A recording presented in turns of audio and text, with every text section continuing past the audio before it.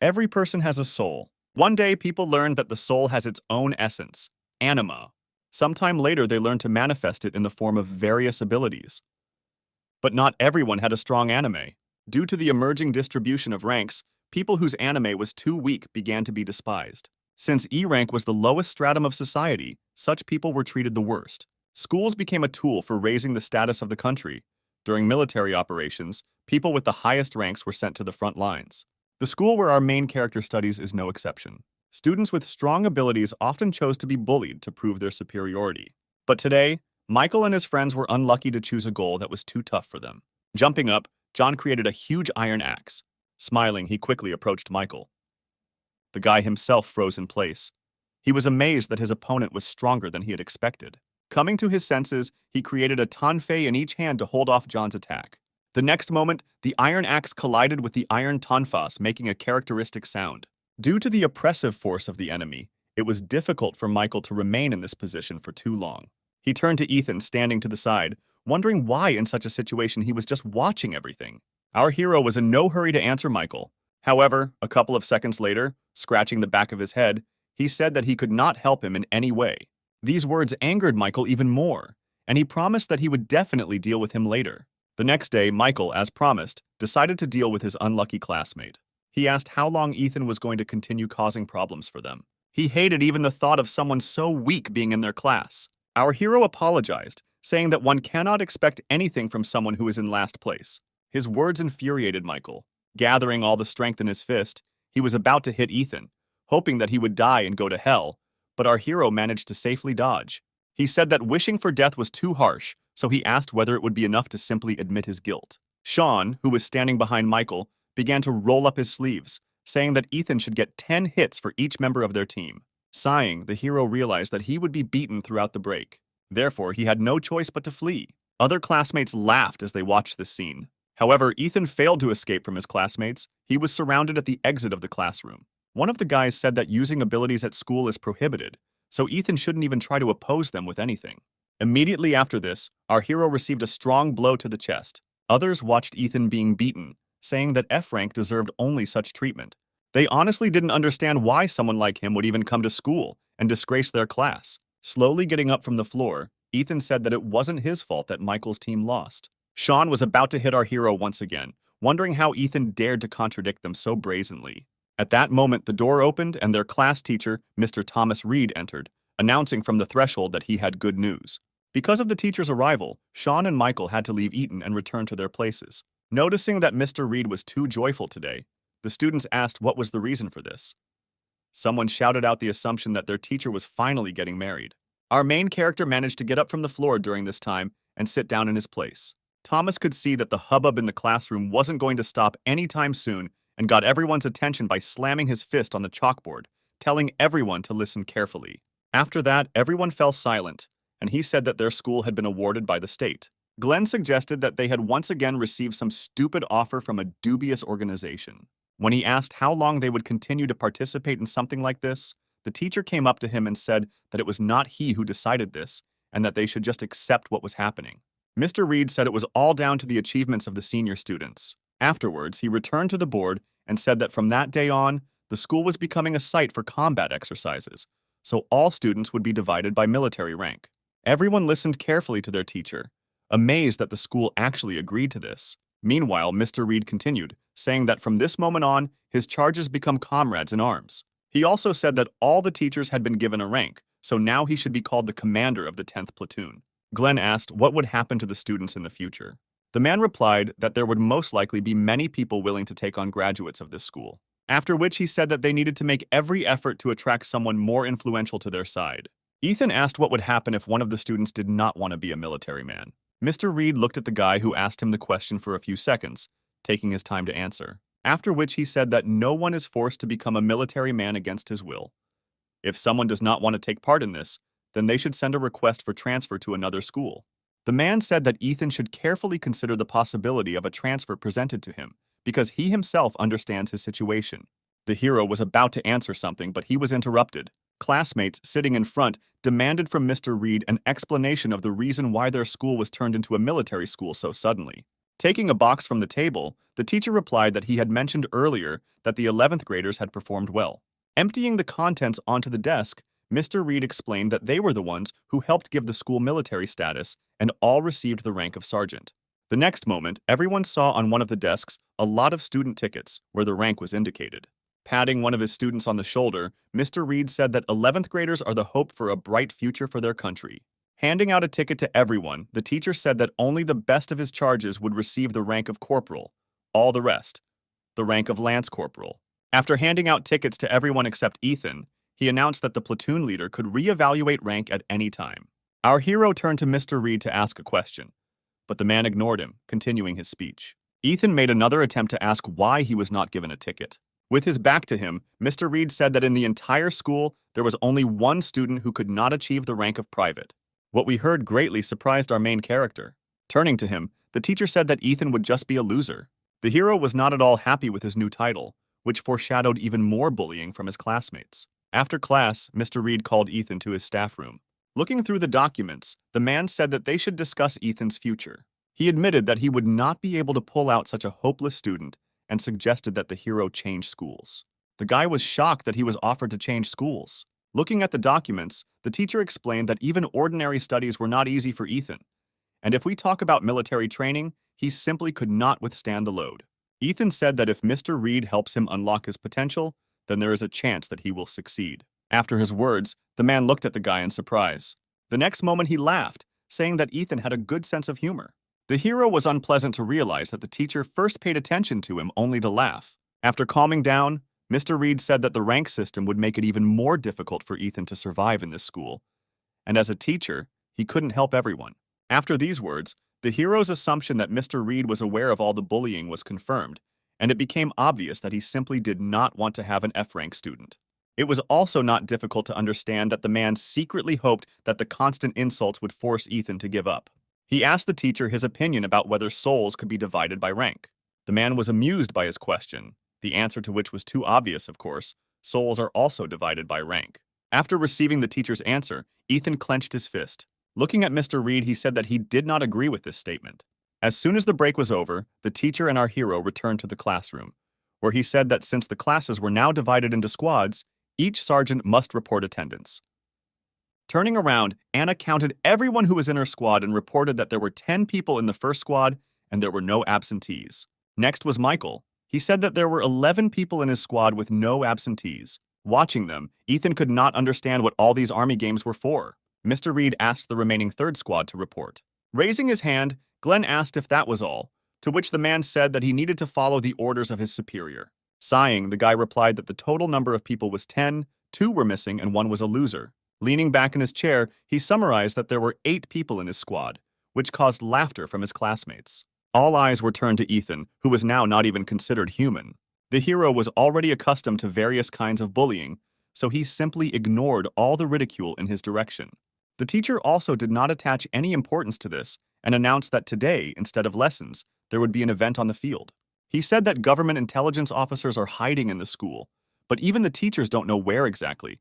They will watch how the students react to such sudden changes. Mr. Reed was interrupted, asking him to get to the point. Sighing, the man said that battles would be held among the school students. All teams were distributed by the administration. Eliza said with disappointment that if only 11th graders fight among themselves, then their class will no longer be interesting to anyone. Ethan, on the other hand, was glad that he could pass the time watching the fights. Suddenly, Mr. Reed clarified what rank Glenn's ability was. The guy answered irritably that he had a C rank. Afterwards, the man asked what rank his fighting abilities had. Questions about his strength irritated Glenn, and he asked why so many questions, because even without them, it is obvious that he can defeat anyone. Mr. Reed approached his ward, and placing his hand on his shoulder, said that in this case his first battle would be against the 11th graders of the first squad. Realizing who he had to fight with, the stunned Glenn jumped up from his seat. Mr. Reed, meanwhile, told everyone except the third squad to go to the field, after which he said that Glenn's squad had 20 minutes to prepare. Everyone began to leave the classroom, wishing the third squad good luck. Glenn did not know what to do, because it was obvious that they would not be able to stand against high school students, who all received a high rank. Besides this, there was another factor that irritated him greatly, namely the fact that there was an F rank on his team. Rising from his seat, he walked towards Ethan, who was calmly lying on his desk. A couple of seconds later, Glenn stopped next to him. Rising from his desk, our hero asked what Sergeant Glenn needed. Glenn grabbed Ethan by the hair, saying that this manner of communication infuriates him. As he approached, he said that if the hero did not want to get punches in advance, then he should change his manner of speaking. Glenn then tosses Ethan aside, saying that the team they will be fighting has a real monster, Antonio. He said that it was difficult to defeat him even with joint efforts, but this time Ethan takes the place of a normal warrior, so the result of this battle is already obvious. With incomprehension, the hero asked, "Since they will lose anyway, then what good is he to them?" Glenn grabbed Ethan by the tie, asking him if he understood the difference between shame and ordinary defeat. Then he touched our hero's forehead, saying that if he goes down in ranking, then only Ethan will be to blame. Turning away, the hero replied that Glenn's rank was not so high as to worry about it. Containing his irritation, Glenn sank down next to Ethan, saying that now he couldn't even beat him well because he was needed on the battlefield. Smiling, Ethan asked what difference does it make who ends up getting hit in the head. Looking at his classmate, Glenn said that he would assign him one simple task, after which he sat down next to Ethan, asking if he could handle it. The hero replied that he would do whatever he was ordered. Having received his answer, Glenn grabbed Ethan by the vest. He said that Ethan would become his human shield. A few minutes later, the third squad was in full force on the field. Before starting, Mr. Reed checked the functionality of the microphone. A couple of moments later, he announced the start of fighting between squads. The teacher announced the leaders of both detachments, between whom a battle would be fought any minute. Although Glenn took Ethan as his shield, he had a bad feeling. Approaching the leaders, Mr. Reed asked if their troops were ready to begin, and they nodded in agreement. The man turned to Antonio, telling him to show everything he could do today. Looking to the side, he explained that government intelligence officers were watching them today, so they couldn't make a mistake. Antonio replied that his squad would do everything possible. After this, it was announced that the teams needed to take their starting positions. Glenn's squad did not even count on victory in this battle. It seemed to them a waste of time. When all the participants stood opposite each other, Mr. Reed announced the start of the battles, and he also announced that the leader of each squad should receive a bracelet. Glenn grabbed Ethan by the vest, telling him to follow him. He put the bracelet on our hero's hand, saying that this will help him last longer, because the bracelet uses the owner's strength for protection, but breaks from a powerful blow. It was also announced that, according to the rules, the one whose bracelet broke is usually eliminated, but due to the difference in the experience of the teams, a change was made to the rules. Ethan asked if he had to be held by the shirt like a cat, to which Glenn irritably replied that he should silently fulfill his role as a shield. Meanwhile, Mr. Reed announced that the victory would be counted towards the team that could hold out for 5 minutes. For Glenn's team, this change did not make the situation any better, because none of them would be able to withstand their opponents for that long. Immediately after this, Ethan set the timer on his watch. Looking at the teacher, he thought that if his team won, they might once again reconsider his transfer to another school. A couple of moments later, the leaders greeted each other. Mr. Reed then gave permission for the fight to begin. Glenn immediately grabbed Ethan and pulled him along. He rushed behind his comrades, hiding from his opponents. The guy hoped that in this way he would be able to hold out for these 5 minutes. As Antonio's squad began to advance towards them, one of the squad members asked what their formation was. But moments later, no orders had come from their commander, leaving everyone confused and unsure of what to do as the enemy began to surround them. Glenn shouted for everyone to shut up and just protect him. He must hold out for the specified time for them to win. The next moment, Olivia kicked the opponent in front of her in the stomach, incapacitating him. Antonio also went on the attack. In a matter of seconds, Olivia managed to defeat several opponents and collect their bracelets. When the girl looked towards Ethan and Glenn, the latter was overcome with real horror. The next moment, she ran towards them. Glenn pulled Ethan even closer to him, telling him that he had to stop Olivia and protect him by any means necessary. The hero suggested running in the opposite direction to gain time. When he looked to the side, he saw the teacher smiling. The man said that he would help him change schools. This infuriated our hero, so he broke free from Glenn's grip, standing in front of the approaching girl. When she was far enough away, he grabbed her hand, surprising Olivia. However, the next moment, she materialized armor. A couple of moments later, her entire body was covered in armor, hiding a bracelet underneath. With enthusiasm, Ethan said that this armor is perfect for Olivia. Her abilities are not only unimaginably strong, but can also create something so beautiful. The girl interrupted him, telling him not to make a fool of himself, because he was not as weak as he wanted to seem, since he kept up with her. In response to her words, he pointed at Glenn, saying that his leader was running away. While Olivia turned her attention to Glenn, Ethan checked the time on his watch and saw that there were still a full 3 minutes left. He tried to figure out how he could hold out all this time. When the girl turned to him again, he asked if he could call her sister. Judging by Olivia's lack of reaction, Ethan assumed that she didn't like the proposal and suggested that they might just be acquaintances. The girl told the hero to stop stalling for time and reveal his ability. Ethan did not know where to go and tried in any way to get Olivia to talk, which began to significantly irritate the girl herself. She again demanded that Ethan reveal his abilities. He seems much stronger than his comrades. The hero asked her not to rush things.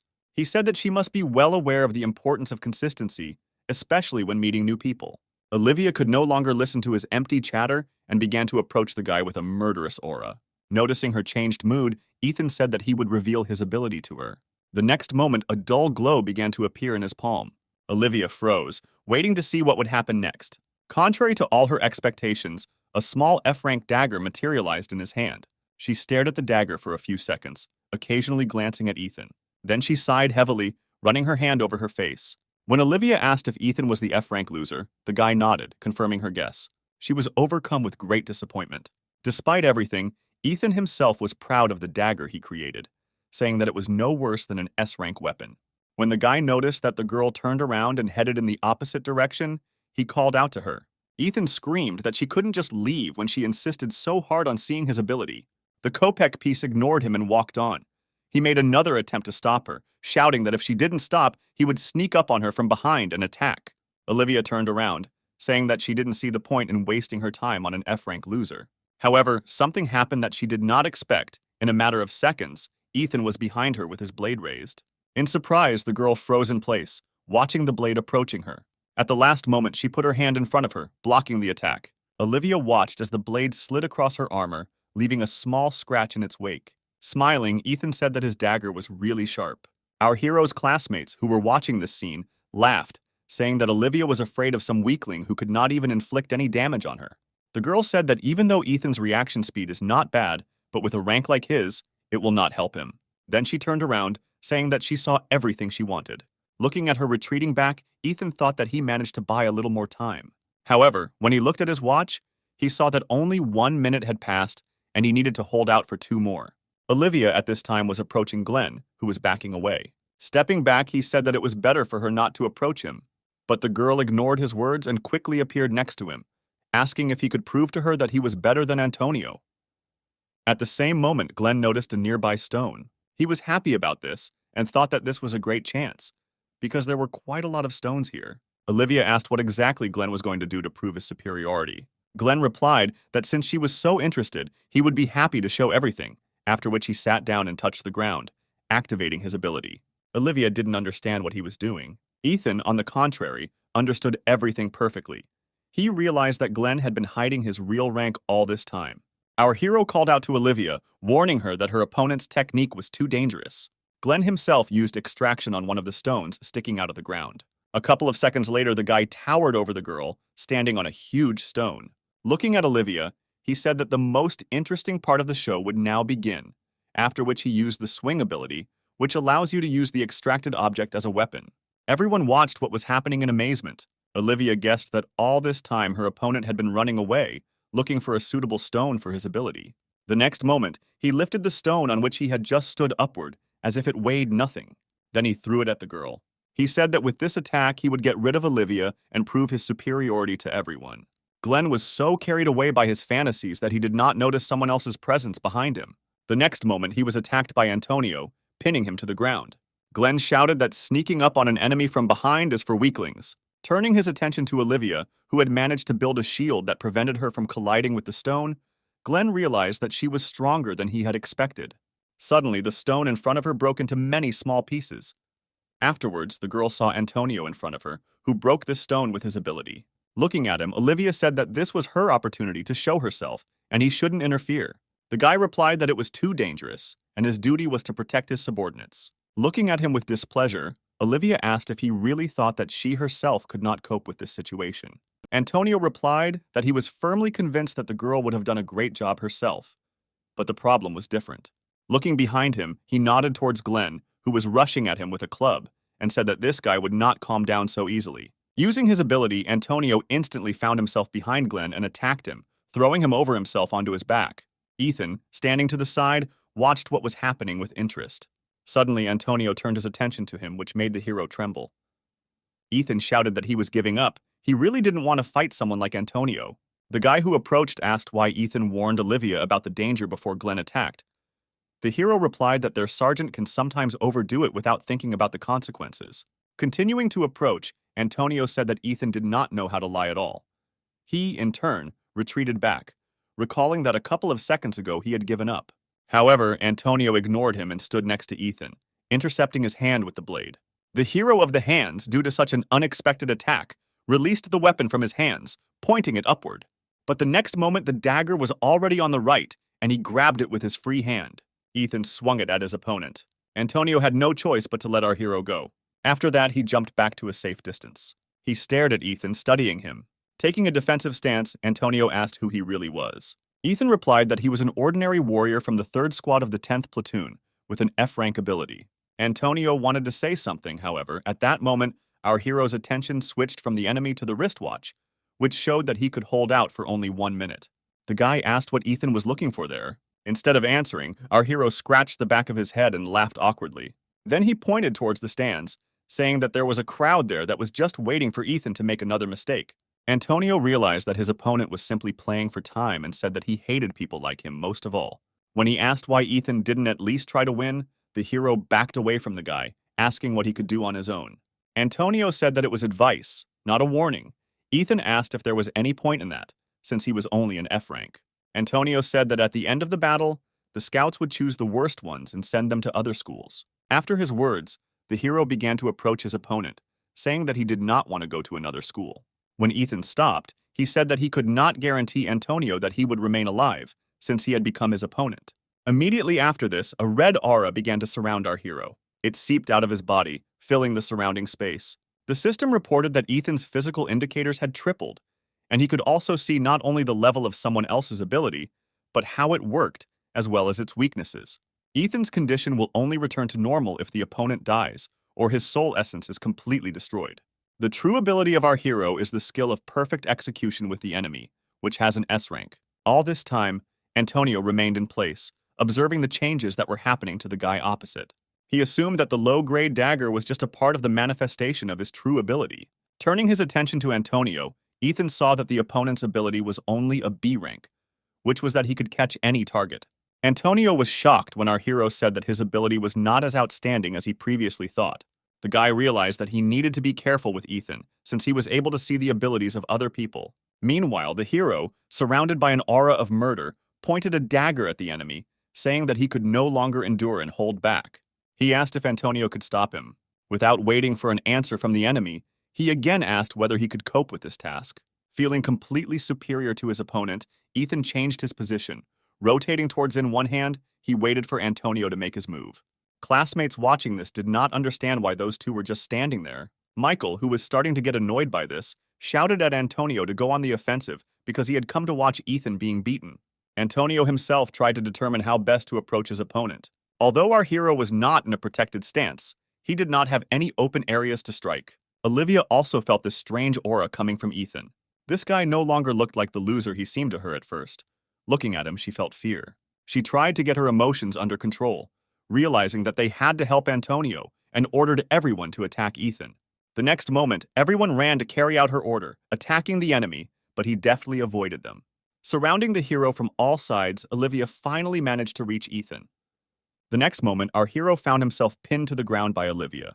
Dissatisfied with what happened, Antonio asked the girl why she did it. She replied that she was also obliged to protect all members of the squad in which she was a member. Antonio said that he did not need anyone's protection.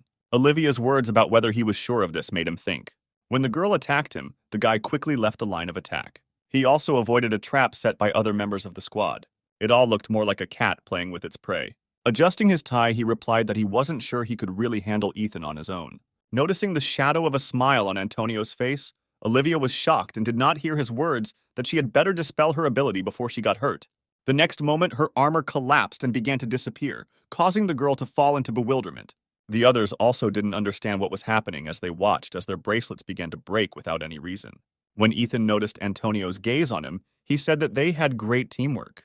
However, the guy still continued to gaze intently at the hero, causing him to be wary. Sighing, Antonio asked if Ethan had come to his senses. Ignoring this question, our hero turned to Olivia, saying that 5 minutes had already passed and they should get off him.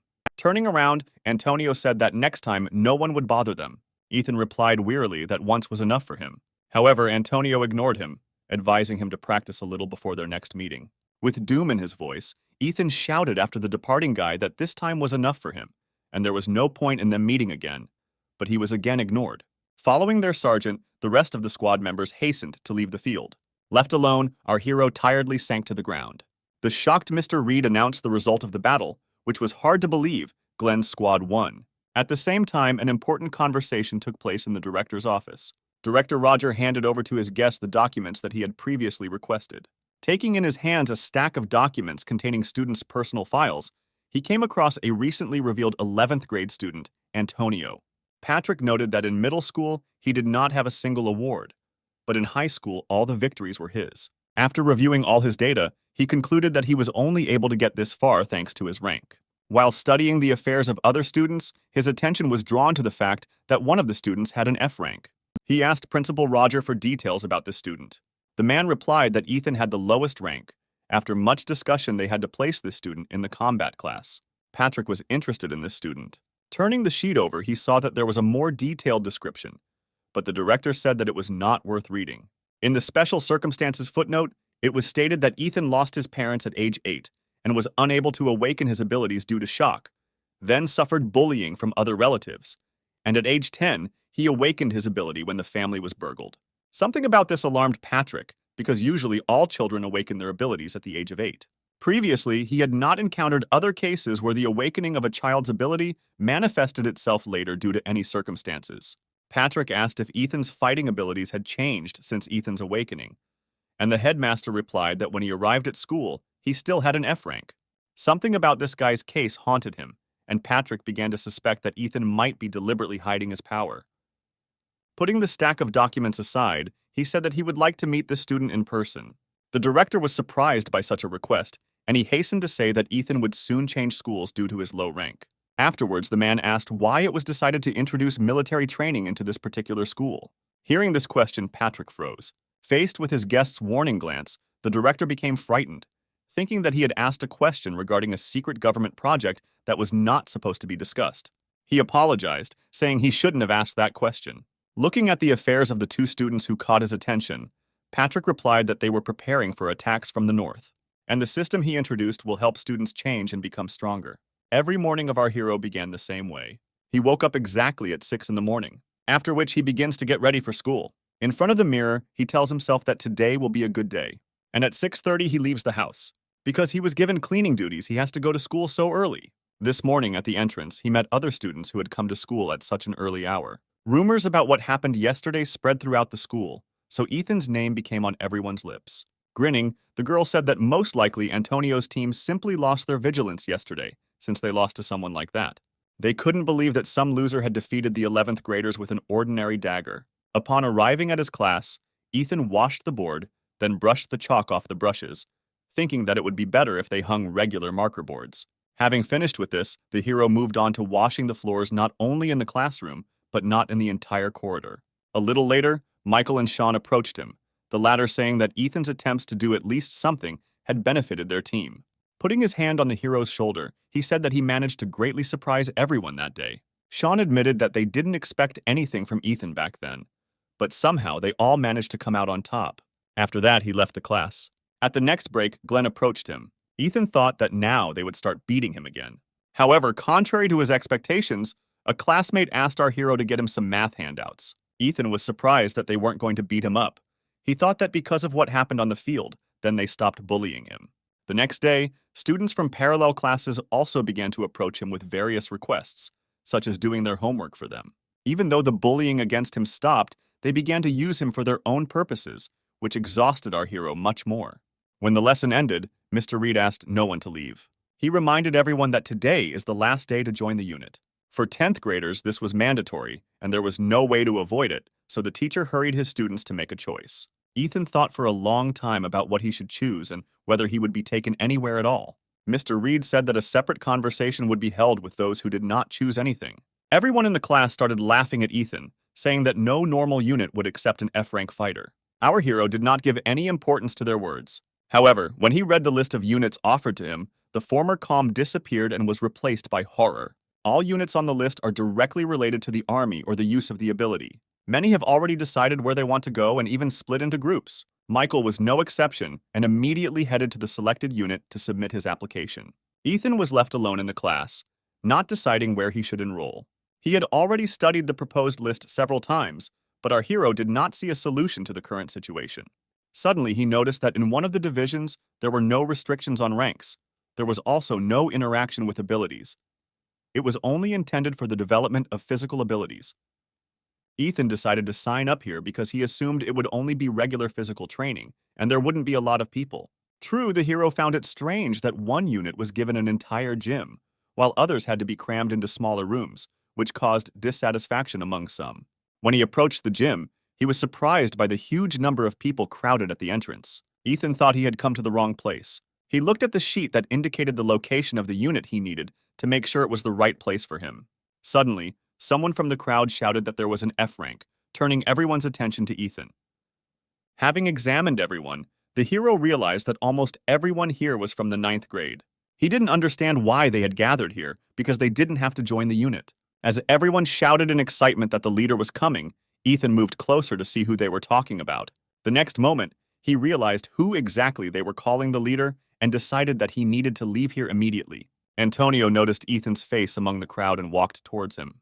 Due to constant pushing, our hero was unable to get out of the crowd. He was accidentally pushed towards the approaching guy. Confronted with him, Ethan asked in confusion if Antonio was the leader of the training unit. He nodded, saying he didn't expect to see Ethan here. Our hero was convinced that he needed to get out of here as quickly as possible. He did not want there to be a fuss if they fought with him in front of so many witnesses. This did not escape Antonio's keen eye, and he asked Ethan where he was going. The hero replied that he was mistaken and had come to the wrong place. Ethan promised that he would go look around here and immediately return when he found the office he needed. To his words, Antonio replied that there was nothing else nearby. He looked at Ethan for a few seconds, after which he expressed his assumption that he had come here in the hope that there would not be many people here.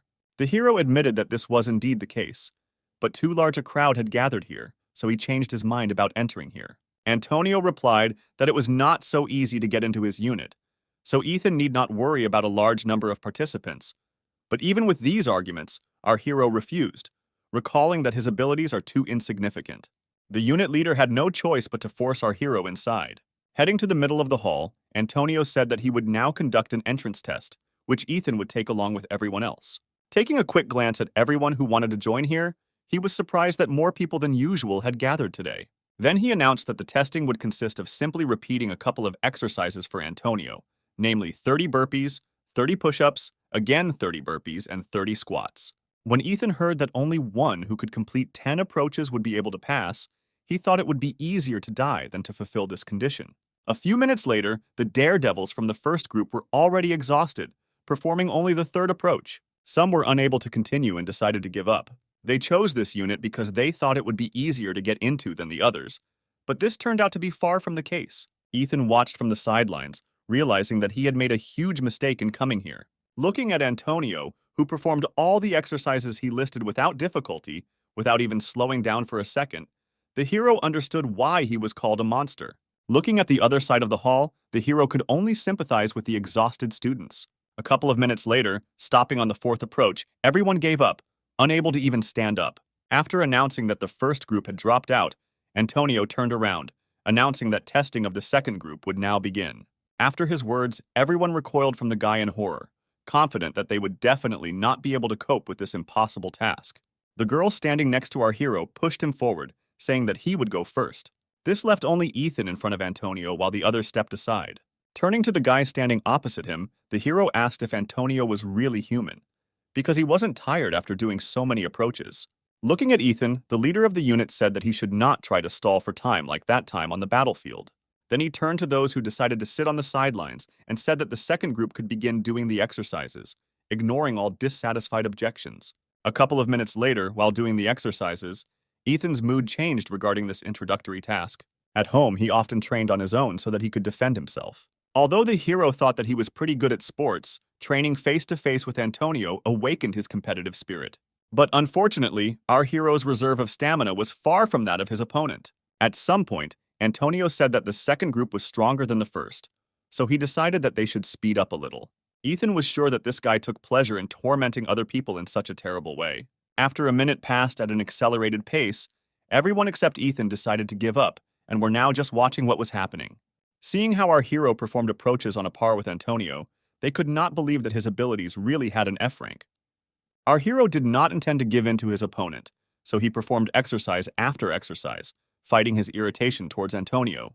The leader of the unit himself was not even out of breath, calmly performing the exercises at a given pace. One of those watching lost count of which approach they were already performing. The girl sitting next to him suggested that the seventh had already gone. Hearing this, others began to support Ethan, recognizing that he was not as bad as they said he was. A smile also appeared on Antonio's face. He thought that it was not in vain that he had noticed this guy on the day of the battle. Ethan himself was already at the limit of his strength. Continuing with the exercises, Antonio said he was confident that the hero's reaction time that day was not just a coincidence, but that his well-developed stamina helped him maintain his pace. After these words, Antonio accelerated again, challenging Ethan. The hero could not believe that his opponent seriously decided to do this. Many thought that competing with a newcomer at such a speed was too cruel even for Antonio. But when they saw that Ethan was doing everything on par with the leader, they were very surprised. The second group began to support our hero, shouting that there was only a little time left and he would succeed. As he completed his final set, Antonio complimented Ethan on his excellent work. The next moment, joyful screams were heard in the hall. Having completed all the exercises, Ethan wanted to lie down and not get up. This pace was not usual for him. Congratulations poured in from the outside on the successful completion. He sank to the floor, thinking that since he was praised, then everything turned out not so bad. Standing next to him, Antonio extended his hand to Ethan, saying that he had been accepted into the training unit. Grabbing the offered hand, the hero thanked the guy and said that this was enough for him. Picking him up from the floor, Antonio said that Ethan could come here to train starting tomorrow. Trying to pull his hand away, the hero repeated again that what he received today was more than enough. Approaching him closely, Antonio said that training together was much more effective, and besides, he had been waiting for a suitable opponent for a long time. Ethan replied that if he had completed just one more approach, he would have died, and also reminded that Antonio is annoyed by people like our hero. Ignoring all his words, the guy slowly said that it took him a whole year to find a member for his unit. Ethan realized that he was completely unheard, and there was no point in arguing with Antonio. A few days later, our hero stayed after school to clean the classroom. He sighed heavily, thinking about the fact that he didn't want to go to training today. Ethan still couldn't believe that he actually ended up in Antonio's unit, despite the fact that he absolutely did not want to encounter him ever again. Because of this, everyone's attention was now focused on our hero, which he did not like very much. Every day, everyone began to tease him about his chosen unit. Some were jealous and tried to find out how he got to Antonio. Ethan tried several times to get out of training, but it turned out to be useless, because in such cases, Antonio did not leave our hero alone for a minute. For a moment, he considered breaking his arm, but he quickly dismissed this idea, realizing that even so, Antonio would not leave him alone. Lost in thought, Ethan did not notice that there had been someone else in the class all this time. When the hero finally paid attention to the stranger, she asked him if he was studying here. Ethan nodded and asked what was wrong. The next moment, she took out her student card with a title, saying that if she was not mistaken, then in this school it is customary to greet her this way. Ethan was surprised when he learned that this girl already had the rank of corporal. Alicia asked what the title of our hero was, but he hesitated to answer. Noticing this, she demanded his name and rank in a commanding voice. Ethan immediately reported that he had been awarded the rank of Rookie of the 3rd Detachment of the 10th Platoon. Only then did he realize that he had answered her without thinking, because they had been forced to memorize it many times. Looking at Ethan, Alicia was surprised that he was just a newbie. After she extended her hand, saying that she was glad to meet him, the hero returned her handshake and asked what she was doing here. Alicia replied that starting tomorrow she would join the ranks of the 10th Platoon. After receiving her answer, Ethan smiled, saying that he hoped they would get along in the future, and then headed out. He said he still had work to do, so he had to go. Before Ethan could open the classroom door, Alicia grabbed his backpack and pulled him back. Then she pushed him against the wall. Ethan watched in surprise as the girl approached him and blocked his escape route. The hero said that he really needed to go. Looking into his eyes, Alicia said that first he should show her the school. Ethan had no idea what to do in such a situation, especially since Antonio could come here at any moment and then he would not be able to escape. The hero made another attempt, saying that he was in a hurry and she should look for someone else, but the girl stood her ground, answering that Ethan suited her perfectly. He realized that today was an extremely unlucky day, and he would not be able to get away from either Alicia or Antonio. Approaching Ethan a little more, the girl said that he should show her the school immediately. Sighing, the hero asked where she wanted. Alicia asked him to take her to Sergeant Antonio. The hero could not help but be pleased by such a successful coincidence of circumstances. He hoped that since he was busy because of Alicia, Ethan might be allowed to go home. He replied that he was just heading to Antonio. At the same moment, the object of their discussion appeared outside the door, clearly in a bad mood. The leader of the unit opened the door, making Ethan startled at the sudden appearance. When he asked if our hero had thought about skipping today's training, Ethan replied that he was just going to it. Alicia turned to the guy who came in, asking if he was Sergeant Antonio. He replied that she should communicate more respectfully with elders. The girl said that the distribution of ranks prevails here, rather than age. Approaching him closely, she asked if his rank was higher than hers. Without waiting for his answer, Alicia pulled away from Antonio, saying that they were about the same level. Loosening his tie, he asked if she wanted to make sure. Ethan noticed their belligerent attitude and asked them not to start a fight right there. Suddenly, Alicia switched the topic, asking if Antonio had a girlfriend. The guy replied that there was no one. Smirking, Alicia said that this is quite obvious. She is also very annoyed by such types as Antonio. He replied that in this regard their feelings are mutual. Then she took a couple of steps back, saying that he should come up with something for decency, be it a girl or a bride. When Antonio asked what Alicia was talking about, the girl replied that her family was quite conservative, so for his own safety, it was better for him to listen to her advice. Ethan, standing on the sidelines, had absolutely no idea what was going on, or what the relationship was between these two. Having lost interest in Antonio, the girl switched to our hero, asking if he wanted to date her. Ethan was surprised by such a sudden question from the girl. He asked why him. She replied that they were the same height, and she liked it when the interlocutor's gaze was on the same level as her. Confused, Ethan replied that it was too sudden and he needed to think, surprising Alicia with his reaction. For some time, she just stood there looking at the guy. Afterwards, the girl smiled, saying that he was embarrassed and looked quite cute. Approaching him, she asked what rank his ability was. Hesitating, Ethan replied that he had an F rank.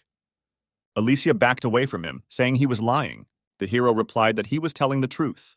Taking a step forward, the girl said that such people simply do not exist. Antonio intervened in their argument and reminded him that it was time for Ethan to go to training.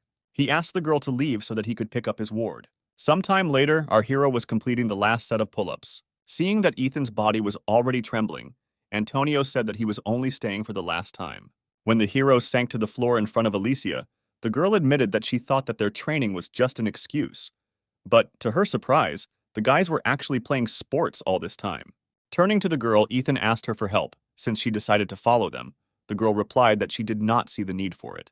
The hero was amazed that only recently she demanded to show her the school, and now instead she is watching their training. Pointing to Ethan, she asked why Antonio was training with him. He replied that the guy was an ordinary beginner whom he decided to help, because for him, physical characteristics are more important than rank, and he had also been looking for a suitable partner for a long time. The girl smiled, guessing that the real reason was not so simple. Approaching Antonio, she said that she did not understand why waste her time on him, only if he did not see some potential in Ethan. The guy tensed after her words. Alicia asked him to tell her what Ethan was hiding. After what she saw during this training, the girl was sure that Ethan's abilities were much higher than just F rank. Antonio replied that he knew nothing. Alicia realized that it would be difficult to extract any information from him. Then she decided that it was best to ask Ethan himself about it. Lying on the floor, the hero replied that the girl was very mistaken about him. He was just a useless F-rank newcomer.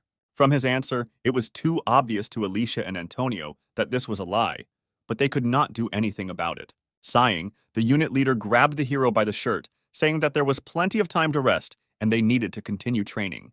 The next day, Mr. Reed announced that there was a new student in their class. Looking towards the door, he told the girl that she could come in. A couple of seconds later, a smiling Alicia stood in front of the whole class. Everyone looked at her with interest, because it was the first time someone had been transferred to them. Alicia turned to the teacher, asking where her place was. The man replied that she was sitting on the horse with the first squad, but first she needed to introduce herself. Having determined where Ethan was sitting, the girl replied that she liked the third squad and headed in his direction, ignoring the teacher's objections. Walking past the rows, Alicia asked to be placed in the third squad. Ethan and his seatmate watched the new girl in bewilderment. Pointing to her neighbor Ethan, Alicia said she wanted to sit there and asked to switch seats. The guy replied that this was his place and he did not intend to give it up. The girl didn't like his answer. Hitting the desk with her hand and leaning towards the guy, she asked if he really didn't want to change seats, adding threatening notes to her voice. He had no choice but to give her his seat. When the girl took her new place, one of the guys called out to her. Glenn asked displeasedly who she thought she was to allow herself to do such a thing. Smiling, she asked if his rank was really higher than hers, after which she said that she knew that among the students, the highest rank was corporal, and she was precisely a corporal.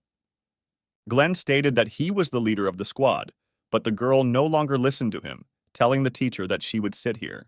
Mr. Reed approved of this new girl's arbitrariness. Alicia turned her attention to Ethan, noticing how he sighed resignedly, covering his face with his hands. The girl asked if he really didn't like her so much that he looked so unhappy. Placing her hand on his shoulder, she said that she sat next to him in the hope of establishing communication with each other. But now she does not know what to do. Ethan replied that he would like to be friends with her, and it's not that he doesn't like her. He was not allowed to finish speaking by the teacher, who asked Alicia to introduce herself to the class and tell about herself. The girl inhaled, saying that she had already sat down. A moment later, she stood up and said that she would introduce herself from here. Glenn turned around, saying that she needed to stand in front of the whole class, because these were commonplace rules of decency. Alicia replied that she could be heard well from here, and then she smiled sweetly, saying that she was very pleased to meet everyone. Other students couldn't help but notice her for her overly impudent behavior. When she said that her rank was corporal and her manifested ability was White Jade Goblin, everyone was very surprised. Alicia finished her story by saying that she hopes for productive studies together. Mr. Reed and many of the students did not take their surprised glances off the girl until the very end. Ethan also looked at the girl. He didn't expect someone like her to be interested in him. He knew that White Jade Goblin was the only inheritable ability. Usually abilities are not inherited because the engraving of the soul, the essence of which is manifested in abilities, cannot be the same. One day, people appeared who believed that they could pass on their ability to others. In this way, they wanted to make it stronger, more accurate, and more dangerous, like a sharp blade. One of the families succeeded in this after some time. It was the Kim family, whose members were descendants of the king of the Shan dynasty. They had to leave their families and devote themselves to education and battles. To protect their bloodline, they adhered to internal marriages. All children born into this family had pale, marble-like skin. Thus, this family managed to acquire an inherited ability that allows them to summon a White Jade Goblin. But over time, it turned out that only the daughters of this family could summon the goblin. After several centuries, the family's numbers declined greatly, and the clan was on the verge of extinction. In the last generation, a child was born who could summon a sword-wielding goblin. The girl adopted all the abilities and hidden skills of her family. Currently, Alicia was the only one who possessed the highest level of swordsmanship. She was special from birth and was a true genius. Having finished telling her story, the girl asked if she could sit down. Mr. Reed, who had not completely recovered from the shock, replied that she could sit in her seat, after which he announced that from today, Alicia is the deputy leader of the 3rd Detachment. Dissatisfied, Glenn jumped up from his seat, asking how some new girl could immediately become his deputy. Slapping the teacher's desk, the teacher said that objections would not be accepted. Glenn understood that his place as leader was under threat, and he did not like it very much. Meanwhile, Ethan said that Alicia turns out to be quite famous. The girl, in turn, replied that she was just pretty, that's all. Looking into his eyes, she said that not only she was special here, but he was too, because it was not often that you met someone with an F rank. Ethan had never heard anyone of his rank being called special before. Sighing, he asked Alicia to stop looking for something in him that was not there. Laughing, the girl replied that she would definitely reveal all his secrets. Glenn couldn't think about anything other than the emerging threat in the person of the new student. He was determined to show this impudent girl his place at all costs. After the lesson ended, a big break began, during which everyone rushed to the dining room. Some have discussed how Alicia would be much better as the leader of the 3rd Division than Glenn, who is inferior to her in many ways. Sean remembered that on the day of the battles between the squads, Glenn gave strange orders, hiding behind other people's backs all the time. Walking past Glenn, Sean's interlocutor admitted that at first she thought of Alicia as a simple, arrogant girl, but after watching videos of her fights, she realized that she was great at giving orders. Elena still can't forget how cool Alicia was in that battle in the video. The girl had no doubt that Alicia would soon remove Glenn from his position. Listening to all this, the anger inside their current leader began to boil more and more. He realized that if he did not immediately do anything about the new girl, she would immediately take his place. Alicia herself was in the classroom with Ethan. Rising from her seat, she invited him to have lunch together. Our hero refused her offer, saying that he still had cleaning to do. Grabbing him by the vest, the girl said that she had no one to be with, to which Ethan objected that she was currently the most popular student in school. After letting him go, Alicia replied that she hated those who communicate with her only because of her merits. Ethan apologized to the front, saying that he would not be able to join her at lunch because he was really very busy. When he listed to her everything that he had to do for the period, Alicia said that this was too much for one person, and even the leader of the squad could not do it all alone. Ethan looked away and agreed that it was really difficult to do this alone. Leaning closer to him, Alicia asked if he ran errands for the other leaders for an hour. Her look became wild when she suggested that Ethan could carry out the assignments assigned to him by the whole class. Moving away from the girl, the hero replied that he helps everyone else from time to time.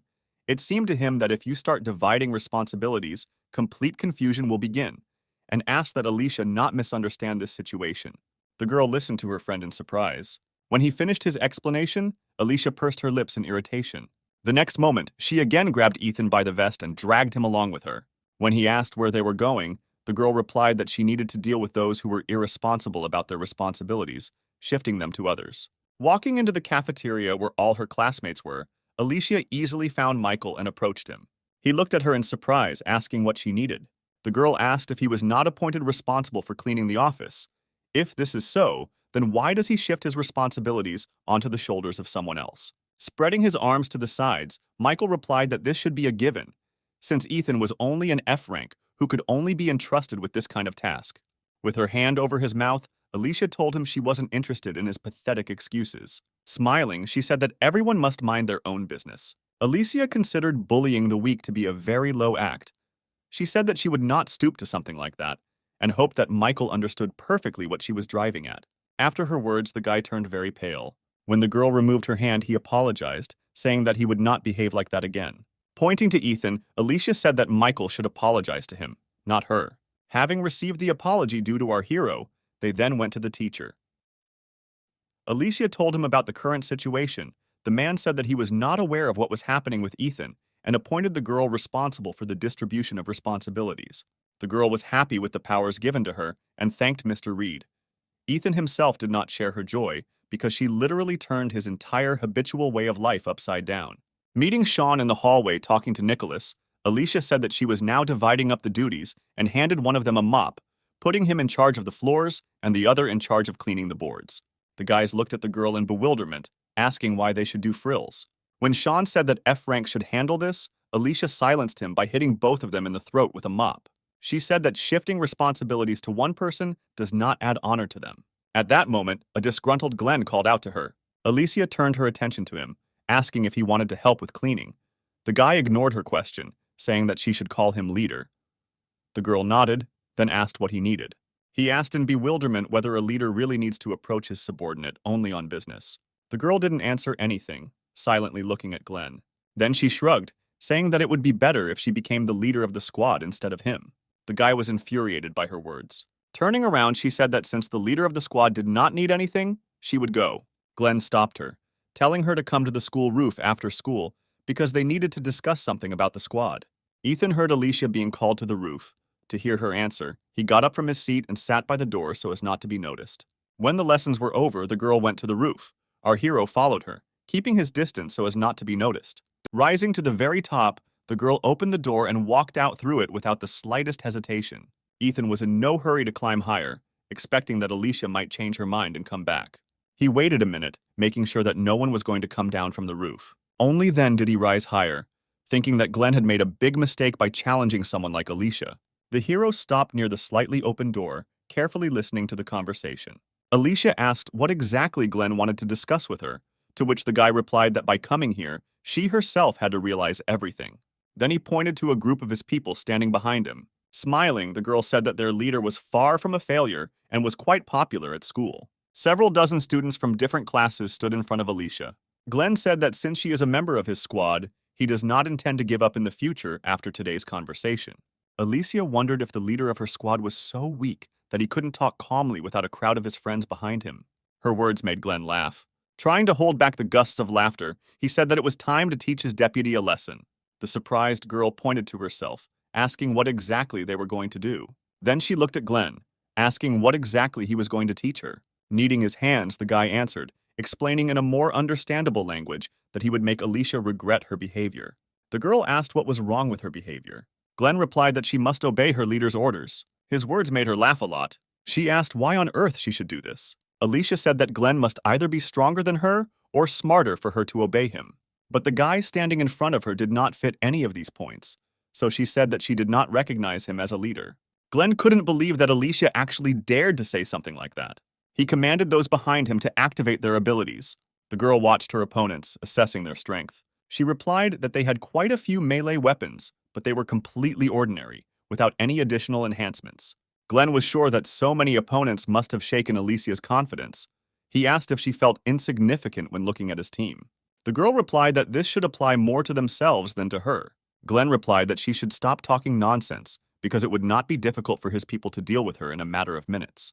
He reminded her that using powers in the school was prohibited, especially ones as strong as hers, so if she activated it, she would be severely punished. At the same moment, several fighters stepped forward.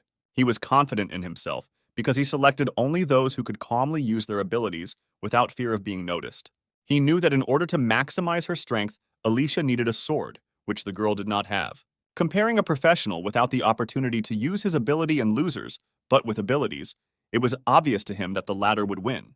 Glenn said that the girl had better give up from the very beginning, because she would not be able to cope with such a crowd. If she changed her mind about him, he promised that she would be treated a little more gently. Suddenly, Alicia asked if Glenn had any thoughts when looking at Antonio, who is quite famous in this school. The guy didn't understand what she was trying to say. Alicia said that everyone knew the rank of her normal ability, and then asked if they knew the rank of her combat ability. When she took a step forward, the guys who had come forward began to back away in fear. Glenn didn't understand what they were doing, because a swordsman without his sword poses no threat against a whole crowd with abilities. Sighing, Alicia said that he should have tried so hard during the battle of the squads.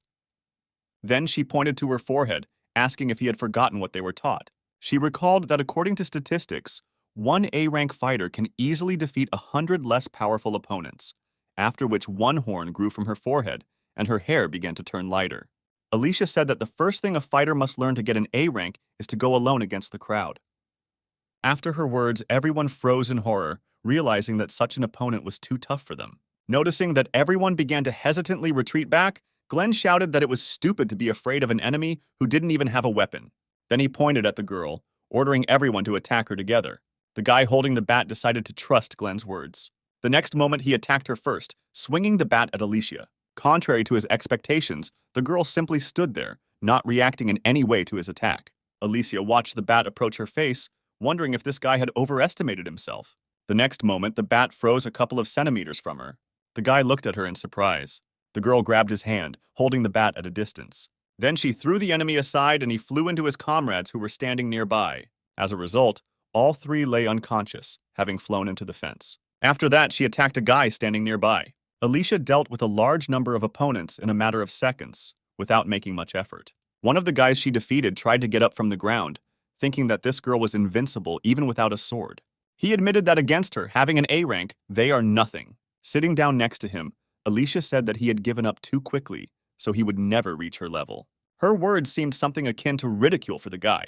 Raising his head, he said that, being special from birth, she could not understand ordinary people and their efforts that they put in to achieve something.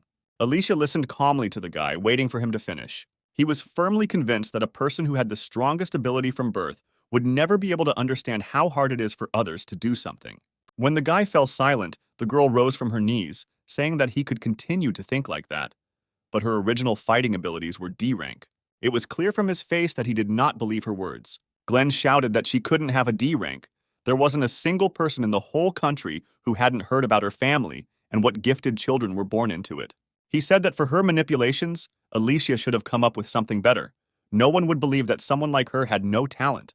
Shrugging her shoulders, the girl agreed that having a D-rank combat ability, despite the fact that the main ability passed down from generation to generation has an A rank, is a manifestation of true mediocrity. Then she said that despite all her desire to use the sword, she would have to restrain herself so as not to receive disciplinary punishment. By this moment, many had already managed to come to their senses and rise from the floor, looking at her with fear. Alicia realized that it was pointless to prove anything to them with words, because they would never acknowledge the enormous amount of effort she put into becoming who she is now. Looking at her palm, covered with many calluses, she said that she would show them all her efforts in practice. Glenn decided to attack her first, rushing at her at the same time along with everyone else. However, not even a minute had passed before all the attackers lay powerless on the floor. Alicia turned her attention to Glenn, who stayed away. He didn't like that everything didn't go according to his plan, and the girl turned out to be much stronger than he expected. Stretching her neck, Alicia said that everything would end as soon as she dealt with him. Glenn chuckled, saying that they could only resolve the situation between them by fighting one-on-one. Then he spread his arms to the sides, telling the girl to attack him first. Alicia was alarmed by Glenn's careless self-confidence. She assumed that he had hidden something under his jacket in advance. She fulfilled his request, approaching him with lightning speed, and told him that he should relax his abdominal muscles.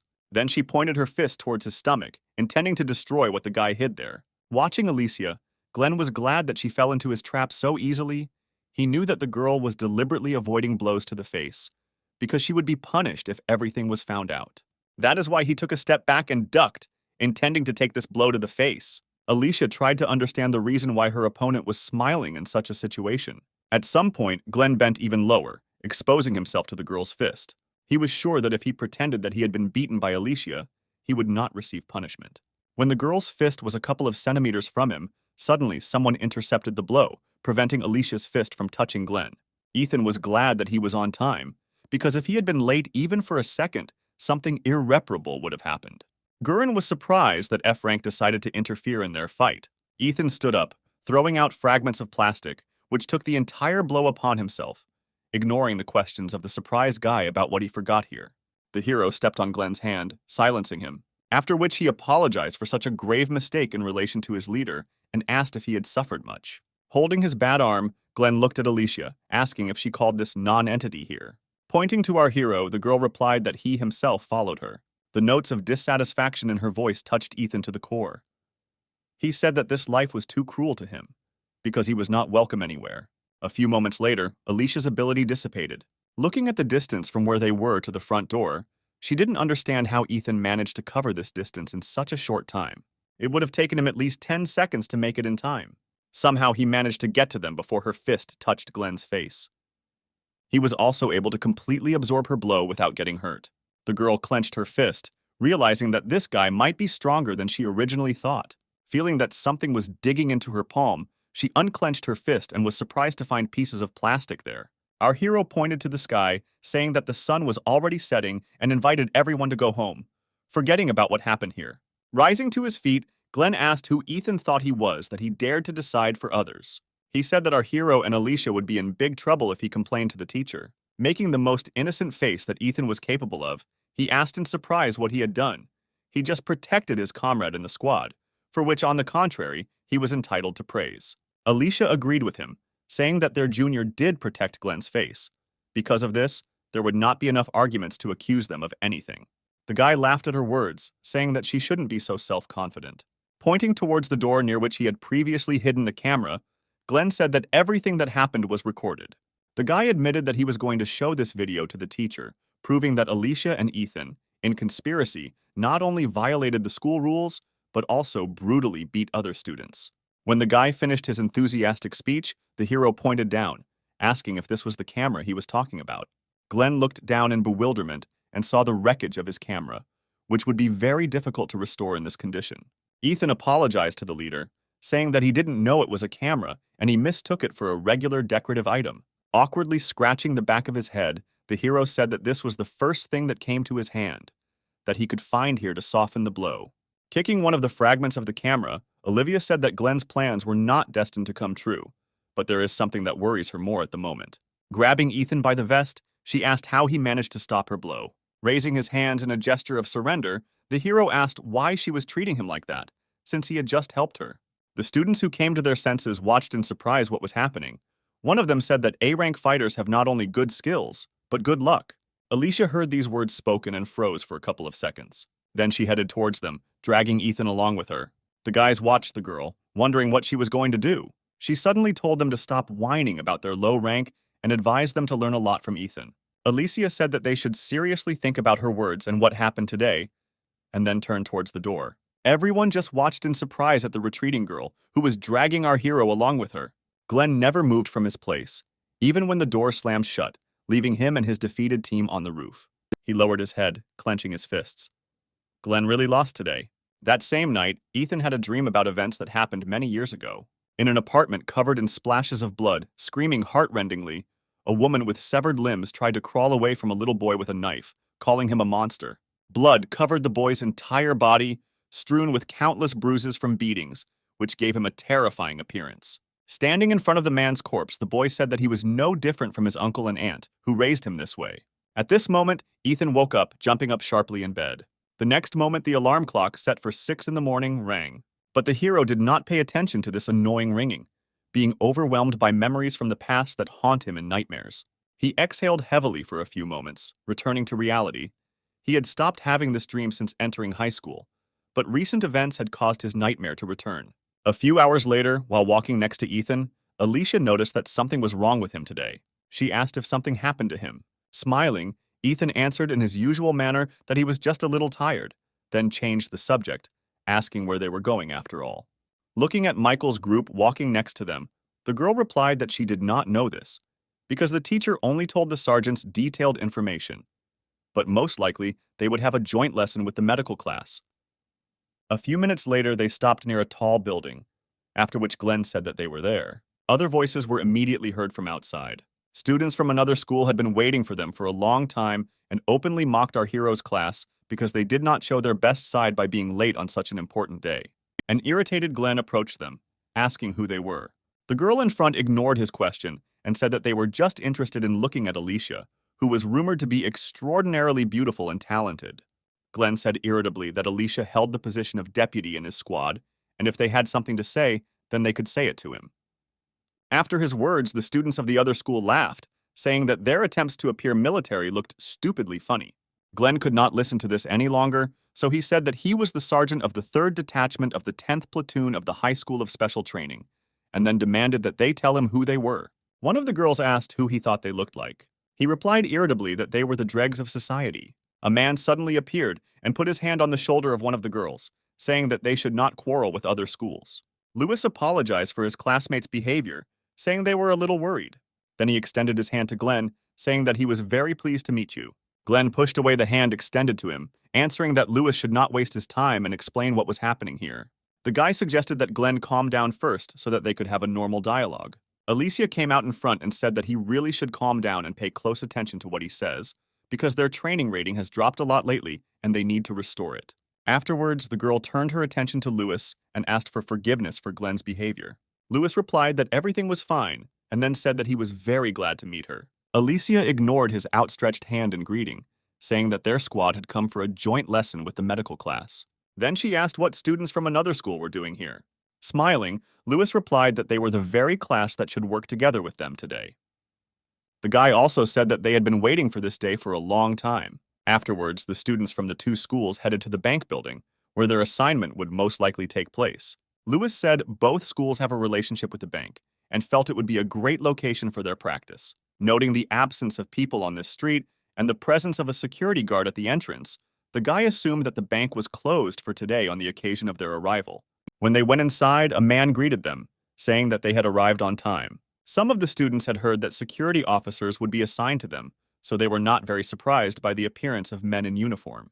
She took a few steps forward and introduced herself, saying that she was really looking forward to this day. The men laughed and replied that she was brave beyond her years. Alicia asked what they would do today. After her question, Jack, who met them, laughed even more, saying that he was starting to like her and would gladly take her into his unit when she grows up. Sometime later, they were led inside the bank. Taking off her sword, Alicia thought that their fighting abilities were completely ignored and treated like little children, and she would have to try hard to prove her worth. Suddenly, she clicked on Lewis, who was standing next to her. He immediately approached her, asking what business she had with him. Alicia asked him to split his class into 4 temporary squads because they needed to appear in a good light in front of the bank. Then I looked at my classmates, who were talking with the employees at full speed. Sighing, the girl said that they were acting too carelessly and no one was taking the whole situation seriously. An employee passing by said that he and other guys would go for coffee and asked if they would drink something. When Alicia heard that the cafeteria had a coffee machine and other drinks were also available for purchase, all her seriousness disappeared. Leaving her sword behind, she ran after the man, figuring that it wouldn't hurt to relax a little. Besides, there were people from the security department here. Ethan decided not to join the others in the cafeteria, remaining in the room. He believed that everyone had relaxed too much. Lewis suddenly walked up to him. The hero did not expect such an unexpected appearance of the guy, so he could not hide his surprise, wondering what he needed. Smiling, Lewis asked if Ethan was close with Alicia. The hero assumed that Lewis wanted him to arrange a date with Alicia and assured him that he would handle it perfectly. The guy waved his hands, saying that this was not why he approached Ethan. The hero turned out his empty pockets, saying that if Lewis wants to ask him to buy something, then he does not have money with him. Lewis said that assumption was also incorrect. The next moment he said that he was interested in Ethan himself. Afterwards, he asked if he would like something to drink. Pointing behind him, Lewis said he saw a drink machine nearby. Ethan agreed to his proposal and headed in the indicated direction. He stopped for a second, thinking about whether he should warn Glenn, but deciding that everything would be fine without him and moved on.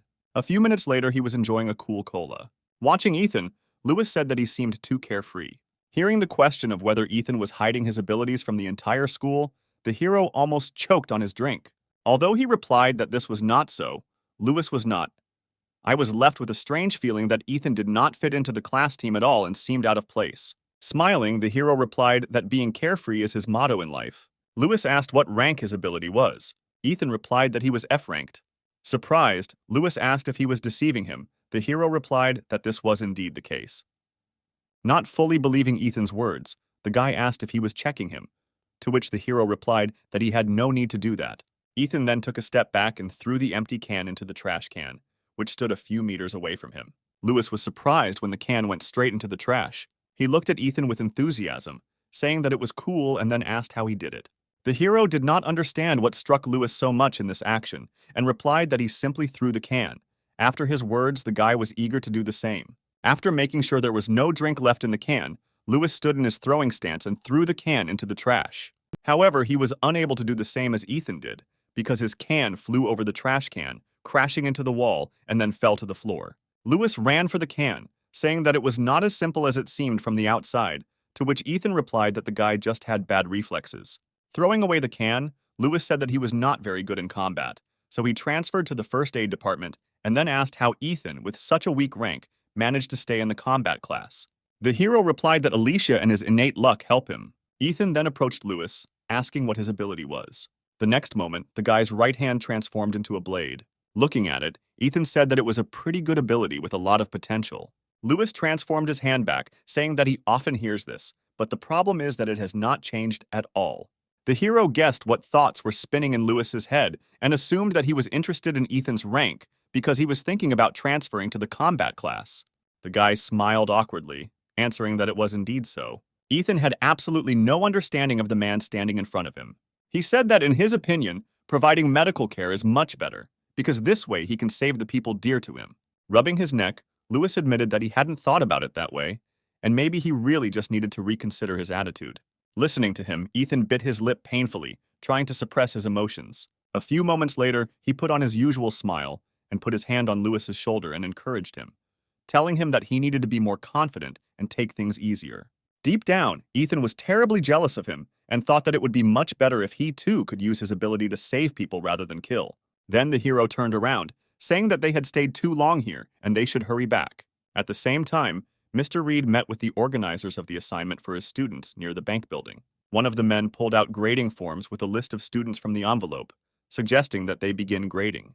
The teacher looked at Pavel in surprise, saying that the main task had not even begun, to which the man replied that improvisation saves such people.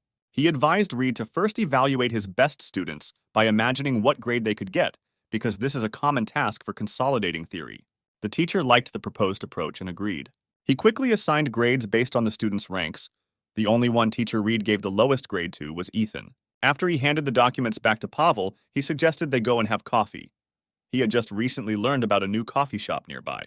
Returning from the cafeteria, 2 people were placed at the entrance as security, which was very exhausting if you had to stand around for a long time. Sometime later, Sean invited the girl standing next to him to play rock, paper, scissors. The one who loses goes for drinks. Lisa agreed, and they started the game, not noticing that men dressed in military equipment were approaching the entrance of the building. At the same moment, Michael approached them with an open bag of chips, saying that someone was coming this way. A few moments later, a group of unfamiliar men stopped at the front door of the building. Hearing the students talking about the appearance of some strange people, Jake stopped with a mug of hot coffee in his hand and looked towards the entrance. The next moment, he threw away the half-drunk coffee and ran there, cursing. Approaching the students, the man shouted for them to immediately move aside. But they stood still, not understanding what was happening. Jack moved behind them with lightning speed and pushed them aside, after which he created a tunfei blocking the enemy's attack. Having difficulty holding back the onslaught of the attacker, John shouted to all the students present to run to the emergency exit. The students themselves did not understand what was happening and were dumbfounded with fear, ignoring John's order. Noticing that everyone remained standing in their places, the man asked what they were doing, because they were ordered to run away from here as quickly as possible. At the same moment, his weapon began to become covered with deep cracks, unable to withstand the strength of the enemy. A couple of moments later, everyone saw how John was cut into two by an enemy unknown to them. Throwing the blood-stained sword over his shoulder, Douglas said that he was glad to meet with his comrades from South Korea. A terrifying aura emanated from this man, and the scar on half his face made him even more dangerous. A few moments later, two more guards came running here, and one of them asked Douglas who he was and what he needed here. The man ignored the question, telling the guard that he looked pretty tough and that he might be able to at least cheer Douglas up a little. Paul's partner said that the unknown person's accent was similar to North Korean. Based on these words, Paul asked the attackers if they were spies sent from the north. Douglas replied that today they are playing the role not of spies, but of beggars. After that, he threw a large bag on the floor, saying that if they did not want to lose their heads, then they had better hurry up and fill this bag with money. Paul was at a loss. He could not fulfill this request, but he was in no hurry to part with his life. A few moments later, reinforcements arrived.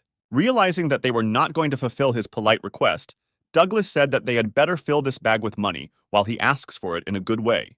Paul shouted at the man to stop demanding the impossible and get out of here as far as possible. Raising his huge sword, Douglas said that to this day, he wonders whether the inhabitants of the southern part suffer from hearing or vision, since they dare to challenge him every time.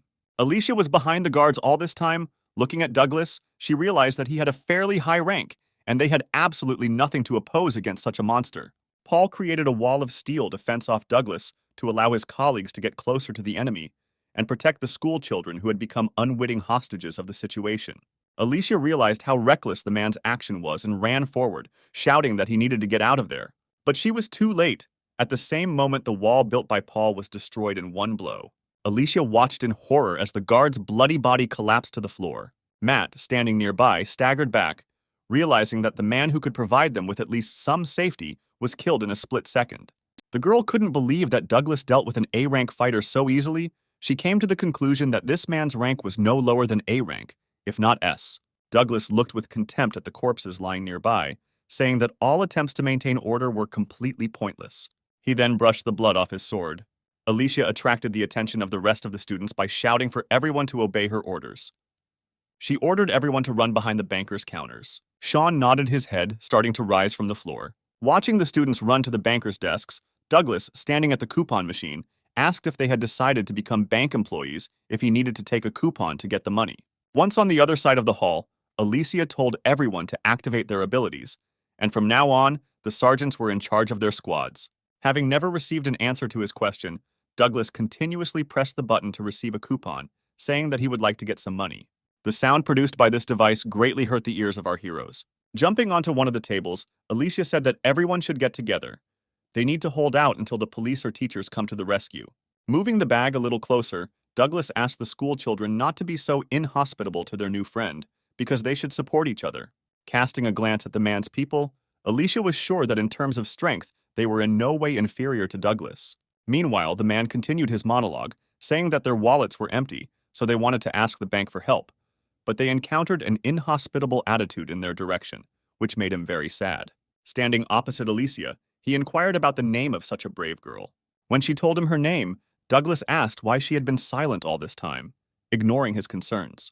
Alicia decided that she needed to not only try to buy as much time as possible, but also try to get useful information out of him, so she said that the man did not look like a spy.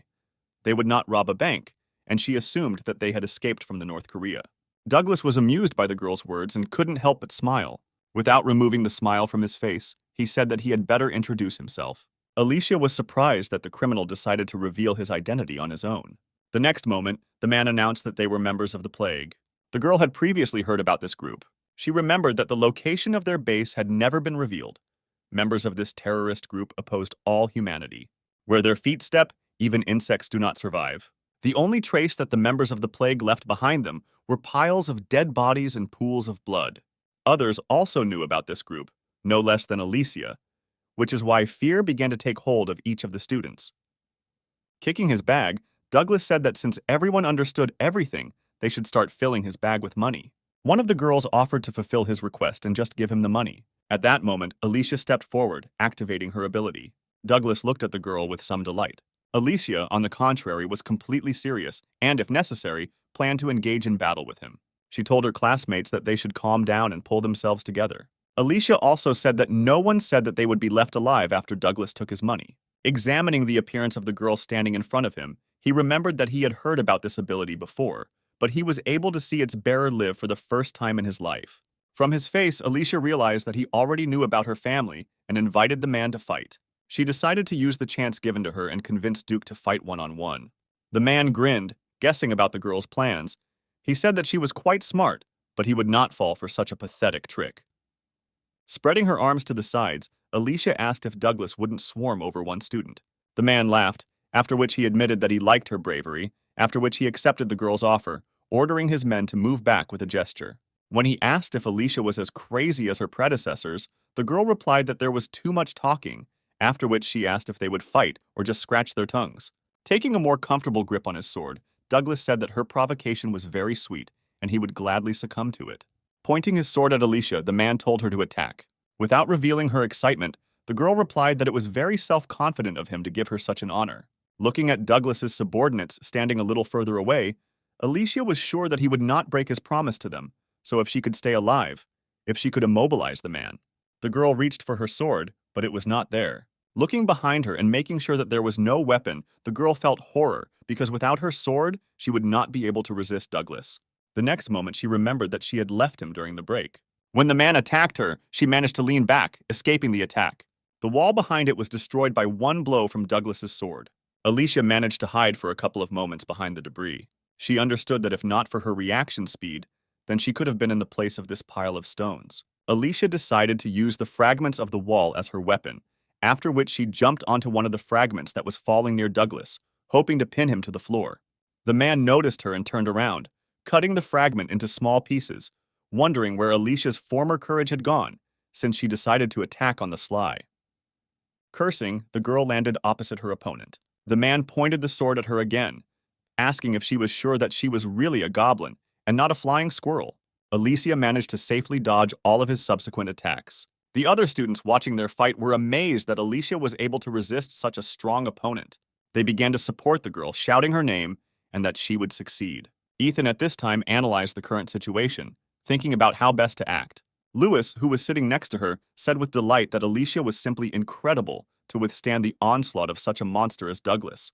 Ethan put his hand on the guy's shoulder, saying that now was not the time for this. Hearing that they had to run, Lewis asked in confusion where to run. Looking at the ceiling, the hero replied that it was best for them to run upstairs, to the restroom, to the offices. They needed to hide where they could not be quickly found. Ethan was well aware that Alicia would not last long, so he decided that it would be better to try to hide the students. A few moments later, Douglas caught the girl by changing the trajectory of the sword and struck her. This sent Alicia flying to the side, hitting the wall hard. The man began to slowly approach her, dragging his huge sword along the floor. With a smile, he said that it was time for them to stop playing cat and mouse. When Alicia coughed up blood, the mood of the students watching her changed. They were horrified because their strongest student had lost. Pointing the blade of his sword at her, Duke asked if this was all Alicia was capable of. The girl replied that if he was so interested, then he should check it out himself. After her words, the man smiled bloodthirstily. At that moment, Ethan shouted for everyone to run towards the stairs. Douglas was about to finish off Alicia, raising his sword above her head, but the cry of our hero made the man freeze in surprise. Immediately after this, Ethan grabbed Lewis by the collar of his jacket and dragged him along. Everyone else ran after him. Michael was one of the first to run in the row. He was no less gripped by fear than the others. Looking back, he shouted to those lagging behind that they should not get caught if they wanted to live on, so everyone should hurry up. At the same time, Douglas scratched the back of his head, saying that the kids were smart and got caught. The subordinates who approached asked him if there would be an order about this.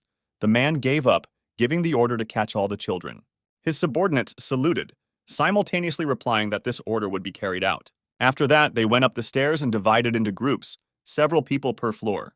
Alicia suggested that since Douglas gave the order to just catch everyone, then he was not going to kill them. The girl decided to hold out for as long as she could, again standing opposite her opponent. Smiling, Douglas said he liked her tenacity. He asked if she wanted to join him. Alicia replied that she had no reason to switch sides. Grinning, the man advised her to think carefully about his proposal, because the girls were lining up for him. Alicia asked with confusion why she should believe some robber. Douglas realized that he had completely forgotten to introduce himself. Then he said his full name, Douglas Taylor.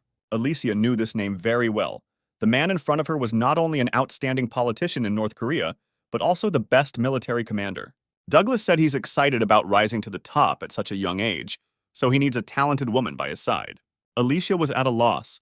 She could not give a single compelling reason to explain why such an influential person came here in person. Noticing that the girl began to back away, Douglas sighed, sadly saying that it was for this reason that he usually did not reveal his identity. A slight trembling began to penetrate the girl's body, trying not to betray her fear in her voice. She said that such a person must have a good fortune and a lot of money. Smiling, Alicia said that with his money, she could treat all her friends to dinner at an expensive restaurant. Her words made Douglas laugh. He found the girl standing in front of him quite interesting. Looking at her, the man thought that meeting her was worth it to come here, carrying out an order to rob a bank with students inside. Pointing to himself, Douglas said that the winner of their fight had long been a foregone conclusion, and she had better be a little more polite to him while he was being kind. At this moment, Alicia had just reached the place where she had previously left her sword. Throwing her weapon with her foot, the girl said that she almost died trying to get it. When the sword was in her hand, the girl said that in future, she should take better care of her things. Afterwards, she began to slowly remove the inter from the sheath, releasing all her strength. Smiling, Alicia said that in order for Douglas to see what she was truly capable of, she would need a sword. At the same time, the students tried to escape from their pursuers. However, the military still managed to catch up and capture the terror-stricken students. They returned to the first floor, dragging the found children behind them. At the same time, Ethan and Lewis managed to successfully hide in one of the restroom stalls. He looked around and said with surprise that the banks were pretty good at keeping clean. Lewis asked excitedly if they should go even higher, since they were only on the 5th floor, while the others had gone higher. Sitting down on the toilet, Ethan replied that he needed some time to catch his breath. Looking at the hero, Lewis asked if he was okay. Ethan looked at him in surprise, replying that he was fine. Lewis remembered what happened to the guards on the 1st floor and was sure that if they were caught, they would suffer the same fate. He looked away, deciding not to voice his concerns, and simply said that it was better for them not to stay here for long, because they would be caught quickly. So Lewis took Ethan's hand, helping him up. Our hero thought that Alicia would be able to hold out for some more time. His assumptions about what would happen when Douglas finally had enough of playing were not rosy. Ethan pushed the guy's hand away, saying there was no point in running. He said that they needed to fight, which caused confusion in Lewis. The guy tried to reason with the hero, saying that it was better for them not to catch the eye of the military, because even the teachers could not oppose anything to these people, not to mention themselves, who have C and F ranks. Suddenly, Ethan asked Lewis if it was possible to divide souls by rank. Faced with a face full of incomprehension, the hero said that he once heard an entertaining story. He said that previously Alicia's fighting ability was only D rank, but now she has risen to A rank. Ethan explained that you shouldn't focus on just ranks, which can be improved through hard training. At the same time, one of Douglas's subordinates went up to the 5th floor, finding no one on the lower floors. Lewis asked why Ethan brought up the topic so suddenly. Hearing footsteps approaching, the guy panicked, saying that they had already been discovered. The man intended to check every room on the floor, but due to the noise coming from the toilet, most likely he would limit himself to only this room. Lewis said now is not the time to talk because they might be overheard. Ethan put his hand on his shoulder, asking him to listen to him. Approaching, the hero said that now Lewis should trust him and do what he says. The next moment, the man came inside, telling the students to leave because their conversations could be clearly heard even from the corridor. But his words were ignored and no one was going to go out. Then the man said that his boss didn't like slow people and they had better hurry up if they didn't want to anger him. After his words, Ethan looked out from behind the opened booth, saying that the man had a very interesting accent and asked to teach him to speak the same way.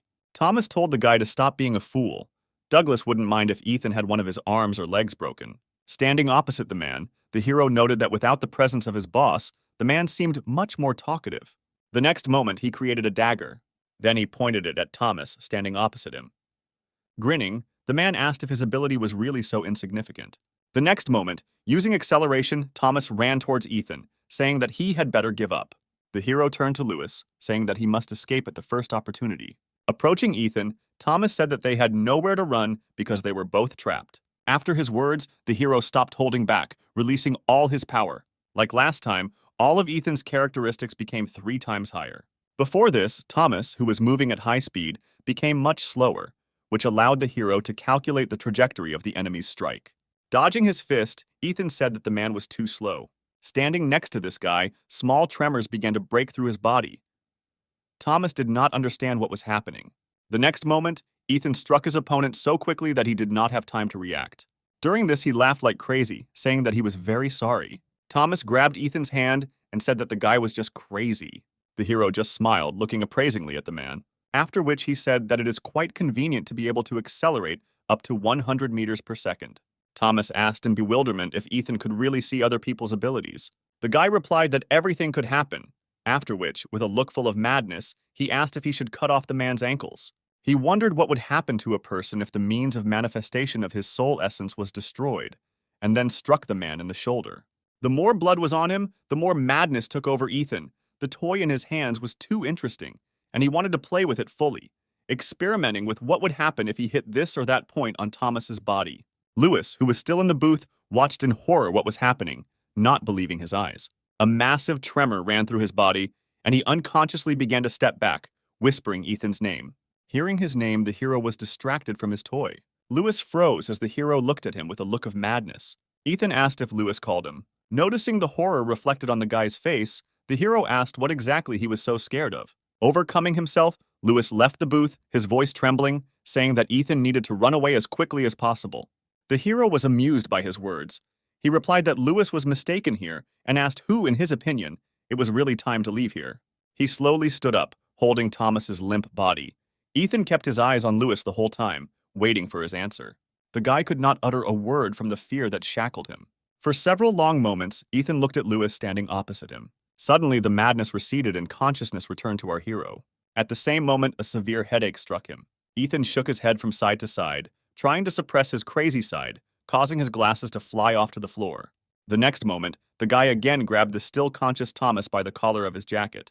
With all his might, Ethan shouted for Lewis to run away from here as quickly as possible. The guy flinched when the hero said that the essence of his ability, turning his hands into a blade, meant that Lewis's body could not be destroyed. Ethan advised him to think about it. Swallowing, Lewis complied with Ethan's request and ran towards the exit. After this, the hero exhaled with relief, saying that now he does not need to worry about witnesses. Thomas laughed and twirled his finger at his temple, saying that the guy had definitely gone crazy. Looking up at the man again with eyes full of madness, Ethan said that he would still have to carry out plan number 13. The man did not understand at all what this guy was talking about and thought that he definitely needed to report to his boss about this psycho.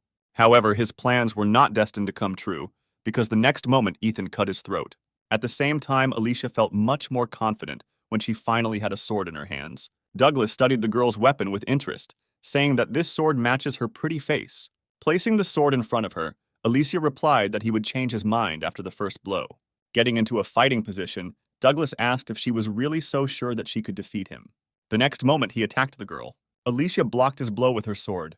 Douglas looked at her with eyes full of surprise. Smiling, the girl answered his question that her victory was already obvious. Alicia aroused more and more interest in him.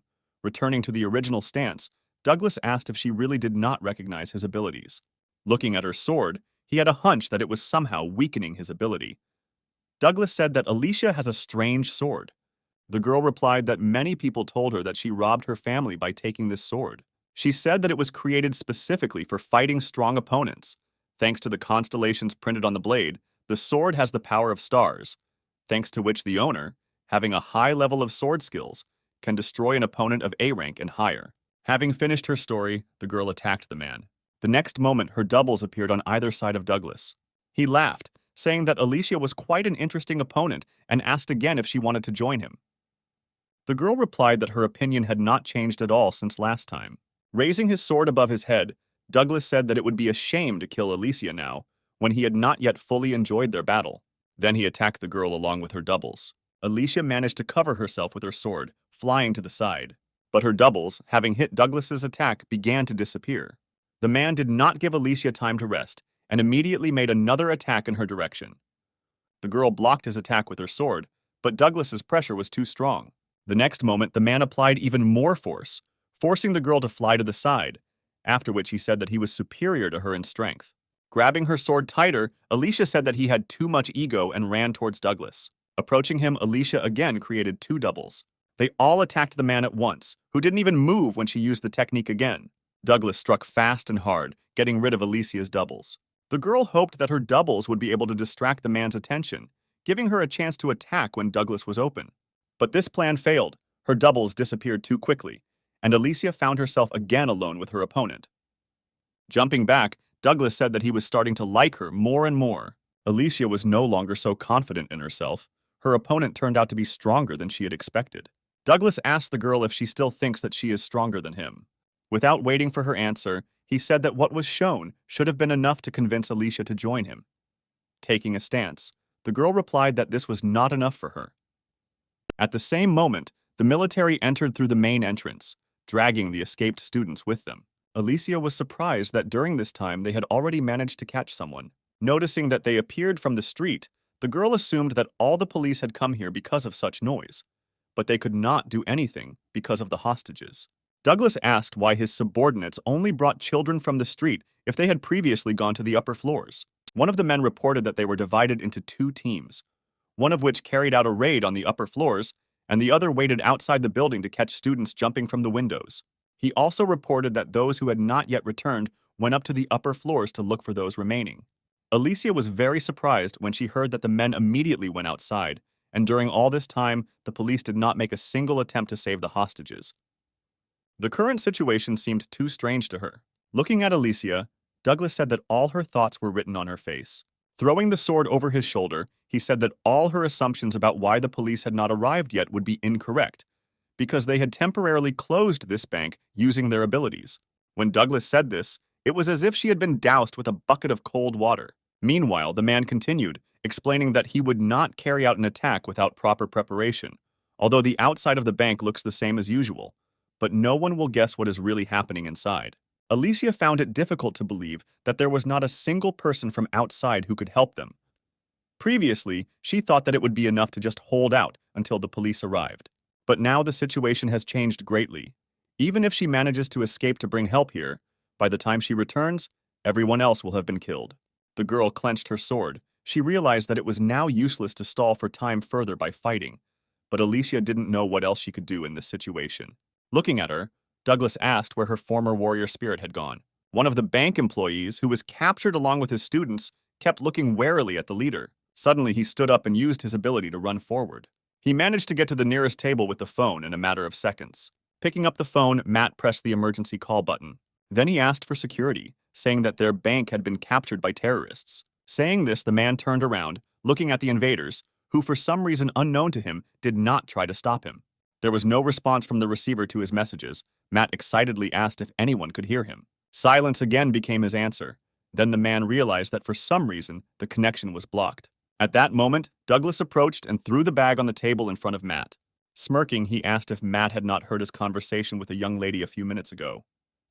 The man fell to his knees in fear of Douglas, who in turn explained that among his subordinates, there was one who specialized in isolation, which meant that neither the phones nor the emergency call button worked. After his words, Michael and Sean took out their phones and saw that there really was no connection. Matt asked why someone as important as Douglas would break into a bank in broad daylight.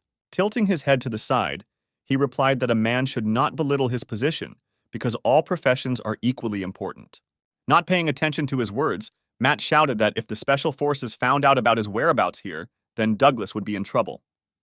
Smiling, Douglas replied that the fact of the matter was that no one would be able to find out anything because of the isolation, which he had already talked about twice. After this, the man's gaze became more bloodthirsty, and a terrifying aura began to emanate from him. Matt froze in horror, realizing that he was about to be killed. The next moment, the sharp blade of Douglas's sword was pointed at him. The man said it was time for Matt to learn an important lesson. after which Douglas raised his sword over his head. At that moment, Alicia shouted at him to stop, calling him a monster. The man froze in surprise at her words. Turning to her, he asked if he really heard it wrong, and she really just called him a monster. Alicia suggested that they fight again to determine the true winner. She sincerely hoped that Douglas would agree and leave the man alone. However, contrary to her expectations, he replied that the girl had already suggested this to him earlier, after which he asked if she understood the meaning of the words she had said earlier. Raising his sword above his head, Douglas said she didn't have to answer. The next moment, he cut off Matt's leg, causing him to start screaming in severe pain. Alicia took a step back, watching such a terrifying scene. Ignoring Matt's pleas for mercy, Douglas raised his hand for another blow and said that if she knew what her words meant, she would never have called him that. The next moment, Matt's screams stopped, and the floor and walls were stained with the man's blood. Alicia closed her eyes at the last moment, not wanting to witness such cruelty. A few moments later, Matt's severed head flew near the girl. She opened her eyes when she heard something fall and, holding back a scream, took a few steps back. Douglas pointed the sword at her, saying that since she decided to challenge him a second time, he would not be as courteous to her as before, but would simply cut off her legs and arms, after which he would carry them with him in a bag. He said that he would do Alicia great honor by giving her death by his hand. Suddenly, the door leading to the stairs opened, making a loud sound. Everyone in the room turned their gaze in that direction. The next moment, Lewis came out with his hands up.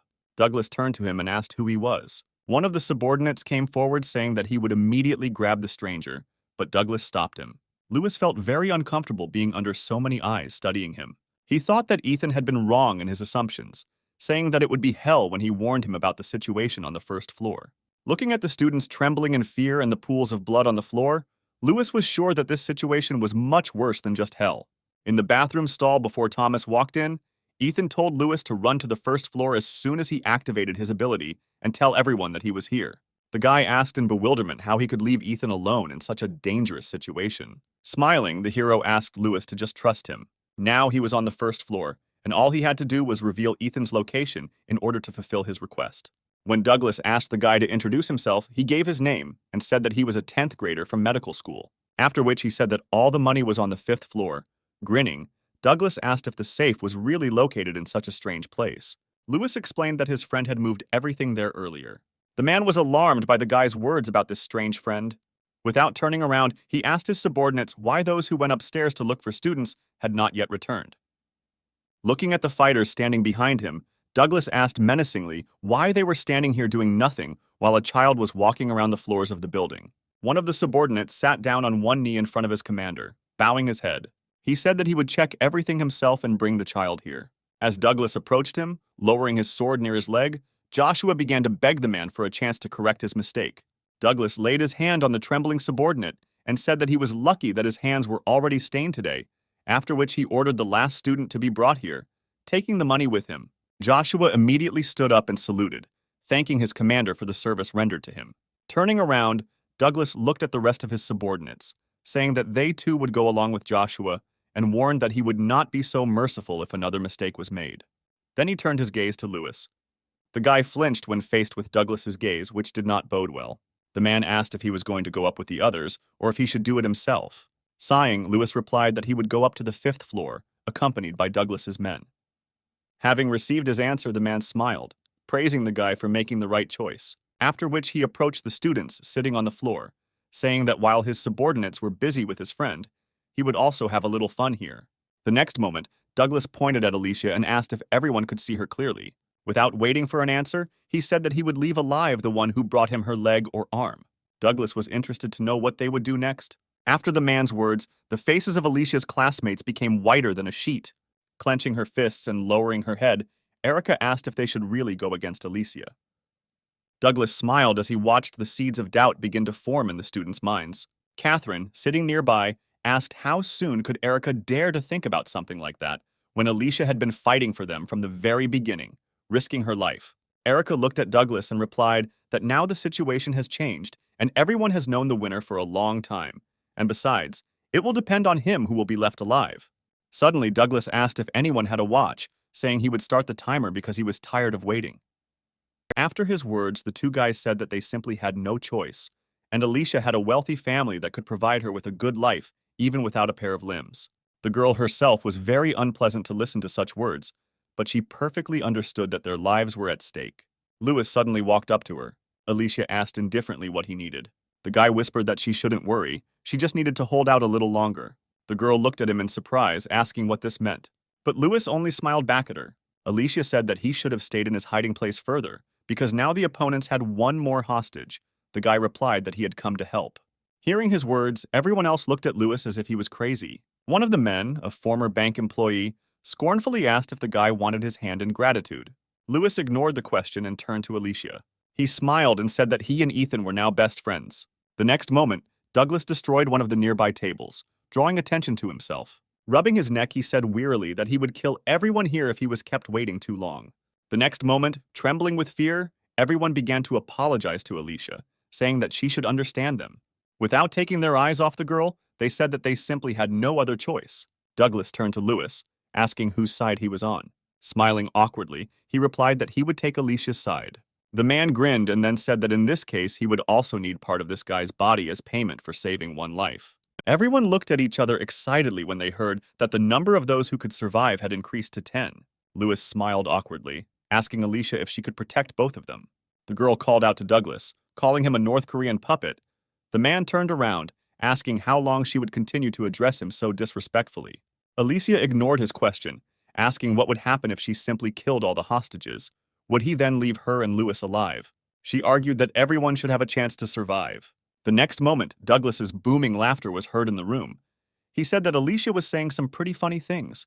He accepted her offer, promising that he would leave them alive. Alicia clenched her sword, pointing it at the students standing opposite her. Seeing that she was serious, they cowered in fear. The girl said that she too had no other choice but to stay alive in this way. Catherine looked uncertainly from Alicia to Douglas. The man, smiling bloodthirstily, asked what everyone was waiting for. They just needed to choose, namely, a part of Alicia and Lewis's body or their own heads. Catherine turned back, saying that in such a situation it would be fair to save the majority. She tried to convince Alicia, saying that it was too selfish of her to kill them all for 2 lives. Alicia replied that she had no other choice. Then she created clones and ran towards Catherine. The girl activated her ability, creating a shock glove. As she approached, Alicia told her to fight with all her might. The next moment, she pointed the blade of the sword at Catherine. She clenched her fist, gathering all her strength. The next moment, her fist collided with Alicia's sword. As soon as the double was dispelled, the real Alicia appeared in front of the girl. Catherine pulled back, not understanding what had just happened. Pulling her towards her, Alicia delivered a powerful blow to her opponent's stomach. The next moment, she whispered in Catherine's ear so that she would listen carefully. Then she asked the girl for a favor. Catherine's eyes widened in surprise. When she finished, Alicia threw the girl towards the other hostages. Catherine showed no signs of life, lying unconscious. Everyone began to discuss the fight they had just seen. After looking at Lewis, they decided that he would be easier to defeat than Alicia. Hearing their plan, the girl sighed heavily. The next moment, she stepped forward, telling Lewis to stay behind her. Watching this, Douglas could not hold back another burst of laughter, hiding his face with his hands. Raising his head, he said that this spectacle was becoming more and more exciting. Not everyone in this room shared his opinion. They had to desperately cling to life, playing by the rules of this crazy man. Alicia stood with her sword pointed towards her opponents, ready to fend off their attack if they dared to attack her. Douglas, having recovered from his fit of laughter, shouted for them to amuse him even more by killing each other. At that moment, an empty Coca-Cola can flew past him, attracting the man's attention. He turned around with a murderous look and asked what it was. However, there was no one behind him, only an open door leading to the stairs. Ethan, who threw the can, stood a little further from the entrance, so that he would not be noticeable. He smiled bloodthirstily, glad that everything was going according to his plan. Douglas picked up the can, trying to figure out where it came from. Looking at this half-Coke can, Lewis immediately knew who exactly threw it there. The next moment, the man turned around and threw the can, so that it bounced and fell near the door. Douglas noticed the silhouette of a man at the entrance, and grinning, asked if he was Lewis's mysterious friend. Instead of answering, the guy attacked the man. Douglas dodged the weapon thrown at him, after which he irritably asked if he was suicidal for deciding to attack him in such a way.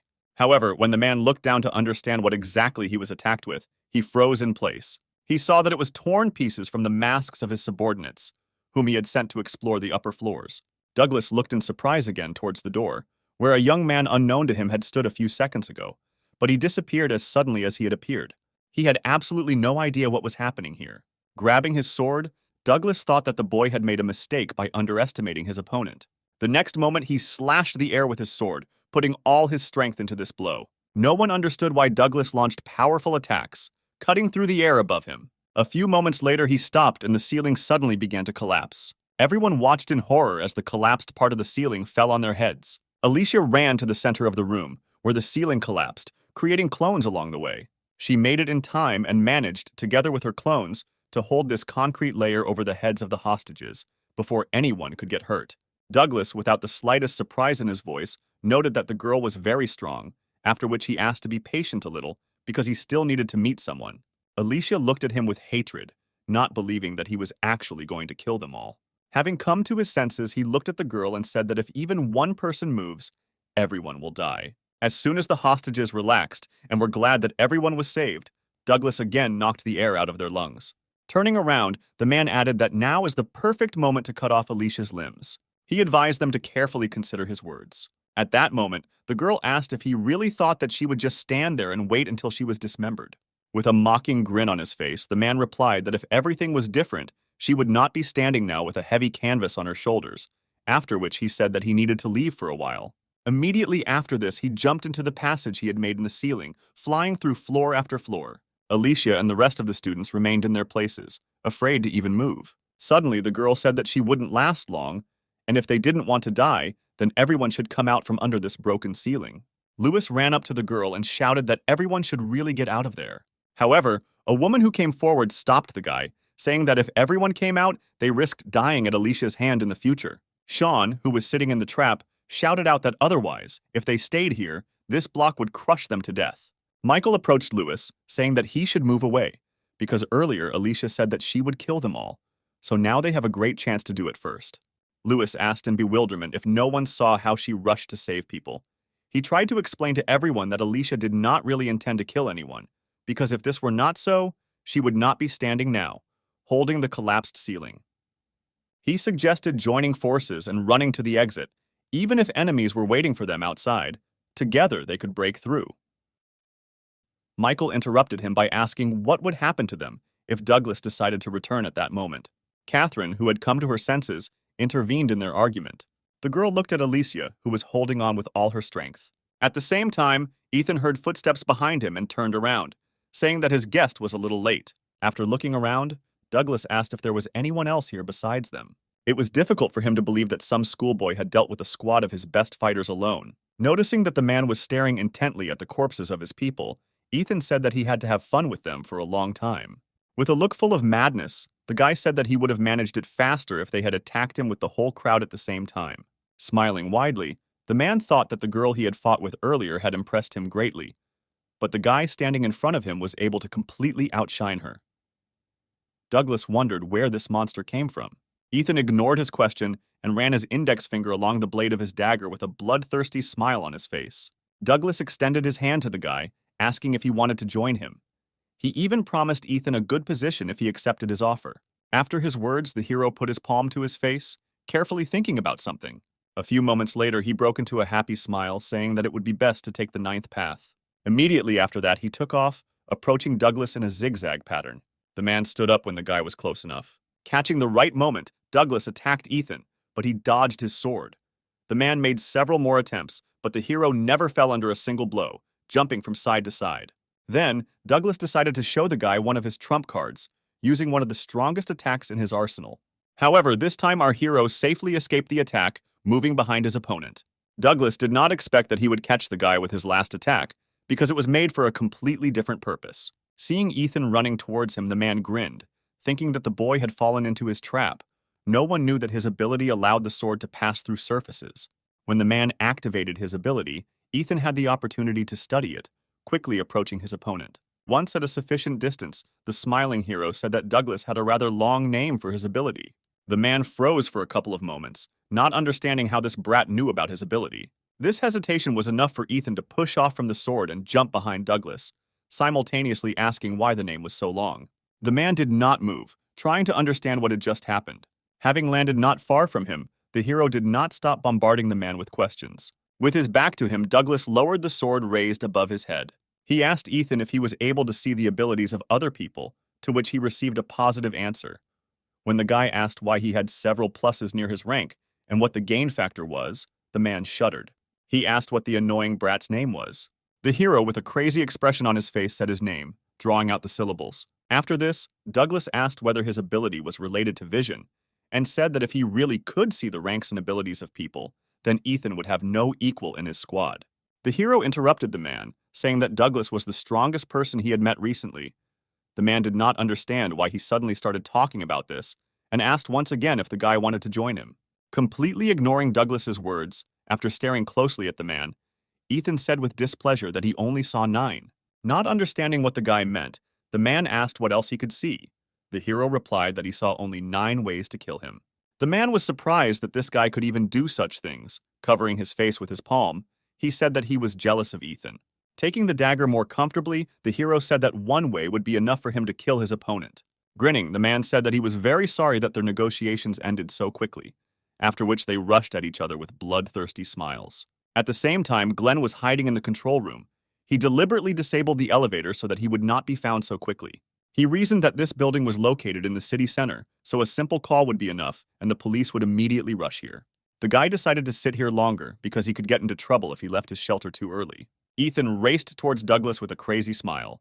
He read all the man's attacks and dodged them with ease. Now Ethan disappeared right from under Douglas's nose, quite angering the man. He looked up and saw that this guy was sitting on the blade of his sword. Ethan smiled contentedly. He enjoyed pissing off his victims. Gritting his teeth, the man shouted that the hero only knows how to dodge, after which he told him to attack. Ethan complied with his request. He jumped towards Douglas, aiming a dagger at his right eye. When the sharp blade almost caught up with him, the man managed to dodge at the last second. The hero flew past the man, landing a few meters away from him. Douglas managed to avoid losing his eye, but the guy managed to wound him in the shoulder. Ethan wasn't about to give the man time to rest, so he attacked his opponent again, surprising him. The hero rushed past the man at high speed, once again inflicting a deep cut on him. Ethan was not going to stop with just 2 wounds on the man's body, continuing his high-speed attacks. Covering himself with a sword from Ethan's attacks, Douglas realized that all this time the guy was just having fun, mistaking him for a toy. During one of the next attacks, the hero asked in a bored voice if he would wait for an attack from his opponent in return. Then he stopped in front of the man, saying that he was already bored with their game and it was time to end. Smirking, Douglas said that if he continues to hide his main trump card, he will definitely die here. The next moment, the man extended his hand to Ethan, who noticed that it was shrouded in something strange. His eyes widened in surprise. He did not expect that Douglas would have such a surprise in store. He understood that if the man touched him, it would be bad, so the hero jumped back with lightning speed. Once at a safe distance, Ethan carefully examined the man standing opposite, whose hand was enveloped in strange tentacles. The guy asked in bewilderment where Douglas got 2 abilities, since a person can only have no more than 1, because everyone has only 1 soul. He tried to determine the level of this strange ability of the man, but all information about it was blocked. Ignoring his question, Douglas said that speed would no longer help Ethan.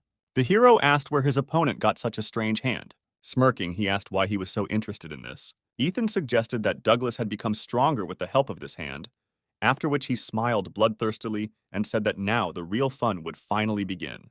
Pointing at Ethan, the man told him to stop being a jerk because if he kept fighting like this, he would end up without a scratch. When the hero asked in surprise if Douglas was going to run away from him, the man smiled bloodthirstily, answering that he had not heard these words for a long time. Ethan asked how his opponent decided to escape from him.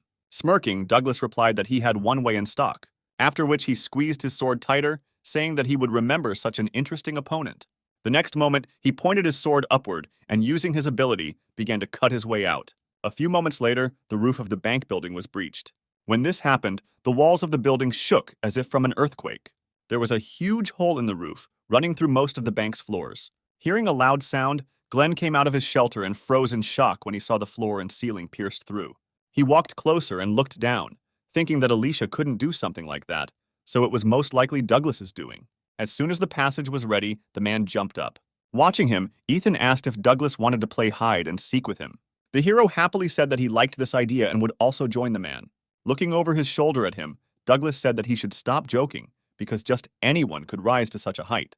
However, the next moment, Ethan jumped after him, flying several floors and ending up near Douglas. Looking at the approaching guy, the man thought that if he didn't quickly get away from here, he could really get hurt. At the same moment, he noticed Glenn on the top floor, looking at him in surprise. Smiling, Douglas said that luck was on his side today. The next moment he jumped onto the roof, Glenn did not immediately notice the guy chasing the man.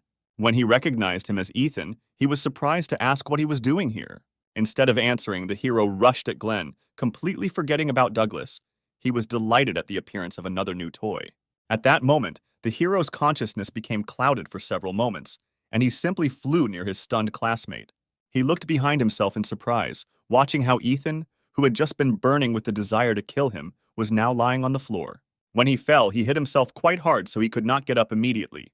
Glenn ran up to him and asked the lying guy where he came from here. Watching them, Douglas asked the blonde guy if he knew this crazy man. Turning around, Glenn asked the man what happened, because he had recently fought with Alicia. However, he was in no hurry to tell this boy anything, drawing some conclusions in his head.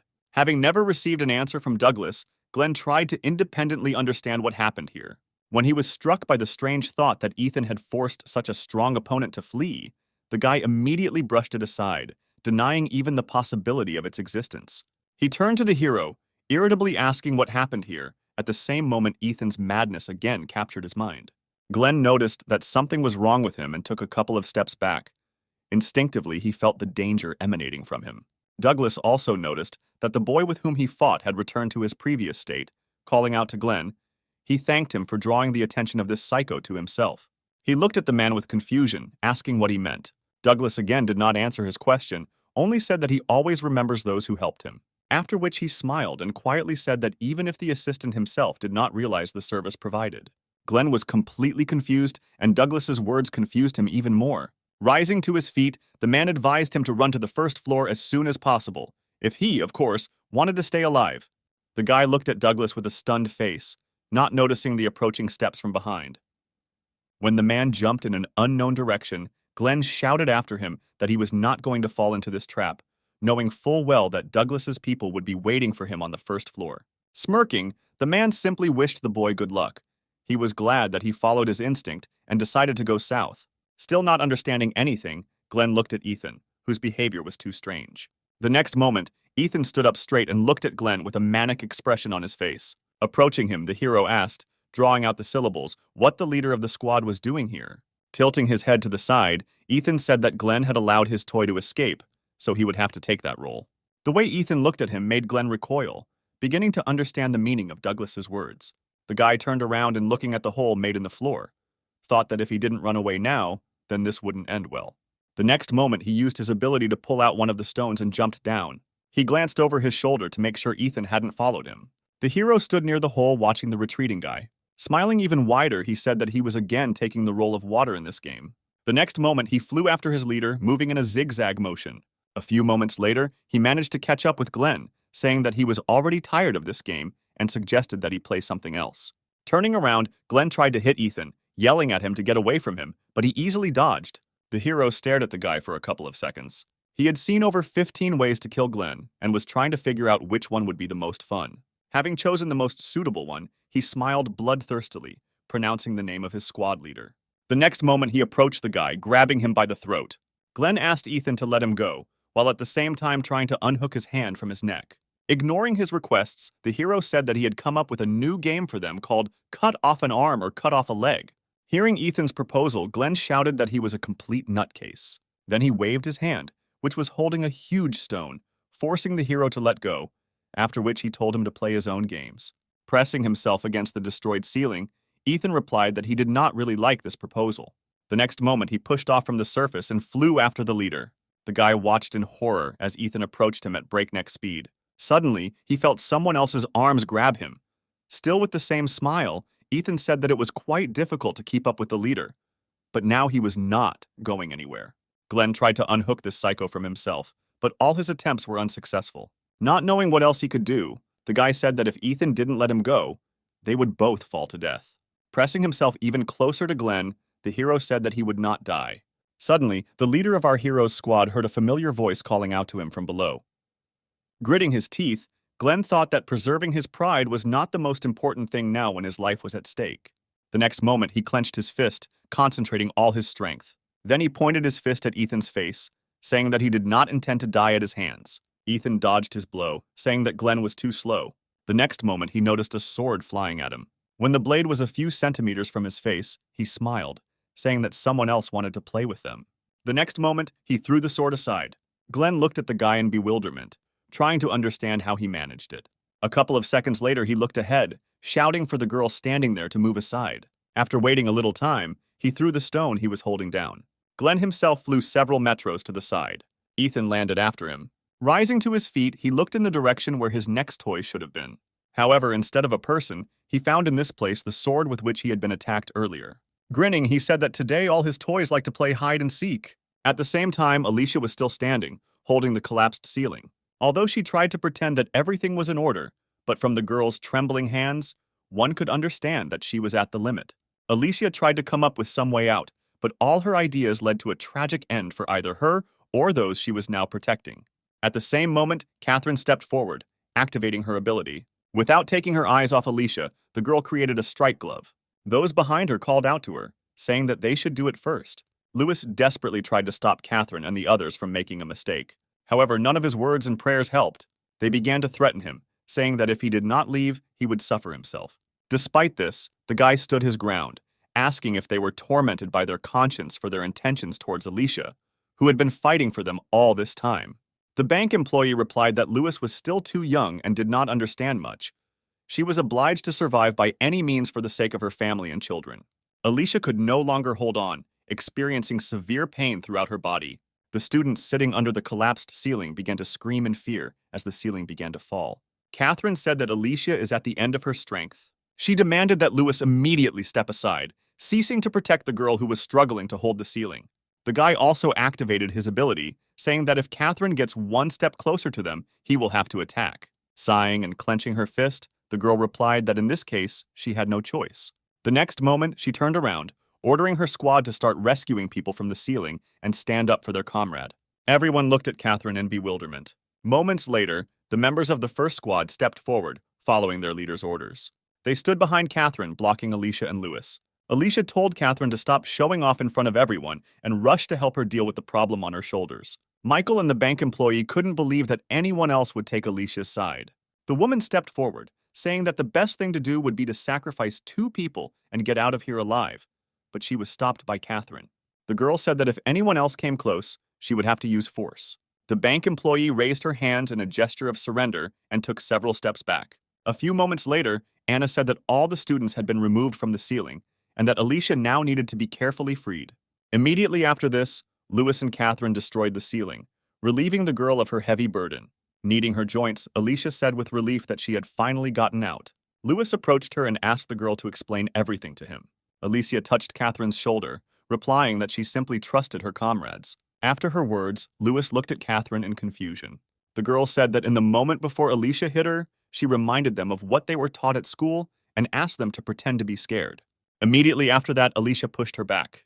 As she took a sitting position, the girl thought that she had actually forgotten what they were taught due to extreme fear. They were told that members of the plague never leave witnesses of their atrocities alive. Remembering this, she realized that even if they killed Alicia or Lewis, Douglas still would not leave everyone else alive. Catherine approached her squad, saying that she had something to tell them. Having outlined the situation, the girl said that in the future, whatever she ordered, they must carry it out without question. When Catherine finished her explanation, Alicia said disgruntledly that she had asked her to just pretend that she was scared and not to start showing off. Suddenly, they heard a loud sound and then felt the building shake. Looking up, Alicia asked in bewilderment who Douglas was fighting there. At the same moment, Lewis, having come to his senses, shouted out Ethan's name, which is why the girl looked at him with incomprehension. Trying to explain to her what was happening, the guy asked if she remembered the reason why Douglas went upstairs. The girl replied that someone lured him there. Grabbing Alicia by the shoulders, he said that it was Ethan. When he said this, the girl looked at him as if he were crazy. Pushing the guy away from her, she said that Lewis shouldn't joke like that. Even though Ethan has good endurance and reaction speed, he is still F rank. Lewis asked with a serious face who else besides Ethan. It could be if everyone else except him and Glenn were here. But the leader of the third squad would not be able to fight back against Douglas. He then pointed towards the hole in the ceiling, saying that they should hurry up. Looking at the girl's shocked face and the lack of any reaction to his words that they needed to rush to Ethan's aid, Lewis turned around and ran towards the stairs alone. Alicia looked at the guys retreating back, not believing that Ethan had actually entered into a fight with Douglas, but judging by Lewis's face, he definitely wasn't joking. Although she understood everything with her mind, It went against the usual image of Ethan. The girl got angry when she thought that the guy might die at the hands of an enemy that even she could not cope with, and involuntarily activated her ability.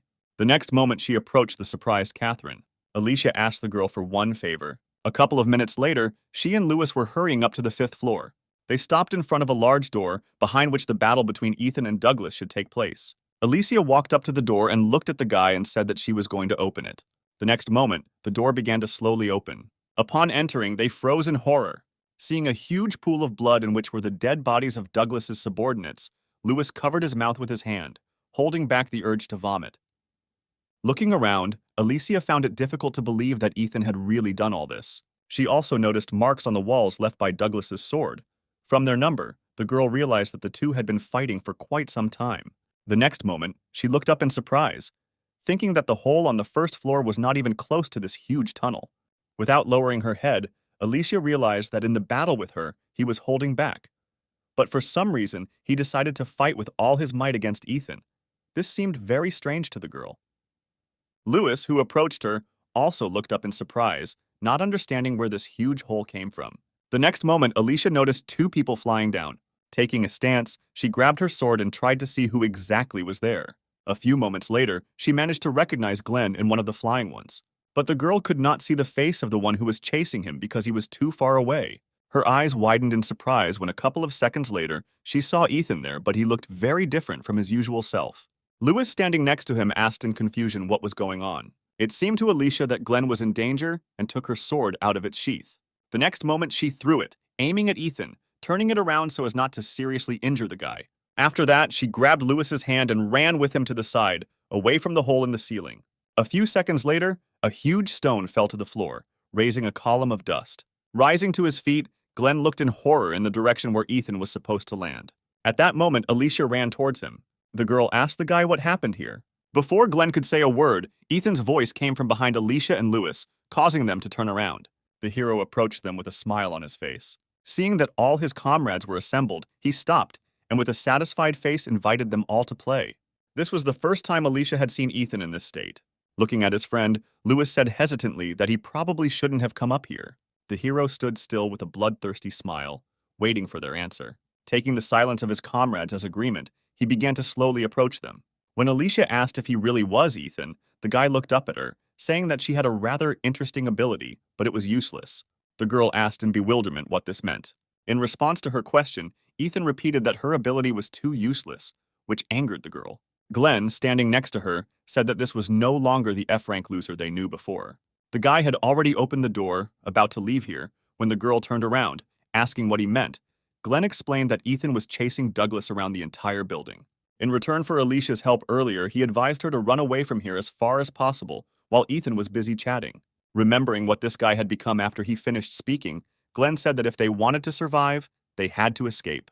Immediately after that, he ran down the stairs, ignoring Alicia's request to explain everything properly. When Lewis said that Ethan had become even crazier than before, the girl asked in surprise if he had seen the hero in such a state before. The guy replied that that time he was more sane and it was possible to talk to him. Ethan did not pay attention to their conversation, looking at the girl with interest. He thought carefully about the best way to kill her, trying to see new ways. A few moments later, his insane laughter rang out. Covering his mouth with his hand, Ethan said that he could not stand it any longer. Smirking sarcastically, Alicia said that with such patience he would not get far. The girl said that it was not so easy for her to please, and then asked if he could claim something with such behavior. With the same maniacal smile, Ethan ran his finger over his dagger, asking why he didn't just kill all the candidates and the girl herself along with them. Sighing heavily, she told Lewis that she would try to buy some time, and he should run away from here. After that, Alicia ran forward, leaving the surprised guy behind. Assessing her strength, she assumed that she would last about 30 seconds. The hero also jumped up and ran to meet her. Alicia dodged Ethan's blow, noting that his actions were very fast and precise. During their battle, she did not notice how she received several cuts. Suddenly, the girl stopped, realizing that he had a rather strong ability, but it was difficult to control. In this, their abilities were similar. But for Ethan, everything was much more complicated than for her. When the guy asked why she stopped, Alicia smiled gently and said that it had been very difficult for him all this time, but he did a great job. Ethan froze at her words, even if only for a moment. But his gaze changed. from which Alicia read that deep down he had been missing such words of encouragement all this time. The next moment the guy smiled, saying that she also did a good job, after which he said goodbye to her and dealt her the final blow. The next moment Alicia fell to the floor. Looking at her motionless body, Ethan smiled even wider. When our hero was in his first year of primary school, he lost both his parents. He remembered the day when he and his uncle came to the morgue. The official version of their death was an attack by a robber. It took the investigator a long time to establish their identities, because the bodies of the boy's parents were severely mutilated. A funeral was held soon after. Ethan's only blood relative was his uncle, who together with his wife adopted him. Soon after moving in with them, his life became like hell. Alex and Chloe were F-rank losers, so they tied Ethan up and took out their anger on him by beating him senseless. To hide the signs of beatings, he had to constantly wear a warm, shabby sweater with long sleeves. One day, during recess, a classmate approached him, asking if it was too hot for him to constantly wear a photo. Ethan did not have time to answer because a girl appeared at the door, hurrying her friend. A classmate invited the boy to go to the store with them. Lowering his head, he replied that he was not hungry. Then the girl said that in that case, she would call him next time. When she left the class, Ethan heard her friend say that it was better not to approach him because he had no money, which is why he constantly wears the same dirty clothes. Immediately after class, he was beaten by other classmates. They demanded that Ethan show them all his ability, but he didn't have it. The children knew this very well, because he was the only one in the whole school who had not awakened it. They argued their attacks by saying that they simply wanted to help him awaken it in this way. Ethan couldn't do anything and just endured their constant bullying. To receive less from his guardians, he began to return home later. One such day, our hero was walking past the playground when he suddenly heard a rustling in the bushes. The next moment, a puppy jumped out. Wagging his tail, he walked up to the surprised Ethan. The boy knelt down and began petting the puppy. He responded by licking his neck with his rough tongue, making Ethan laugh from the tickling. From that day on, he began playing late at night with Jimmy on this site. This continued until one day his uncle went looking for his nephew, worried that he might be considered a bad parent. Ethan was very scared when he saw his uncle angry. Catching the emotions of her owner, Jimmy got out of the house that our hero was building for her and began to bark at the man. Alex looked at the puppy with disgust, asking if this is why Ethan comes home so late. The next moment, the man noticed that passers-by began to whisper and look at him disapprovingly.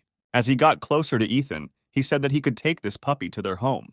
Hearing this, the boy began to beam with joy, not believing that he was allowed something like that.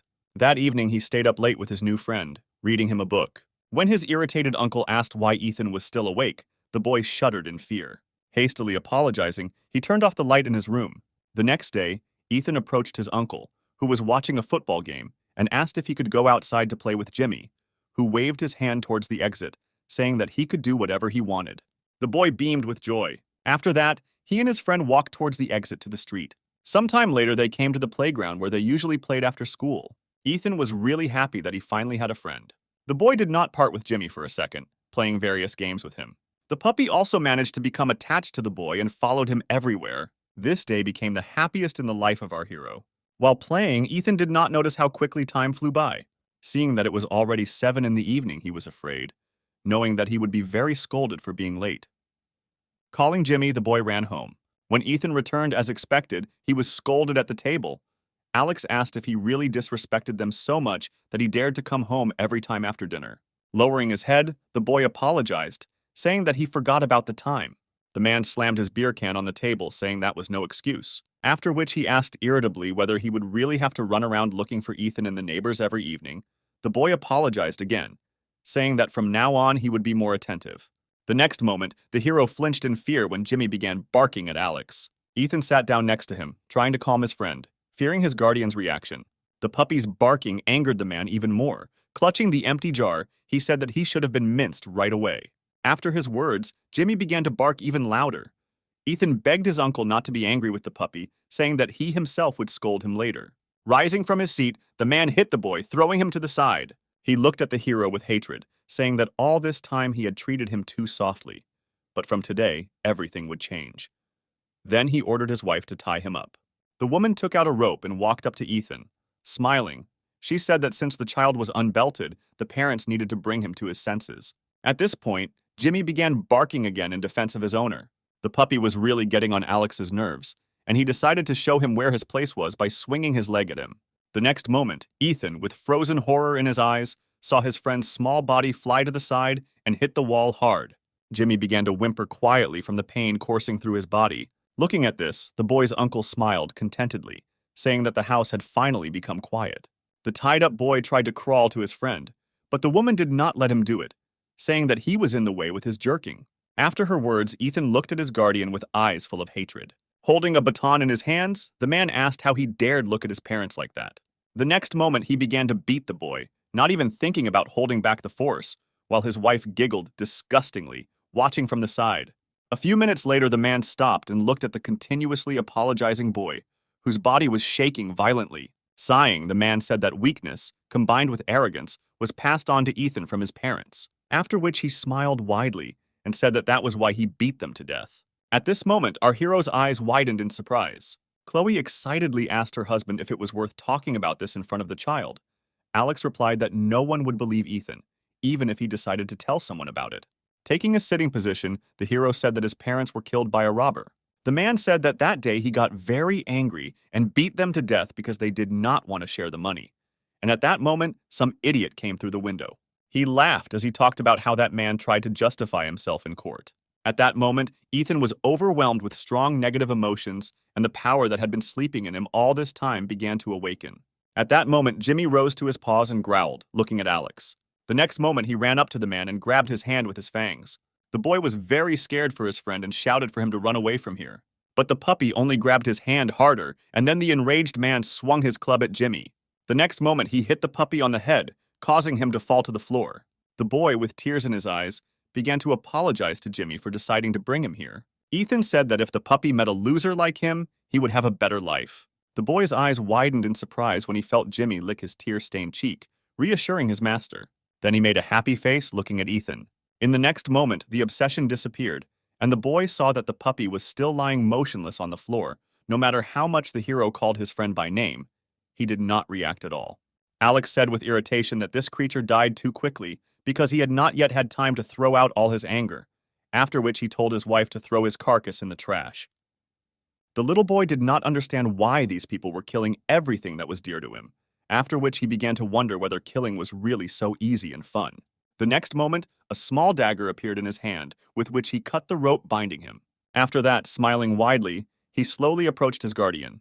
The man did not notice the changes in the boy, only looked with interest at the dagger in his hand and asked where Ethan got it from. Suddenly, he realized that the boy's abilities had finally awakened. Alex laughed, saying that he was such a loser F-rank like them. The next moment, the man poked his baton into Ethan's stomach, asking if he was going to be the same as his adoptive parents. Without saying a word, the hero broke into a smile. When Alex said that Ethan's parents would be proud of him, the hero swung a dagger at his face. The man sat on the floor, covering the deep wound with his palm, trying to stop the bleeding. The woman immediately rushed to her husband. The hero took advantage of this moment and cut off her hand. Ethan watched the guardians huddled on the floor with a sadistic smile. The man tried to escape through the front door, but the hero quickly caught up with him and struck the man one blow after another until he died. After that, the boy turned his attention to the woman who had huddled in a corner out of fear. Putting the blade to her eye, he said that he would not kill her because death would be too easy a punishment for her. After gouging out the woman's eye, Ethan began to laugh wildly, saying that now he understands how hard it was for them to restrain themselves from killing his parents much earlier. A few moments later, the boy stopped laughing and, still looking at the ceiling, said that he was not having fun at all. Ethan opened his eyes, waking up from his sleep. He was breathing heavily, still haunted by the memories of his past. The next moment, a nurse came in to see him. Rising on his elbows, the hero asked where he was. Eliza replied that they were now in the hospital. The girl approached the guy and, touching him, said that it was too early for him to get out of bed. She then forcibly put Ethan back down. The guy looked at his hand, saying that his head hurt, and found that his palm was covered in blood. He immediately jumped out of bed. Ethan wanted to ask the girl something, but she did not let him start, saying that now he was absolutely forbidden to get out of bed. Then she asked the guy to calm down a little and listen to her request. The hero ignored her and grabbed Eliza by the robe, asking what happened to the bank and those who were there. The next moment, he turned pale when he asked where Alicia was now. He perfectly remembered how he tried to kill her. The horror of these memories filled the guy's mind. Seeing her patient's condition, the girl asked him to take a deep breath. But Ethan did not hear her words at all, saying that it was his fault that Alicia suffered. Raising his head, he looked at the girl in front of him. Eliza smiled uncertainly, telling the guy that he shouldn't worry about anything right now, Ethan ignored her words and with fear in his eyes, asked where Alicia was now. Eliza asked the hero to calm down, after which she said that that girl would come here in a couple of minutes. He froze when he heard that she was alive. But now he was worried about why she was going to the hospital now. The most logical explanation was that she had received serious wounds. The next moment, he rushed towards the exit from the room under the surprised gaze of the nurse, thinking that he had to verify everything for himself. The girl stood still, realizing that trying to stop this guy would be a waste of time. Sighing, she said that it would be better if he lost his memory. Ethan continued to run as fast as he could, oblivious to the fact that he was getting worse and worse every second. He blamed himself and his cursed ability for what happened that day. Meanwhile, Alicia was returning from the store in high spirits with full bags of groceries. Seeing the girl walking briskly, Ethan could not believe his own eyes. She was not wounded, and that day he did not cut her throat. He stopped in place to catch his breath, thanking God that Alicia was alive and unharmed. The hero fell to his knees in front of the girl, causing her great bewilderment. Placing her hand on his back, she asked if Ethan had really recovered so quickly that he could already run. She recoiled in fear when the guy began to roar at the top of his voice. Not understanding what was happening, Alicia sat next to him and asked in confusion if he was in pain or if something had happened. She tried her best to console the sobbing guy. Immediately after their encounter with the plague, the school was closed for a week. On the day of the incident, as soon as they got out of the building, Glenn told everyone about what happened to them and Douglas's escape. Afterwards, the entrance to this building was temporarily blocked due to the investigation. Alicia was interviewed, asking for details about her battle with the leader of a terrorist gang. Immediately after this, the girl visited Ethan, who was in the hospital. She wanted to tell journalists about him and his merits, but they simply wouldn't believe her. Looking at Ethan, the girl thought that if she had not seen everything with her own eyes, she would never have believed that an F-rank student fought back against Douglas Taylor himself. The moment the guy raised his dagger to attack, Alicia was sure that she was about to be killed. But contrary to her expectations, Ethan only cut off her horn, deactivating her ability. She looked at him in surprise, not understanding why he changed his mind. The girl noticed that his gaze became more conscious for a reason unknown to her. The next moment, he lost consciousness. Alicia put her hand up to prevent him from falling to the floor. She tried to bring the guy back to consciousness, but he did not react to any of her actions. Taking Ethan by the hand, she said that he should stop crying and get up from the cold ground. Ethan raised his tear-stained eyes to the girl and began to apologize for what happened. The girl got tired of listening to this, and she pulled him towards her, forcing the guy to switch his attention. Looking into his eyes, she said that he did not hurt her and that she was completely fine now. But her words made the guy cry even more. A week later, they returned to school again. After that incident, everyone began to look differently at our hero's class. Ethan was tired of their constant talk about meeting the plague. Our hero couldn't stop thinking that even though these were criminals who intended to kill them, the way he treated them was too much. He still had before his eyes the scene where he stood in a pool of blood among a bunch of opponents he had brutally killed. Previously, Ethan thought he could take control of his power, but he was wrong. The hero did not stop blaming himself for the fact that Alicia could have died because of him, but she was lucky because her ability was miraculously turned off. He did not want a similar situation to happen again, so Ethan decided that he needed to study his ability well, and for this matter, he needed a person who had already seen it in action and had enough knowledge.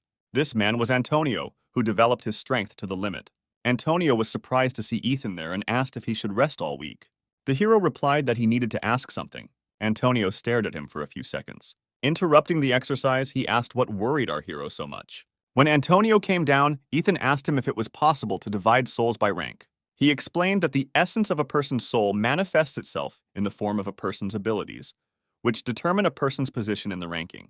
Antonio asked Ethan if he was interested in what effect the rank letter had on the soul. Looking at his hands, the hero nodded. When Antonio said that rank has absolutely no effect, Ethan looked at his interlocutor in surprise. He explained that rank only gives access to various skills, but has absolutely no effect on a person's soul. A single tear rolled down the hero's face. For the first time, someone told him that souls cannot be divided by rank. The next moment, tormented by doubts, he said that a person's powers directly depend on the rank of the demonstrated ability. Antonio replied that this was true, but it did not affect the soul. When Ethan wanted to object again, the guy realized that his words were not truly heard and asked if the hero was trying to make sure his judgment was correct with his help. Hearing this, Ethan shuddered. Looking down, he saw his legs stained with blood. The hero always thought that souls could not be divided by rank, because his soul, thirsting for murder, must have the highest rank. His ability, which drags Ethan into the abyss of madness, and the factors that provoke it, made him doubt that souls really cannot be divided into ranks. Over time, he became sure that the main purpose of his soul was murder. The people he killed haunted his dreams, calling him a devil with a damned soul.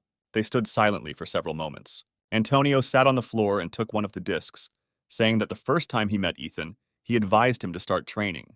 Looking at him, the guy admitted that at that time it seemed to him that the hero was not one of those who likes to work hard to achieve his goal. But to his surprise, even despite Ethan's constant nagging, he still came to their training. Antonio watched him carefully, realizing that not everyone could cope with his training. But Ethan succeeded. The hero, without raising his head, listened to his interlocutor. He clenched his fists, intending to explain everything to Antonio. But he didn't let him say anything, saying that the ranking system is designed in such a way that the higher the rank, the higher the overall combat abilities. Previously, he himself had wondered whether it was possible to obtain the highest level of combat abilities with a lower rank, because in this case, the meaning of the existence of ranks would lose its meaning. As he squatted the barbell, Antonio said that he was well aware of the fact that Ethan didn't come here because he was forced to. He was sure that the hero wanted to confirm his thoughts with him because the rank of his general combat abilities was higher than his main rank. Then he said that in reality there are no ranks. Ethan realized that he was simply denying his abilities. The hero was firmly convinced that such a dirty force could not be recognized as exceptional for its high rank. That's why he became interested in Antonio. Noticing Ethan's gaze on himself, the guy asked if he managed to answer the question that had been tormenting him all this time. Antonio was different from everyone he knew before because he managed to increase his combat abilities to A+ rank while his main rank was B. Looking at him, the hero said that there was one more thing that he would like to discuss. He told him about his real ability. Antonio listened to him without a drop of surprise on his face. Afterwards, he said that on the day of their meeting, his intuition did not fail him, and that time he really saw his true strength. Ethan asked in surprise if Antonio really believed his story. Returning the bar to its original position, the guy replied that there was no point in the hero lying to him. Lowering his head, Ethan thanked him for his trust. The next moment, Antonio asked if the hero wanted to learn to control his power. Ethan sat down on the bench next to the guy and said that earlier, he had hoped that he could at least resist her a little, but he was mistaken. After he hit one of the members of the enemy faction, sanity began to leave his body. With each new person he killed, madness seized him more and more. Ethan said he doesn't want to lose control of this power anymore. Looking at Antonio, he asked what he would do if he were in his place. Sighing, the guy replied that you need to create a healthy body and mind. This can only be achieved through hard training. Jumping up from his seat, Ethan said irritably that he had trained all his life, but nothing had changed. Antonio looked at him seriously and said that people who are unable to control their strength have a common distinguishing feature. Rising from the bench, he said that these people do not love themselves. Antonio pointed at Ethan, saying that anyone who doesn't love himself can't acknowledge his efforts and should start being proud of himself because he worked his hardest all along. The hero threw away his interlocutor's hand, saying that such things as love were not intended for him. With a sad smile, he said that he is a killer who takes pleasure in watching the suffering of others, so he is not worthy of love. Antonio asks Ethan if he worked all this time to become a killer, which took the guy by surprise. Smiling, he said that he needed to love himself. Antonio advised the hero to think in a different way, because all this time it was not Ethan, obsessed with murder, who was working diligently, but his other side. It was this side of our hero that worked to suppress his bloodlust. Antonio's words hit Ethan to the core. The next moment, he fell to his knees. Looking at the guy sitting in front of him, Antonio said that he always wanted to become the best. He admitted that before he was not as strong as he is now. Previously, he could not succeed no matter how much effort he put in. In all 3 years of high school, Antonio was never able to reach a strong opponent, losing every fight without lasting even a couple of minutes in the ring. At that time, he was too focused on his weakness and hated his low rank. One day, he wondered if he was well aware of the power he possessed. Then he decided that he should examine his own soul and realize his limit. Thanks to hard training, he was able to understand all his strengths and weaknesses. Over time, he managed to reveal the true potential of his power. One day, one of his classmates, who bullied Antonio for his weakness, challenged him to a fight. He accepted the challenge and, using his revealed ability, was able to take his opponent by surprise, approaching him with lightning speed and grabbing his hand. The opponent tried to free himself from the grip but could not, and Antonio knocked him to the floor, defeating him for the first time. Holding his shirt in his hands, he said that even now he continues to improve, wanting to become the best. Antonio then looked at Ethan, asking what he thought about this. The hero took off his glasses already knowing the answer to this question. The next moment, he threw them aside. Rolling up his sleeves, he looked at Antonio with a serious look and said that he, too, would surpass himself. The next day, the school gave the students a test. They were all in a room filled with acrid smoke.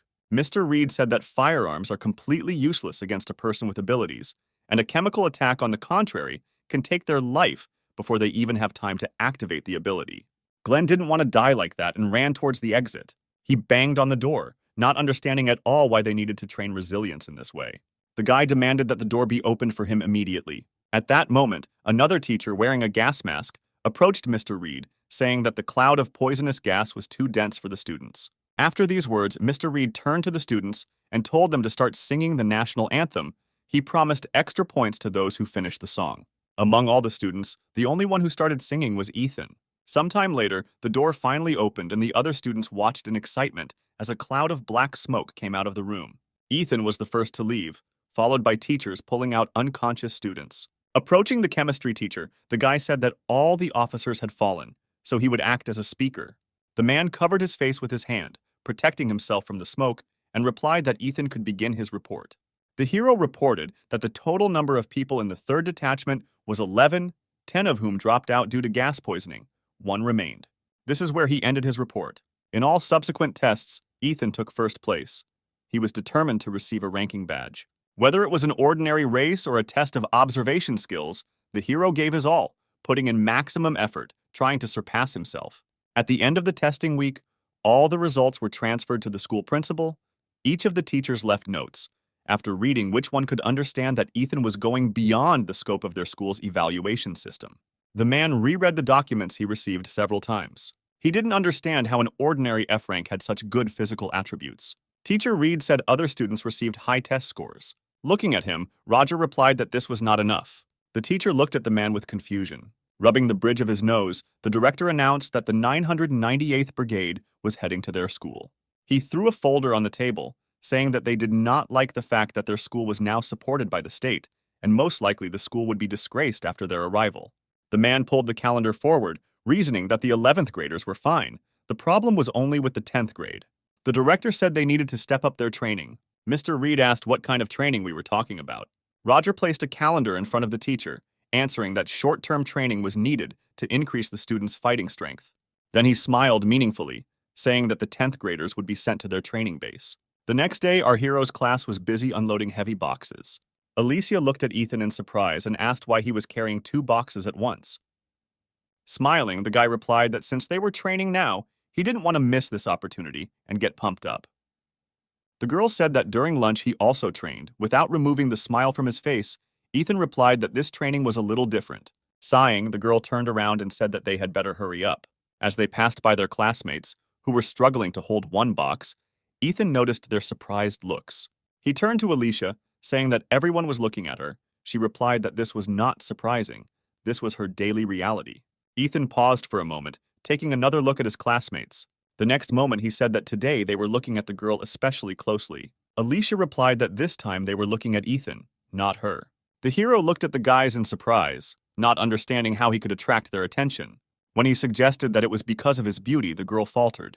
The next moment, she said irritably that she would pretend as if she had not heard anything. Ethan continued on his way, looking around. Because of this, he did not notice how he bumped into Glenn. Unable to maintain his balance, the hero fell. Ethan apologized to his leader, saying he was distracted and didn't see him. Encountering the guy's caustic gaze, the hero smiled awkwardly. Glenn wanted to say something but changed his mind. He turned around and walked on, telling Ethan to look at his feet more often. Approaching Alicia, the hero said with amazement that their squad leader had somehow changed. When he asked what this could be connected with, the girl looked at him skeptically. The next moment, she asked if Ethan really didn't understand why no one had been bullying him lately. When Ethan, with a face full of incomprehension, suggested that it was because he was communicating with her, Alicia sighed and wearily replied that it was because he had become different, and everyone felt it. A few minutes later, they entered the building. Ethan followed the girl, asking her various questions. When he asked why Alicia didn't ask anything about his ability, she stopped. Putting the box on the floor, the girl replied that she was not interested. Ethan said he could explain everything to her. Smiling, Alicia said that he shouldn't try to attract the girl's attention in this way. Hiding her embarrassed reaction, the girl said that she restrained herself only because she was her, but others in her place would have fainted. Smiling awkwardly, Ethan said that he had already told Antonio everything. Hearing this, Alicia, in a fit of rage, grabbed the hero by the vest. Shaking the guy, the angry girl asked why he didn't go to her first, completely not noticing that they were no longer alone in the room. Glenn, standing next to him, looked at Ethan with hatred. He perfectly remembered the feeling of fear that he felt when he was in front of him that day. If he had not followed Douglas's advice, he would definitely have been dead. Glenn did not understand at what moment everything turned upside down. He turned around, deciding that he needed to look into everything carefully. Ethan smiled awkwardly, saying that he would tell her everything when they were alone, because now people were looking at them. Alicia let the guy go, telling him not to dare tell anyone else about this. The hero looked at the boxes they brought and asked why they were carrying them. The girl replied that it was to prepare for training. Ethan did not understand what she was talking about and asked what kind of training. Leaving the room, Alicia replied that they would have special training. A few hours later, they were given bags of equipment and uniforms, after which they walked from the school to the school base. Glenn was very unhappy that they were forced to trudge so far across the entire city. Ethan, in turn, thought that he should have taken 5-kilogram weights with him. Hearing this, Alicia looked at him in bewilderment, asking if he had sunstroke. The girl asked why he had previously tried with all his might to avoid training with Antonio, but now he was so involved in sports. Ethan froze in place, not having listened to the girl. The next moment, Alicia also stopped, noticing a bank building that was painfully familiar to them. Ethan tried to divert the girl's attention by saying that if he were in Antonio's place, he would already be carrying a 10-kilogram Hera in each hand. Alicia gave him a skeptical look, saying that interacting with this jock was taking too much of a toll on him. When the teacher suddenly announced that they were taking a 10-minute break, Ethan noticed the girl's changed expression and asked if she was okay. Alicia said that she should be the one asking him if he was okay. Smiling, the hero pointed to the building behind him and said that he had no reason to worry, because everything was already in the past. After his words, the girl breathed out a sigh of relief, thinking that she had worried about him in vain. At the same moment, someone approached her. Several passers-by surrounded the girl and began bombarding her with questions and asking for her autograph. Alicia smiled, thanking these people for their support. She was sure that this was all thought out by the director and that the break in this place was specially planned to advertise their school. Just conversations with students at their school will be a good impetus for raising the school's rating. Although Alicia had previously given interviews in the news, this was not enough. Even shop owners came out to talk to students of the sensational school.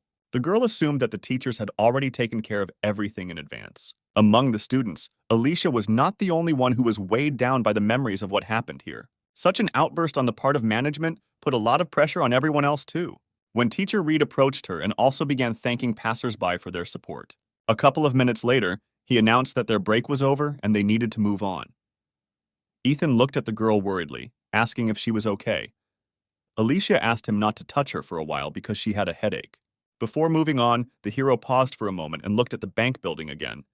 He lied when he said that he didn't feel anything when he came here. He was overwhelmed with many emotions.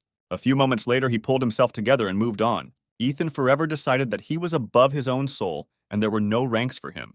At this time, Teacher Reed contacted the principal. He informed him that as planned, they walked near the bank, giving good advertising for their school.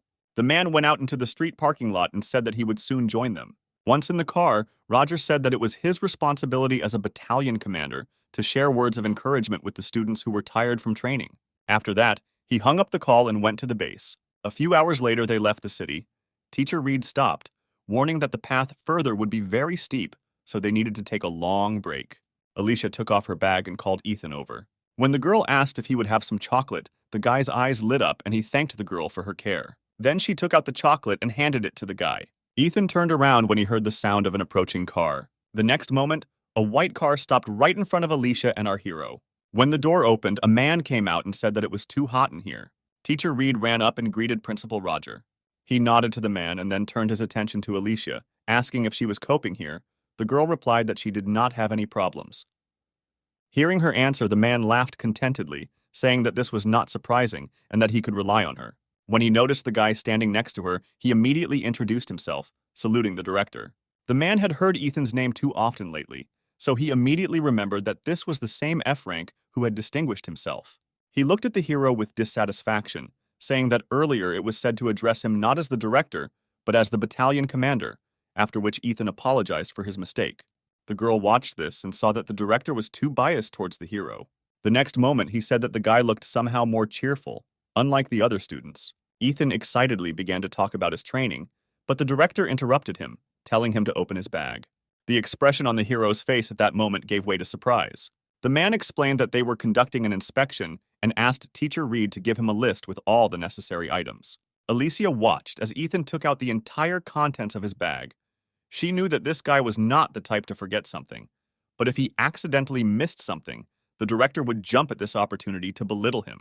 After going through the entire list, the teacher said that everything was in place. The man meticulously examined the list. The next moment, he smiled maliciously, saying that Ethan had not taken everything out of the bag and asked to show him what was there. The hero smiled and replied that he took something with him to train during breaks. The next moment, he took out several bags of sand, weighing 5 kilograms. The surprised man asked if he knew why they had come here. Ethan replied that they would have partisan training, where they would train not only strength, but also endurance. When Roger wanted to ask the hero another question, the teacher decided to intervene, noticing how desperately he was trying to set this guy up. He said that their break was over and it was time for them to move on. After his words, the man got back into the car. Alicia looked at the teacher, not understanding why he decided to intervene. The coaches were already expecting their players and watched from above as they almost reached their base. Noticing Alicia in the crowd, Olivia said that among all of them, this girl was the most worthy and worth testing. Antonio kept his gaze on Ethan, saying that it would be best to focus on him. Olivia mockingly said that he was an ordinary loser with a low rank and not worth wasting time on. She didn't understand Antonio's strange obsession with this guy at all. The girl knew that Ethan had good endurance and speed, but that was all. His ability is too weak. Antonio said that she shouldn't be so prejudiced towards him. Sighing, the girl said that because they trained together, he thinks Ethan is cooler than their first squad. Antonio looked at the girl seriously, saying that this guy was not just better than the first squad, he was much cooler than their entire platoon. Olivia's eyes widened in surprise when she heard his words. The next moment, turning her head towards him, with a threat in her voice, she asked Antonio to repeat again who is cooler than whom. The guy said that her attitude towards Ethan is based only on the previous battle of the squads, and she does not take into account his recent successes at all. Chuckling, Olivia said that Ethan only joined his club 2 months ago. Returning his gaze to the hero, Antonio said that in these 2 months he had changed a lot. He was confident that the result of this week's preparation would turn into Ethan's solo performance. Once in the barracks, everyone split into rooms. Taking the bed closest to the exit, the guy began to sort out his things with a smile. Seeing his number on the uniform, Ethan concluded that there were only 300 students here. When everyone had finished changing clothes, it was announced that the students needed to hurry to the departmental center. Ethan recognized Antonio's voice, which meant that those rumors about the 11th grade being their trainers were true. The guys with whom the hero was placed in the same room sat down on the floor and began to say that they were completely useless and that the end would come for them all. Ethan cast a contemptuous glance at these guys. A few minutes later, all the students gathered at the indicated place. Standing on the dais, Antonio announced that he had been appointed responsible for partisan training. Before sending everyone to the cafeteria, he wanted to make some important announcements. Antonio said that the best students would be placed in the first room, and the rest will be distributed among the remaining 9 rooms in accordance with their numbers. The guy explained that the numbers on their uniforms were their school-determined rank of overall combat ability. However, during training, students' performance will not depend on the number. This week of preparation will significantly affect their final grade. The disciples were surprised to hear something like this. Meanwhile, Antonio continued, explaining that depending on their efforts in training, one could greatly improve the rank of their combat abilities. Afterwards, he looked at his watch and said that it was now 12 o'clock. They had lunch until 1 o'clock and rest time until 2 o'clock. The instructors would tell us about the detailed schedule a little later. After lunch, the residents of the 10th room returned back, regretting that there was absolutely nothing left for them from lunch, because those who came before them had eaten everything. When one of them suggested that they intentionally get hurt in order to fly out of training, Pavel replied that there was a nurse here, so there was no point in it. Suddenly, Ethan burst into the room with 4 bags full of food. Approaching the bed, he poured all the contents onto it. The guys immediately surrounded him, sorting out the food. Opening a bag of chips, Ethan said that he didn't steal anything, so they shouldn't worry and eat in peace. A few minutes earlier, he approached Antonio, saying that he didn't have enough food. Smiling, the guy said that he heard that they decided to examine him during training. Afterwards, he went into the room reserved for the instructors and asked how much food he needed. When the hero replied that enough was needed for 15 people, Antonio froze in surprise. Then he laughed out loud. When his colleague saw Antonio taking all their supplies, he tried to stop him. The guy looked at him with a death glare and said that the instructors were given extra lunch, so there shouldn't be any problems. Justin was afraid to argue with Antonio, so he was forced to retreat. Returning to Ethan, he gave him the bags of food. When the food was eaten, the hero asked if everyone was full. The guys actively nodded their heads and began to thank the guy, calling Ethan their hero. When one of them promised to repay him for this service in the future, the hero looked at him carefully. Afterwards, he said that if they really wanted to thank him, they should promise something. Facing their blank faces, Ethan asked that they all give their best in the upcoming training sessions. Nick and Ryan said in bewilderment, "What is the point of trying if they are all from the last room and are the worst students?" Ethan interrupted them, saying that he knew this very well. When Ryan asked if he realized that they all had terrible abilities, the hero smiled and asked if there was anyone here with a rank lower than F. After this question, everyone looked away. Alfred, who came forward, said that Ethan had changed a lot lately and he would like to become better too. Nick exchanged glances with Ryan, after which they nodded to each other. The next moment, Alfred nominated our hero for the role of their leader. Everyone supported him. Worried, Ethan rose from his bed, asking if anyone was sure no one was against the idea. An hour later, their training began. Smiling, Ethan easily performed all the exercises, giving it his all, and the guys from his room tried to keep up with their leader. The instructors noticed this group, which stood out from the rest. Olivia watched Ethan in bewilderment, not understanding how he had the strength to laugh during training. Antonio, standing next to him with a satisfied face, said that he did not expect anything else from a member of his club. The girl said that not only Ethan excelled, but also all the students from the last room. She was confused and did not understand at all what was happening here. A few hours later, Antonio announced the end of training. Immediately after this, the exhausted students sank to the ground. He also said that the schedule had already been posted, and they could look at it on the bulletin board. Then he turned to Ethan. Ethan stepped forward at the instructor's request. Antonio said that all residents of the 10th room receive additional points. Nick and Justin looked at each other happily, not believing that they had actually achieved something. Everyone else was no less happy. That evening, Ethan waited for the girl at the appointed place. Looking at his watch, he thought that he had arrived too early. However, the next moment, a familiar silhouette began to appear from the shadows of the trees. Alicia approached the guy and asked how long he had been waiting. Smiling, Ethan replied that she shouldn't worry about it. Looking at his number on the bike, she said when he was about to leave the last place. Thoughtful, Ethan replied that after guerrilla training, the girl looked at him in surprise, saying that he was very self-confident. Turning to her, the hero said that by the end of next week, he would definitely receive a ranking badge, no matter what it cost him. Sighing, Alicia asked what rank he was aiming for. Ethan replied that if possible, he would try to reach colonel. The next moment he smiled and said that perhaps even up to the sergeant, which made Alicia, who was walking next to her, laugh a lot. With her hands folded behind her back, she said that would be good. Ethan did not hear the girl's words and asked what she had just said.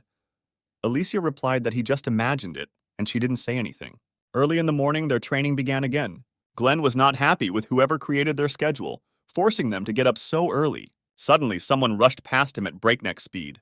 The guy looked at Ethan's back in bewilderment, amazed at his amount of energy. The instructors and the nurse watched their training from the balconies. Olivia could not hide her surprise when our hero began to be ahead of the entire group by as much as 2 laps. Eliza replied that she was not at all surprised by this, but the other guys from the 10th room bothered her. They looked like the living dead. She asked Olivia if she remembered yesterday, and then said that no one dropped out of training yesterday.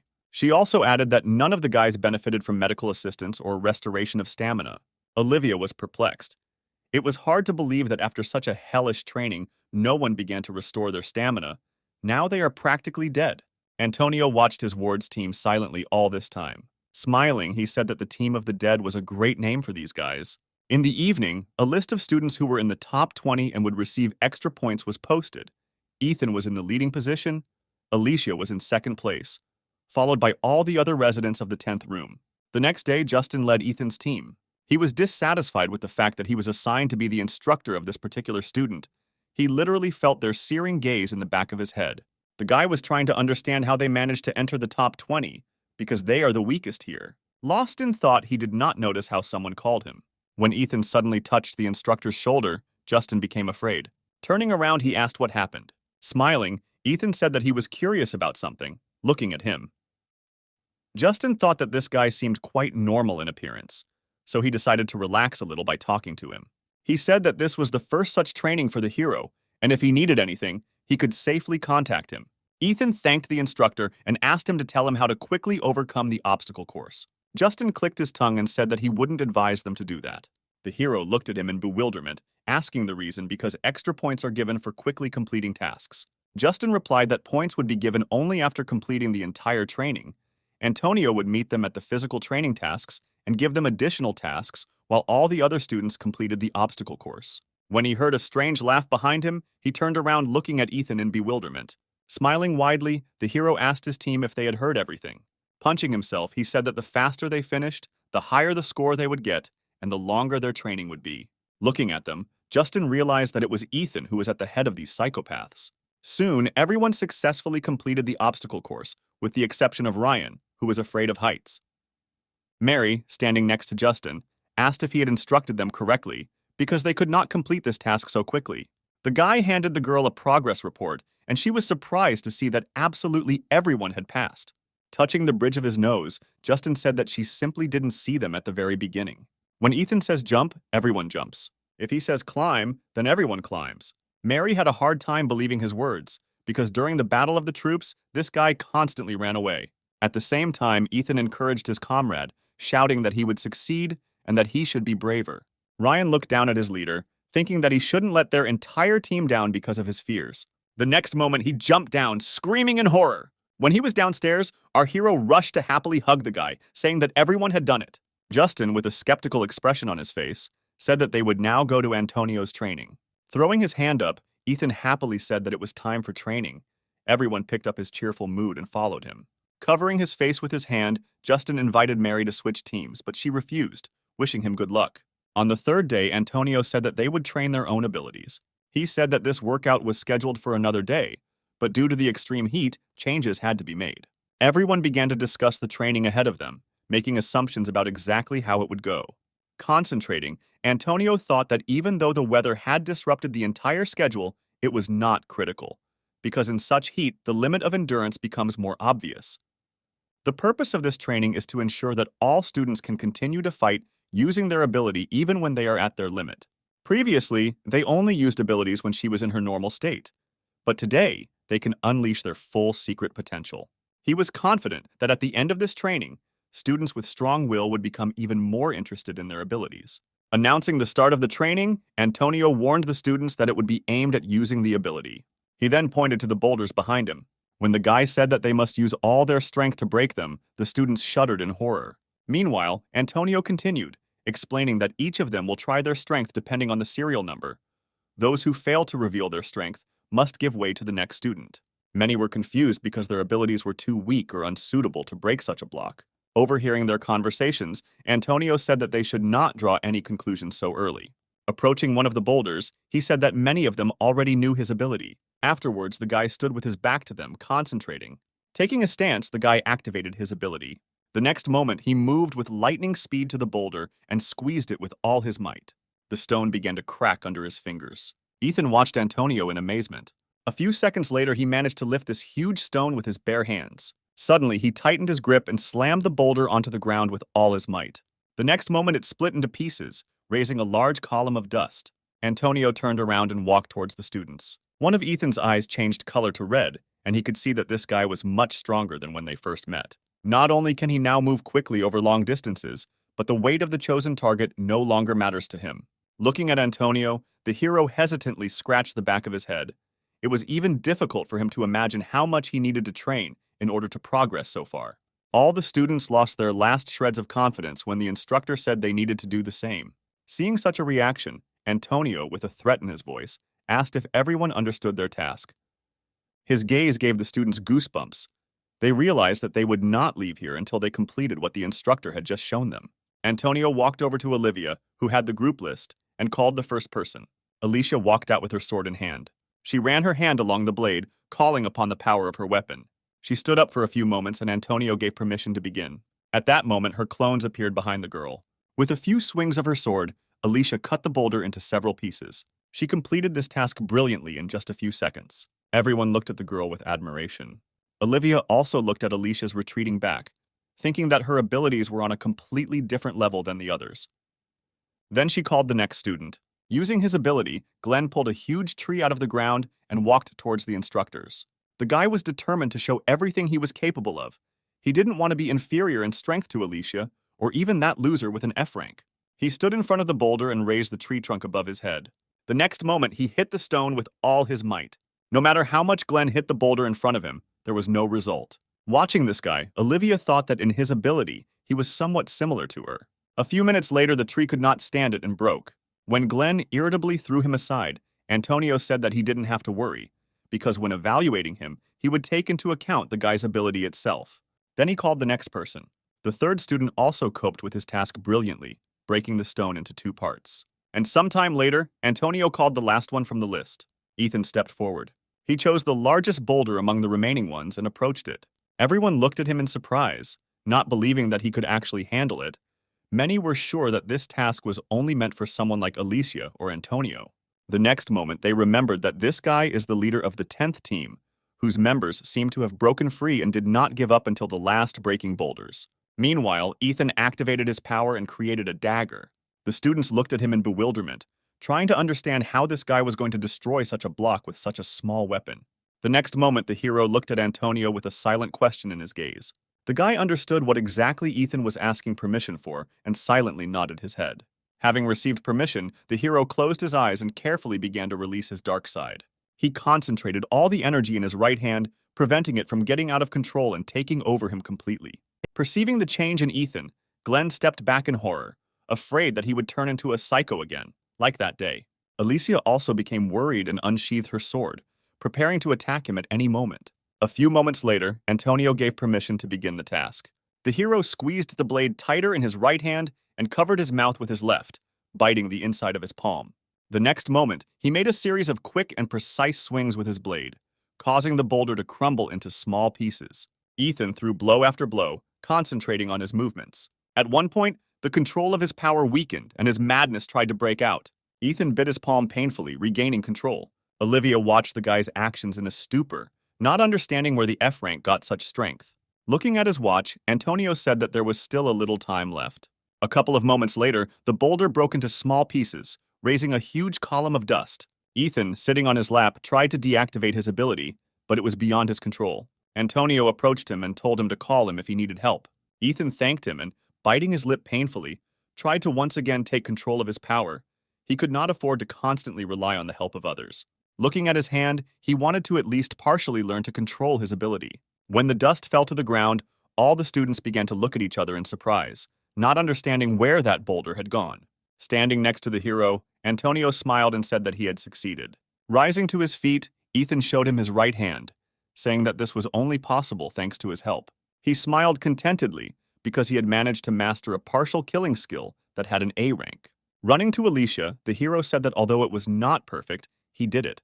Looking at him, the girl admitted that he made her seriously worry. She wanted to say something else. But at that moment, Ethan was surrounded by members of his team, and with eyes full of admiration, they began to shower their leader with congratulations.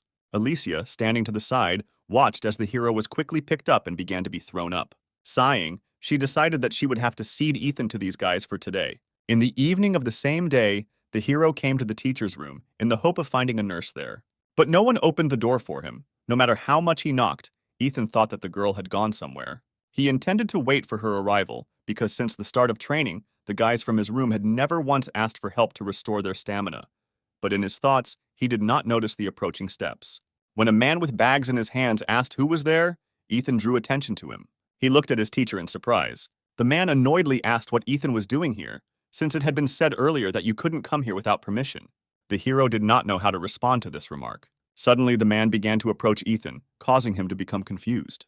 The guy couldn't think of anything else to do but scream throughout the entire corridor, throwing the teacher into bewilderment. Leaning towards his problem student, Teacher Reed asked him to shut up because if he was caught here, he would be severely punished. Ethan looked in surprise at the man who was trying to persuade him to leave here as quickly as possible until one of the teachers came here. The next moment, Teacher Reed's fears were confirmed when the door to the teacher's room opened and a man came out and asked what was going on here. The teacher immediately noticed our hero. Throwing his arms to the side, he said that he had never even expected such a meeting with the one and only F-rank disciple. Approaching the hero, the man mockingly asked if he had come to complain to his teacher about the too difficult training. Mr. Reed decided to intervene before it went too far and told Ethan to go back to the barracks. Throwing his hand on the guy's shoulder, Teacher Ron said that you shouldn't be so harsh with your students. Afterwards, the man entered the room, dragging Ethan with him, and said that since everyone was finally assembled, they could relax a little and have a drink. After his words, teachers began voting on which nearby restaurant they should go to. Snuggling close to Ethan, Ron said that there were no instructors here, so he didn't have to be shy. Afterwards, he asked if Antonio had been too harsh with them during training. Smiling, the guy replied that he liked the training sessions that he arranged for them. At that moment, Teacher Reed grabbed Ethan by the hand and pulled him towards him, asking if it was time for him to go to the barracks, because it was almost time for curfew. Teacher Reed said that there was no need to rush the guy so much, because there was still time, and then asked what brought Ethan here. When he replied that he was looking for a nurse, the man laughed and turned to Eliza and said that this guy had come to her. After he headed to his place, Ethan at the same moment told the girl that he had come here to talk about restoring the stamina of his guys from the 10th room. When Teacher Ron got into his laptop to look at the current grades for guerrilla training, he was very surprised to see our hero's name in the first place. Other teachers were also shocked by this and assumed that it was just some kind of mistake. Ethan was amazed at the irresponsibility of the teachers. For the past 3 days, they had not bothered to look at their students' grades even once. Teacher Ron looked at the guy contemptuously, asking if he had given Antonio a bribe so that he would give him and all the other students from the 10th school high scores. Ethan was struck to the core by such arguments. He replied that Antonio was not one of those who would buy money. Pointing at the monitor, the teacher asked in bewilderment how a student with the lowest rank was able to take first place in ability training, if not through bribery. The hero shouted that all the results he received and the results of his comrades were earned honestly. Teacher Reed, who was holding him, said that he had better stop and go back. After that, they turned around, and the teacher was about to pull the door handle when Ron asked if it was too late for Reed to start protecting his students, because through his fault, they were on the verge of death, after which he said that starting tomorrow, he would have to start monitoring the 10th class. Teacher Reed ignored his words and pushed Ethan towards the exit, saying that they had to go. However, our hero could not just allow the teachers to devalue the work he and his team had put in. Suddenly, he shouted out that he had a question. Teacher Ron looked at the guy in bewilderment, wondering what he would say. Without turning around, Ethan asked what would happen if, in front of all the teachers, the entire 10th room entered the top 30. The next moment, he turned to the teachers and asked with a smile what they would do then. For a few moments, the teachers fell out of reality. After recovering from the shock, they all began to laugh. Ron said that Ethan had a great sense of humor. Still smiling, the hero said that he was completely serious. The next moment, Teacher Ron said that if this really happened, he would promote the entire 10th room to corporals at once. The other teachers supported this proposal and immediately began to place bets. After that, Ethan headed for the exit, saying one last time that the teachers be sure to keep their promise. Eliza rose from her seat and followed the guy. When she caught up with him outside, Ethan apologized to her for causing a commotion in the staff room.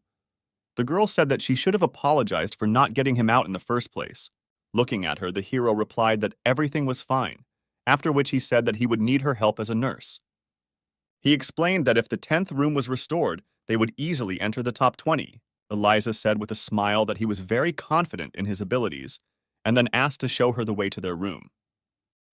Ethan replied that it would be best if she came in after he cleaned up their room a little. At the same time, students from other rooms were beating Ethan's team, trying to find out where he was now. Looking at the beaten guys, Casper said that the rumors that their F-rank leader had conspired with the instructor turned out to be true. Alfred objected, saying there was no collusion. However, Caper did not let him finish, kicking the guy in the face. Bringing Alfred to his knees in front of him, he said that the 10th room had too much ego, since someone dared to challenge his words. Ethan sat around the corner, watching from the side. He was very angry with Casper. But the hero understood that now was not the right time to run into problems. It was too obvious that they were deliberately trying to provoke him into a fight. He was thinking about who would be best to call for help in this situation, the teacher or Antonio. Ethan emerged from his thoughts when someone fell near him. The next moment, the hero's face changed. Nick was lying in front of him, shuddering in pain. When the guy told Ethan that he better not get involved in this, his common sense left his body as our hero. Turning around, Casper said with satisfaction that Mr. Liar had finally decided to honor them with his presence. Approaching him, Ethan asked what Casper needed from his team. The bully ignored the question addressed to him, after which he asked if the hero was taking on too much, deciding to try on the role of the main one. Ethan was not going to listen to all this and said that if Casper left now, he would keep silent about what had happened. Bending down, the bully asked what he was going to do otherwise. Casper said that most likely the hero will run to complain to Antonio, who is covering him, or to the teachers. Turning to his friends, he declared that their number one was losing ground and was not capable of anything without cheating. Listening to these annoying taunts, Ethan's crazy side began to surface, and he had to bite his palm again to come to his senses. At that moment, Glenn appeared in the corridor. Calling out to Casper, he said that if he wanted to fight so badly, then he should try his hand at training tomorrow rather than show off now. Then he slammed the door to his room. However, Casper and his comrades ignored his words. They began shouting for their leader to show this loser the power of the 7th rank. Ethan was still standing, covering his mouth with his hand, trying not to lose control of himself. He thought that if he got into a fight now, he might lose too much later. The hero could not afford to just miss the chance for him and his team to be noticed. Standing opposite him, Casper tried to get at least some reaction out of Ethan, goading him in various ways. But the hero did not react in any way to his words. Then Casper assumed that he was so frightened of him that he could not utter a word. The next moment, he activated the ability and decided to attack Ethan by lengthening his limbs. The hero did not expect that this guy would decide to use his power in such a place. He turned around and was about to run, but the enemy's arms grabbed him, not allowing him to escape. A few moments later, Casper completely enveloped Ethan's body. Looking into the eyes of his opponent, the hero grinned that, looking at his arms and legs, he looked more like a worm than the stick insect that they call him. Afterwards, Casper tightened his grip on the hero's neck, asking how he still had the strength to chat. Squeezing Ethan's entire body, the guy told him to try cheating again, just like in training, until he broke a couple of his bones. With every second, the grip on his neck intensified, and Ethan almost couldn't breathe. Looking at him, Casper asked with interest whether the hero would even try to pull off some trick. Ethan really didn't want to do anything. He just wanted to let his opponent do whatever he wanted, and when he'd had enough of it, he'd leave happy. The members of our hero's team could not so easily watch their leader sacrifice himself. He tried to divert Casper's attention to himself.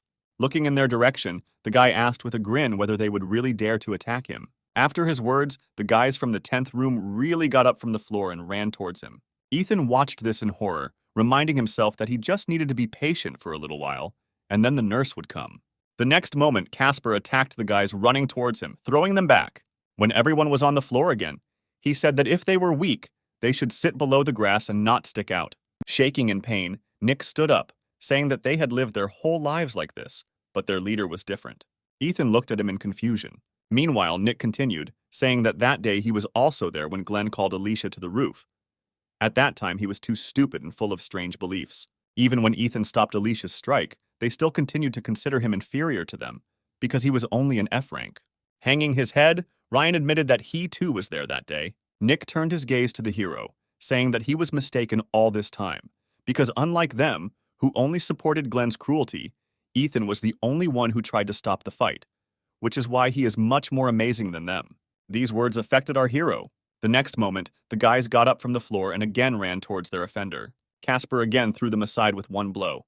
He said with irritation that since his words did not reach them, he would have to show everything with a concrete example. Ethan, looking at his guys, realized that he was very mistaken in thinking that everything could end so easily. After all, it was he who taught them not to give up. The hero remembered that he promised Alicia that he could get his rank badge this week. It was because of his selfish desire that he argued with the teachers, saying that his team could get into the top 30. Just his desire does not mean that other guys want it too. Ethan realized that today they would fight to the last, even knowing that their opponent was much stronger than themselves, because it was he who taught them this. The next moment, he created a dagger. Noticing this, Casper said with a grin that this was not the first time he had seen his pathetic ability. Ethan ignored his words and turned to his team members, telling them to listen carefully. Looking at Casper, he said that if they fight only with the help of their strength, they will not be able to defeat even such a pathetic insect. Having loosened control over his power, Ethan said that Casper was too presumptuous, relying only on his ability. The next moment, he threw off his opponent. Taking a stance, the hero said that to win it is not at all necessary to have a strong ability. Casper looked at the guy in front of him in bewilderment, trying to understand how he managed to free himself from his grip. The next moment, Ethan approached him. Having been wounded in the leg, Casper fell to the floor with a loud scream. The hero looked at him with confusion, asking how, with his inability to endure pain, he managed to get 7th place in the ranking. Looking at Ethan standing in front of him, Casper began to beg him for mercy, saying that he was very sorry. The hero dispelled his ability and looked at him arrogantly, saying that he was too pathetic. Casper began to crawl back, seeing how the look of the guy opposite him had changed. But he didn't manage to get far. Ethan quickly caught up with him, and the next moment, Casper's cry of pain was heard throughout the entire floor. Tying his hands in a tight knot, Ethan looked at his team, saying that they too could handle him without using their powers. He then looked at Casper and asked with a smile if this was the specific example he wanted to show. The guy screamed in fear, afraid that he would be hit again. The next moment, he could not stand it and lost consciousness. Rising from the floor, Ethan said that Casper was wastedly boasting of his strength, and when it came down to it, he immediately passed out. All this time, his friends watched from the sidelines and recoiled in horror when the hero remembered their existence. Turning to them, Ethan asked with a smile that he had to deal with all the garbage. Their next morning began again with an exhausting run. Glenn is still amazed at how fast Ethan rushes past him. He really didn't understand what kind of monster he had to be to not even be out of breath after 10 laps around the training field. The next moment, he noticed something strange. Looking around, the guy noted that the guys from the 10th room, unlike in previous days, were barely trudged today. The instructors watched the students closely from their seats. Olivia looked at Eliza, asking about student number 7's condition. The girl answered wearily that, although with difficulty, she managed to restore his condition. But he suffered a strong emotional shock, so it would take some time before he could return to training. Rubbing the bridge of her nose, she added that she also managed to patch up the guys from the 10th room a little after the fight, but they were unable to restore their stamina, so today they will have a hard time. Antonio sighed sadly after the girl's words, looking at Ethan's team. When the run was completed, he called our hero over and asked if the guy could guess why he was called. Having received his answer in the form of a nod of his head, Antonio said that because of what happened yesterday, Ethan was given demerit points. His eyes widened in surprise when he heard that he had been demoted to 300th place again. He expected the punishment to be severe, but he didn't think it would be that much. Afterwards, the instructor turned around and said that everyone could be free and go to breakfast. Ethan had no choice but to resign himself. He was lucky that the hall was not talking about his expulsion. Then everything would have been many times worse. But his team could not calmly accept such news. The guys called out to Antonio, saying that it was too unfair, because the students from the first room were the first to start a fight, and they were only defending themselves. Turning around, the guy told them to stop appearing and hurry to the dining room before all the food was taken away. Ryan came forward and asked why their leader was being punished for only protecting them. Sighing, Antonio shouted that everyone gets penalty points for refusing to carry out the order of the elder. After that, Ryan tore the number off his uniform, saying that he's had enough. No matter how much effort they put in, they always remain litter for everyone else. Turning to them, Antonio asked them with a threat in his voice if they wanted more penalty points. At that moment, Ethan stepped forward, shouting that they were ready to accept their punishment. Antonio looked at him in surprise. The members of our hero's team fell silent, casting puzzled glances at him. Ethan began doing exercises as punishment for his group's behavior. Ryan and Alfred looked at their leader sadly, thinking that he must be very angry right now. The next moment, they joined him and began doing push-ups under the close supervision of the instructor. At some point, Antonio announced that on Friday afternoon, there would be a skill competition between the best guerrilla fighters. He said that this is where the guys will be able to show everyone else everything they are capable of and prove that they are something more than just litter. After his words, Ethan lit up, realizing that this was his last chance to make up for everything he had lost. Antonio looked at his watch and saw that there were 20 minutes left until the end of breakfast. He told Ethan's team that they could be on their way up. The exhausted guys followed the instructor's order and got up from the ground. Smiling, Antonio said that they should hurry to the dining room. After such an exhausting morning workout, the guys barely ate and trudged to breakfast, wondering if they had anything left. At the same time, Teacher Ron came out of the cafeteria. He immediately noticed Ethan and his team approaching. Approaching the teacher, the hero greeted him and asked how breakfast was. The man replied that the food here was not to his taste and it would be better to eat ramen. After the man's words, the guys from Ethan's team glanced displeasedly at the teacher. He noticed that their team was the last to arrive this morning, making it more obvious that they had been using dirty tricks in the previous days. Smiling, Ethan replied that they simply did not have any strength left due to hunger. At that moment, the teacher approached him, saying that strange information had reached him, that one of the best students had been knocked out yesterday. The hero realized with horror that Casper was in Teacher Ron's class. Meanwhile, the man continued by saying that witnesses reported that Ethan was the one who beat his student. The next moment he laughed, patting the hero on the shoulder. The man said that his student was always good at telling jokes, but this time he outdid himself by coming up with the idea that a 7th-ranked fighter could lose to an F-ranked 300th. Ethan couldn't believe that this teacher didn't value him so much that he didn't even believe his own students, who were participants in yesterday's incident. Ron said that starting tomorrow, the teachers will train with them. Although this is problematic, It is the only way to prevent cheating. Teacher Reed and an exhausted Eliza approached them and intervened in the conversation, saying that breakfast was about to end and everyone should hurry up. A few moments later, Ron's teacher was led towards the exit of the building. After that, all the guys ran to the dining room, praying to God that there would be at least something left there. Ethan remained in place. He had a bad feeling. The next day, as promised, the teachers joined the students in training. Teacher Ron noticed that Teacher Reed wasn't even out of breath as he performed the fourth set of squats, 50 times each. Approaching him, Ron said that he would not have expected anything else from the physical education teacher. He was doing an excellent job with the exercises. Olivia, who was observing the students, noted that the students were not in the best condition today. The teachers are trying to monitor them, but due to the fact that their training is not going well, the students' mood is also lost. She also noticed that many were never able to regain their stamina, so now they are just sitting out. What alarmed her most was the students from room 10. They became even more like zombies. To her surprise, this also affected the motivation of the other teams. Ethan and his guys were much more helpful than she had originally thought. Olivia looked at Antonio, wondering what he would do. The next moment, the guy told everyone to stop doing the exercises and listen to him carefully. Afterwards, he said that he perfectly understands that many want to save their strength for the competition.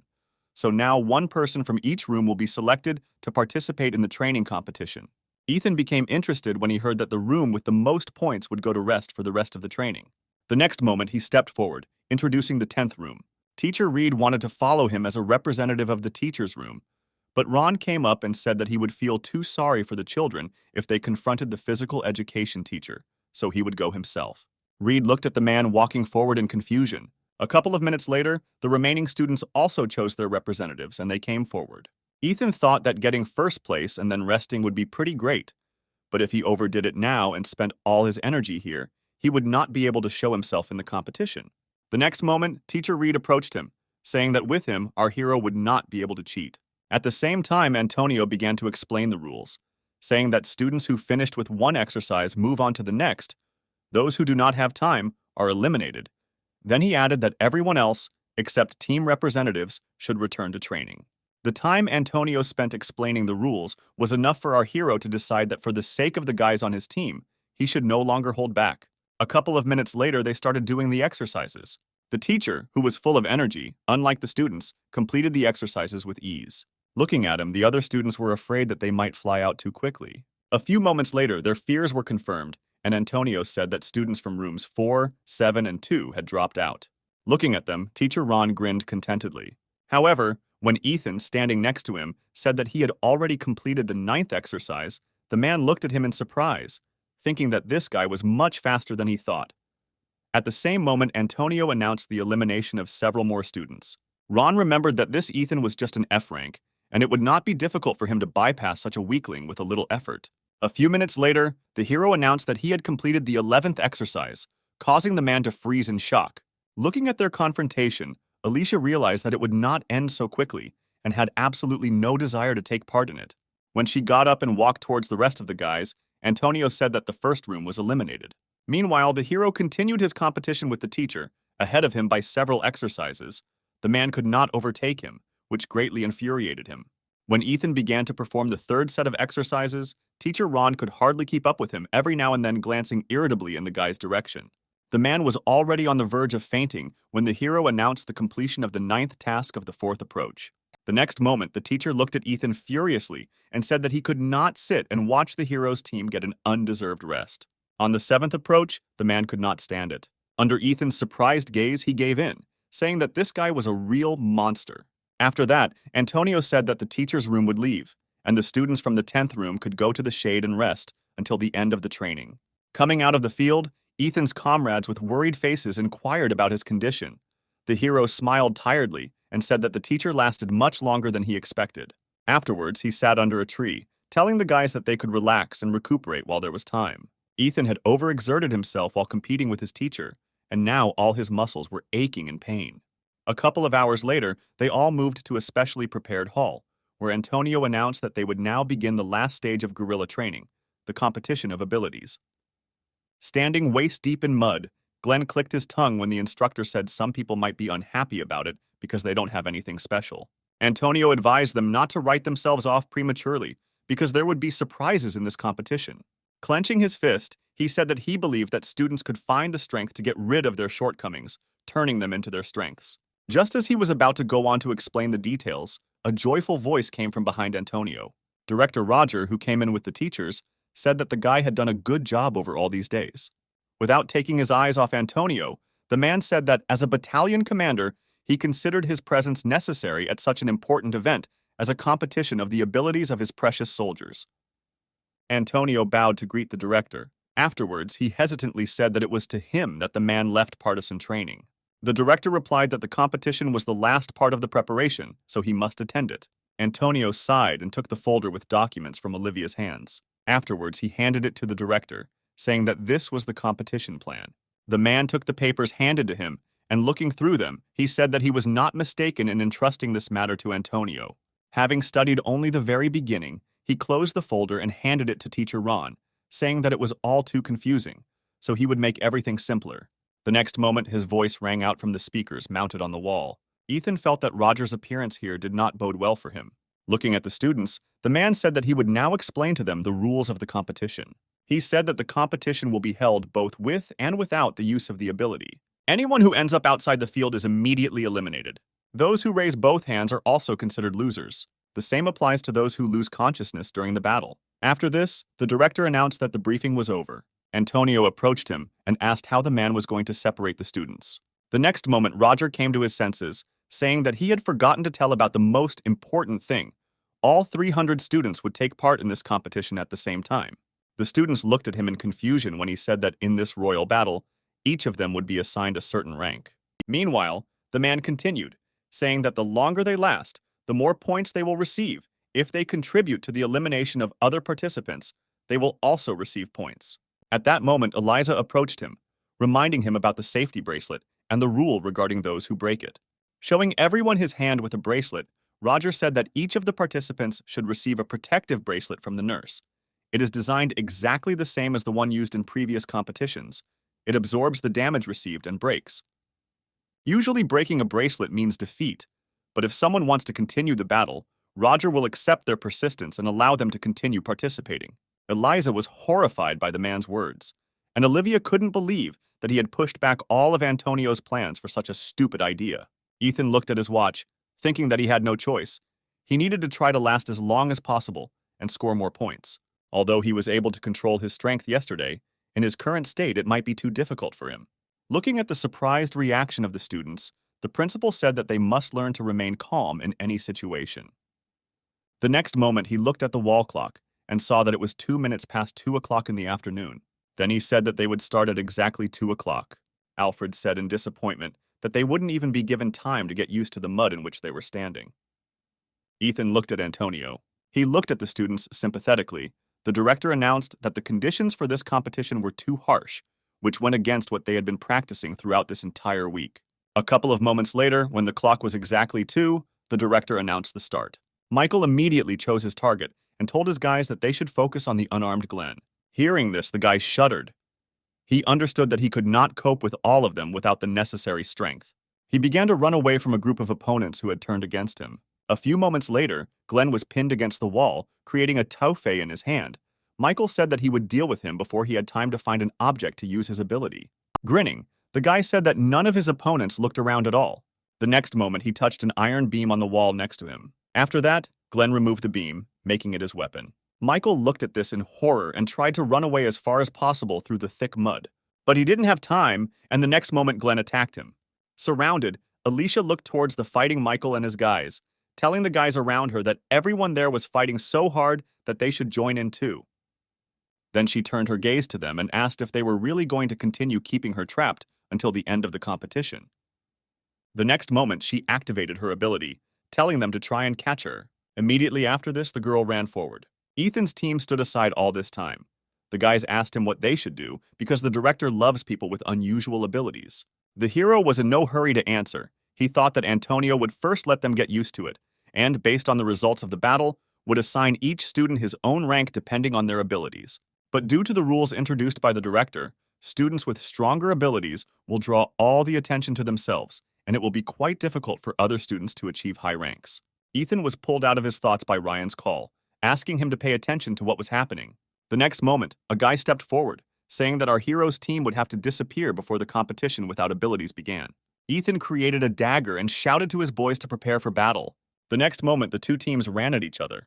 Dodging the enemy's attacks, the hero shouted to his team to try to hold out until the start of the competition without abilities. Roger, who was watching the battles, said with satisfaction that the kids were doing a good job, but Antonio did not share this opinion. He said that the disciples had not even warmed up yet, and those with strong abilities would gain too much of an advantage. After his words, Teacher Ron approached him, and placing his hand on his shoulder, whispered that although Antonio was an instructor, he was a battalion commander, so he should refrain from such comments. The man heard his words and, laughing, said that everything is in order. The teacher needs to take into account the fact that this boy put a lot of effort into preparing for the competition. Approaching the director, the teacher said that he was absolutely right. Rubbing his chin, Roger said that the students should take extra time. After that, he picked up the microphone and announced that in 30 seconds, they would move on to the no-ability competition. Ethan began to strike more actively after the director's words. He shouted to his guys that they only had 30 seconds left to hold out. All this time, another part of the students was chasing Alicia, trying to catch her in various ways. She smiled, saying that she was already tired of playing catch-up with them, so it was time to finish. The next moment, the girl created her clones and ran towards the guys. Some immediately found themselves out of bounds. Glenn has successfully resisted his opponents all this time. He swung the beam from side to side, aiming at his opponents. From his strong blows, the students' bracelets broke, taking all the damage upon themselves. Watching this, the director rubbed his palms contentedly, saying that Alicia and Glenn were showing excellent results, so he wanted to watch the ability competition a little more. Hearing this, Antonio looked at him displeasedly, saying that this would not be fair to other students. After his words, Roger clicked his tongue. The next moment, he told everyone to stop using the ability. After his words, the students froze in place. The students who were fighting Ethan's team decided that they should switch opponents for this round. The hero himself relaxed a little, glad that they managed not to fly out. But he was not sure that he could hold out until the very end, because his stamina was already running out. Standing opposite the opposing team, Alfred said that at this stage, they would not be able to be caught, even if all the guys from the first room united. The next moment, Mina and Matthew nodded to each other and ran behind their team. Michael, who noticed this, looked at them in surprise. A couple of moments later, Mina shouted to her boyfriend that now was the right time. He nodded and asked the guys from rooms 2 and 3 to keep their word. After that, they pushed the students standing in front. Michael looked at them in bewilderment and asked what they were doing. The next moment, several more guys from Michael's team were attacked. Jacob asked if Mina and Matthew really decided to go against their own comrades. The girl replied that the first thing they needed to do was get rid of competitors, because while everyone was resting, they managed to negotiate with other rooms. Matthew admitted that at first he doubted whether they would succeed, but the situation worked out well when all the students were drawn into this brawl. After his words, Michael was attacked and thrown into the water, not giving him the opportunity to rise. At the same time, Ethan's team watched from the sidelines, awaiting orders from their leader. The hero looked at his guys, noting that they were also at their limit. If the competition with abilities began again, they would not last long. He desperately tried to think of a way out of this situation. Looking at him, the guys realized that Ethan was just as confused as they were. Ryan drew the leader's attention to him by shouting his name. Without turning to him, Ryan said that all this time Ethan was wasting his strength for them. But now the zombie squad can only do one thing. The hero looked at him incomprehensibly and asked what he was talking about. Ryan shouted that they must prove to everyone that they are no longer those weaklings, and do not intend to back down at anything. The other guys stepped back from them in bewilderment. They didn't expect that Ethan's team still had the strength to fight. The next moment they attacked, Ryan replied that they were already tired of holding back their strength. Looking at the crazy eyes of these guys, the team surrounding them began to run away, overcome with horror. The zombie team was too dangerous in the eyes of others. Ethan himself watched his boys with an unblinking gaze. Glenn looked at them in bewilderment, saying that they belonged in a zombie movie, not here. At that moment, Alicia approached him. The guy turned to her and shouted for her to get out of here. He stopped short when the next moment he saw a crowd surrounding him. Glenn asked with irritation why she brought so many people here with her. Alicia asked in surprise if he was jealous of her popularity for an hour. The guy realized that she had brought them to him on purpose. The girl extended her hand to him, saying that it was time for them to go. The elapsed time should have been enough for him to gain enough points. Hearing their conversation, the other students came to the conclusion that the two had conspired. If they joined forces during the competition of abilities, they would definitely not win. The next moment, the crowd attacked Alicia and Glenn, intending to throw them out of the field. Seeing this, Teacher Ron excitedly looked at the principal, who was distracted by messages on his phone at the time, and said that he should take a look at what was happening.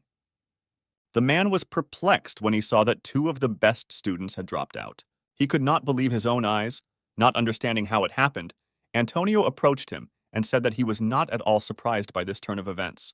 The director looked at him in surprise, asking what he meant. Antonio explained that those two could easily go against this crowd during a competition using abilities, but in a normal battle, they would have a difficult time. The other guys understand this, so they decided to team up to get rid of stronger opponents while they are vulnerable. Initially, it was quite obvious that in competitions without using an ability, those who relied only on their strength would be the main target. After listening to Antonio, the director said that in the future, this situation will help Alicia and Glenn become better. But in fact, he was very worried, because the press had not yet arrived, and the best students had already dropped out. The last hope he had left was the guys from first room. However, moments later, they too were eliminated, leaving Roger horrified. Grabbing Teacher Ron, he demanded from him an explanation of everything that was happening here, why all the strong students were dropping out so quickly. Antonio watched Ethan and his team of zombies with a smile. An annoyed director, Roger, looked at his phone. He thought that this would be a quick brawl in which only the strongest would remain, so he told the reporters to come here. The next moment, he grabbed the microphone and announced that in 30 seconds there would be another competition using abilities. All this time, Ethan stood watching his team. He smiled sadly, thinking that he could help them, but it turned out that he himself seemed to be saved. At that moment, one of the guys standing nearby shouted out that even though Ethan was stronger than them in a normal battle, but in the battle of abilities, he was much inferior to them. Austin then pointed to his comrade standing behind him. The hero wondered aloud whether he would be able to control his ability now that he was not in the best condition. Coming closer to him, Austin mocked him and asked what he was muttering to himself. Suddenly, Matthew called out to him and said that they should move away from Ethan now, which caused bewilderment among the others. He tried to protect his comrades from danger, warning them that Ethan was too dangerous alone. Matthew saw the fight between our hero and Casper, which happened a few days ago. Then he firmly decided to stay away from Ethan. Suddenly, the director's voice came from the speakers, giving permission to use the abilities. Austin turned to our hero with a smug smile, saying that he would now be thrown out of the competition in disgrace. The next moment, a strong blow from a fist flew into his face. Ethan then pushed Austin to the floor. Looking at his defeated comrade, the other student did not notice how the hero appeared next to him with his fist raised to strike. Ethan punched his opponent, causing him to immediately fall unconscious. Everyone else watched what was happening in bewilderment. Having come to their senses, they rushed at Ethan, remembering that he was only an F rank. The hero did not move from his spot, watching the opponents approaching him. The next moment, he ran through this entire crowd with lightning speed, avoiding blows. Everyone turned around in surprise, looking at Ethan, who had not received a single scratch. The guys again raised their weapons to strike, intending to repeat the attack. However, the next moment, all of their weapons shattered into small pieces. One of the guys looked at Ethan, dumbfounded. The hero looked at his opponents with a murderous look, telling them to get out of here.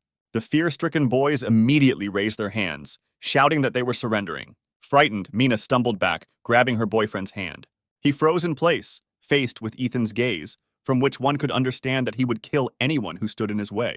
A guy approached him and grabbed Matthew by the shoulder, saying that he and his girlfriend had to get rid of all the high-ranking guys in exchange for not being touched by others. Matthew shrugged off his hand and asked in bewilderment since when was 300th place considered a high rank. Ben recalled that it was Ethan who took first place throughout the entire guerrilla training. At this moment, Mina approached her boyfriend and said that now that they are fighting using abilities, they are much stronger than the guy in the 300th place. A puzzled Matthew asked if she had forgotten what Ethan did yesterday. He tried to convey to her that this guy was too dangerous for them. Suddenly, Ethan called out to the pair, causing them to become alert. The hero irritably told them to stop stalling for time and attacking him. Mina and Matthew walked away from each other and turned to face Ethan approaching them. The next moment, the guy, overcoming his fear, created a whip. After that, he swung at our hero.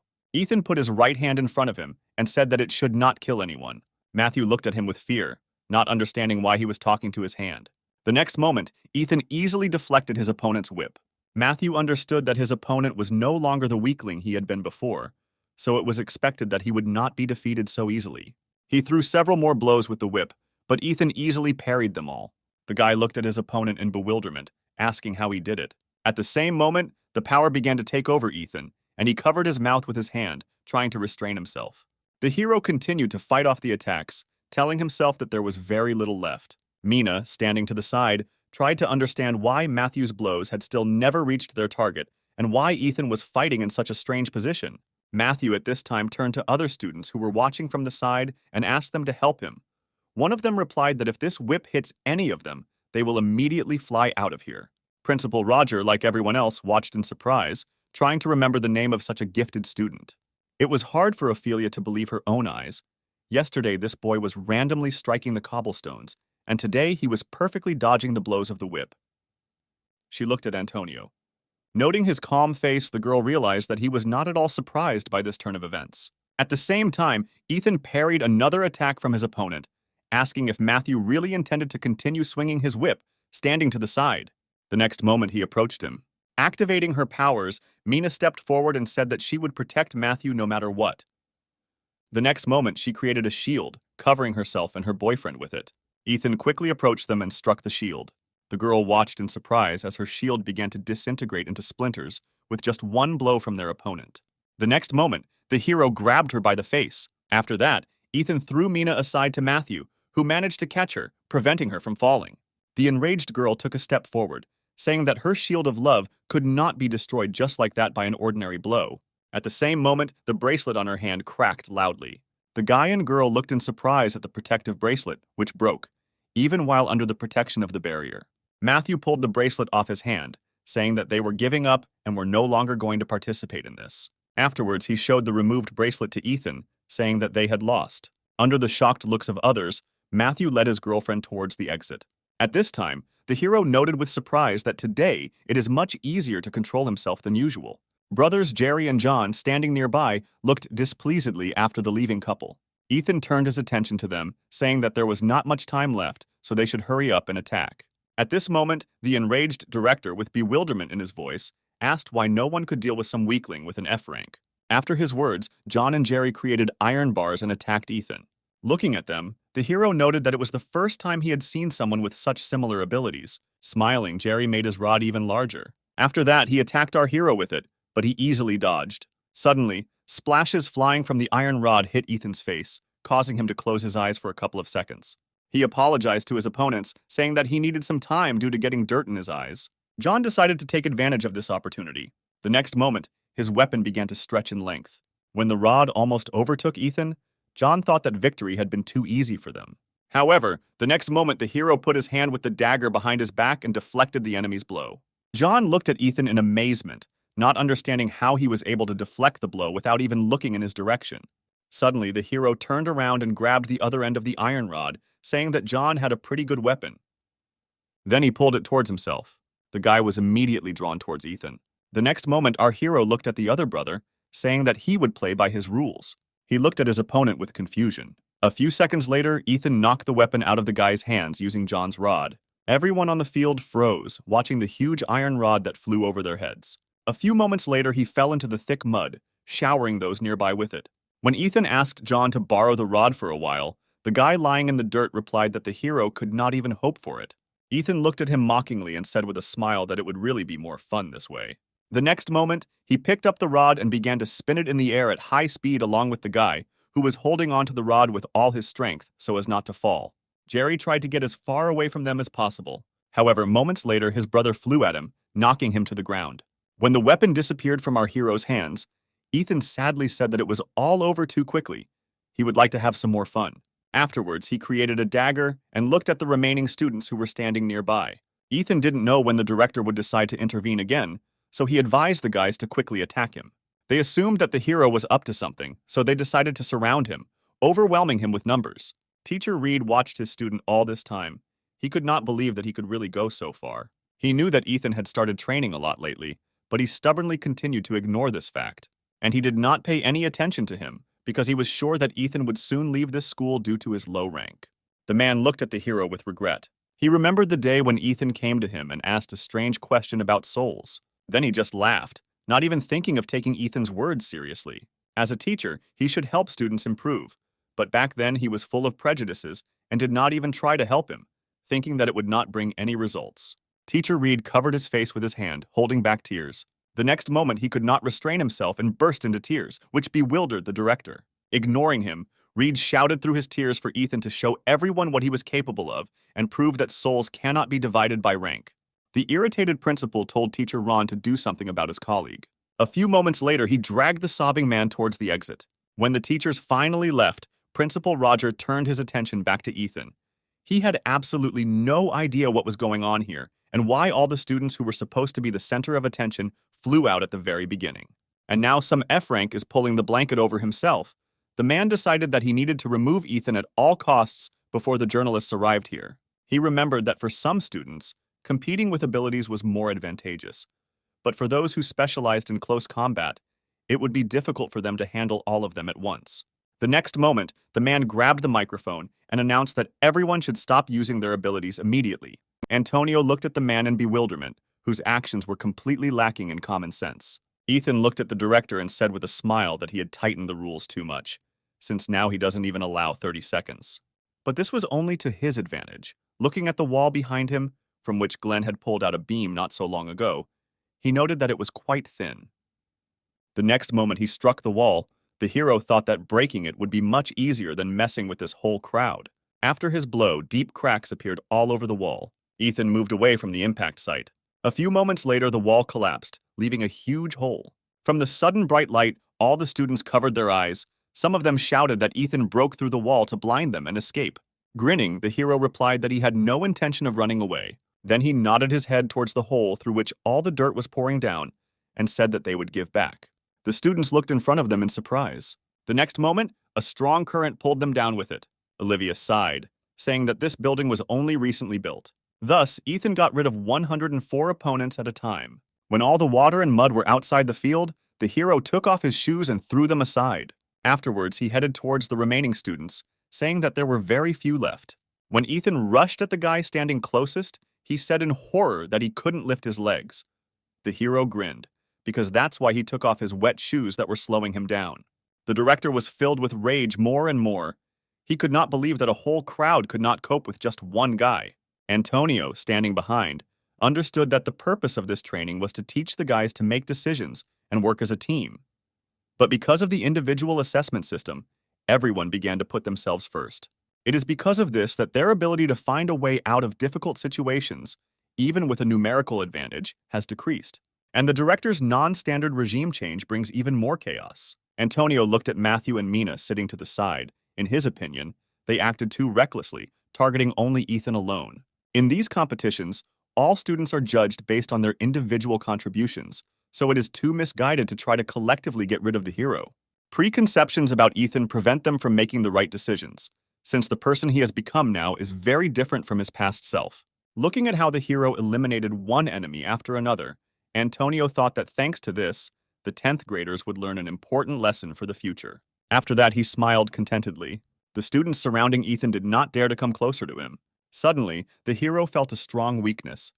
This did not escape the attention of the other students, and they all ran towards him, intending to overwhelm him with numbers.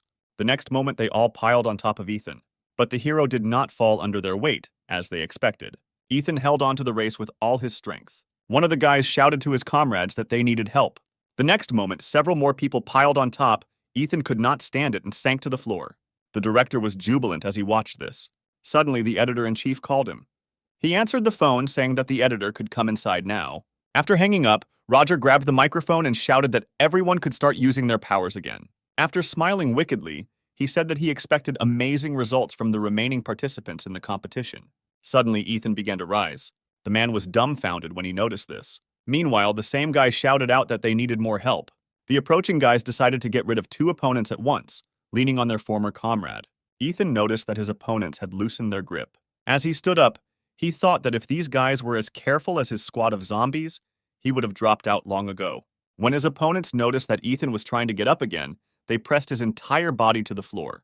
The hero decided that the strength of his right hand alone would not be enough for him, so he would have to go a little further than usual. The next moment, he jerked to his feet, throwing off all his opponents. It took him a few moments to regain control of the power, not allowing it to take over him.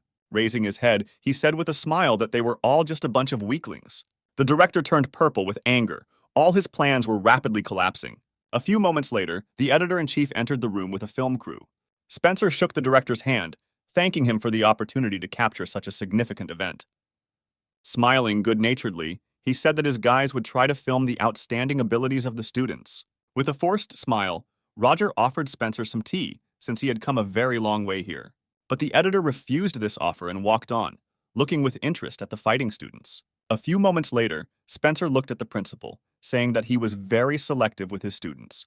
The director smiled awkwardly, answering that this was indeed the case. Meanwhile, the editor turned to the guys from the film crew, saying that they must capture every moment of this competition. Suddenly, he noticed Antonio watching what was happening below. A joyful man approached him, saying that the last time they saw each other was at an interview. Afterwards, he asked the guy if there were any noteworthy participants left on the field. Antonio replied that all the students were doing well, but when he wanted to name the one who was worth paying attention to, the director intervened. Hitting Antonio with his elbow, the man said with regret in his voice, saying that all the outstanding students had already dropped out. When Spencer asked how this happened, the director turned around and replied that they had greatly underestimated the enemy during hand-to-hand combat. As their mentor, he sincerely hopes that today will help them become much better in the future. Listening to his speech, Spencer said with admiration that nothing else was expected from the headmaster of such an outstanding school. Suddenly, one of the operators shouted that the editor needed to pay attention to what was happening on the field. One of the students was a real madman. All attempts to prevent Spencer from seeing Ethan failed miserably. Meanwhile, our hero was actively fighting off the arrows flying at him. When one of the students shot an arrow at Ethan's back, he fought it off without turning around. The girl shouted to the guy standing next to her that everyone with melee abilities should approach the hero and fight him back. But the guy replied that no one in their right mind would get under her arrows, because they would be expelled before they even got there to Ethan.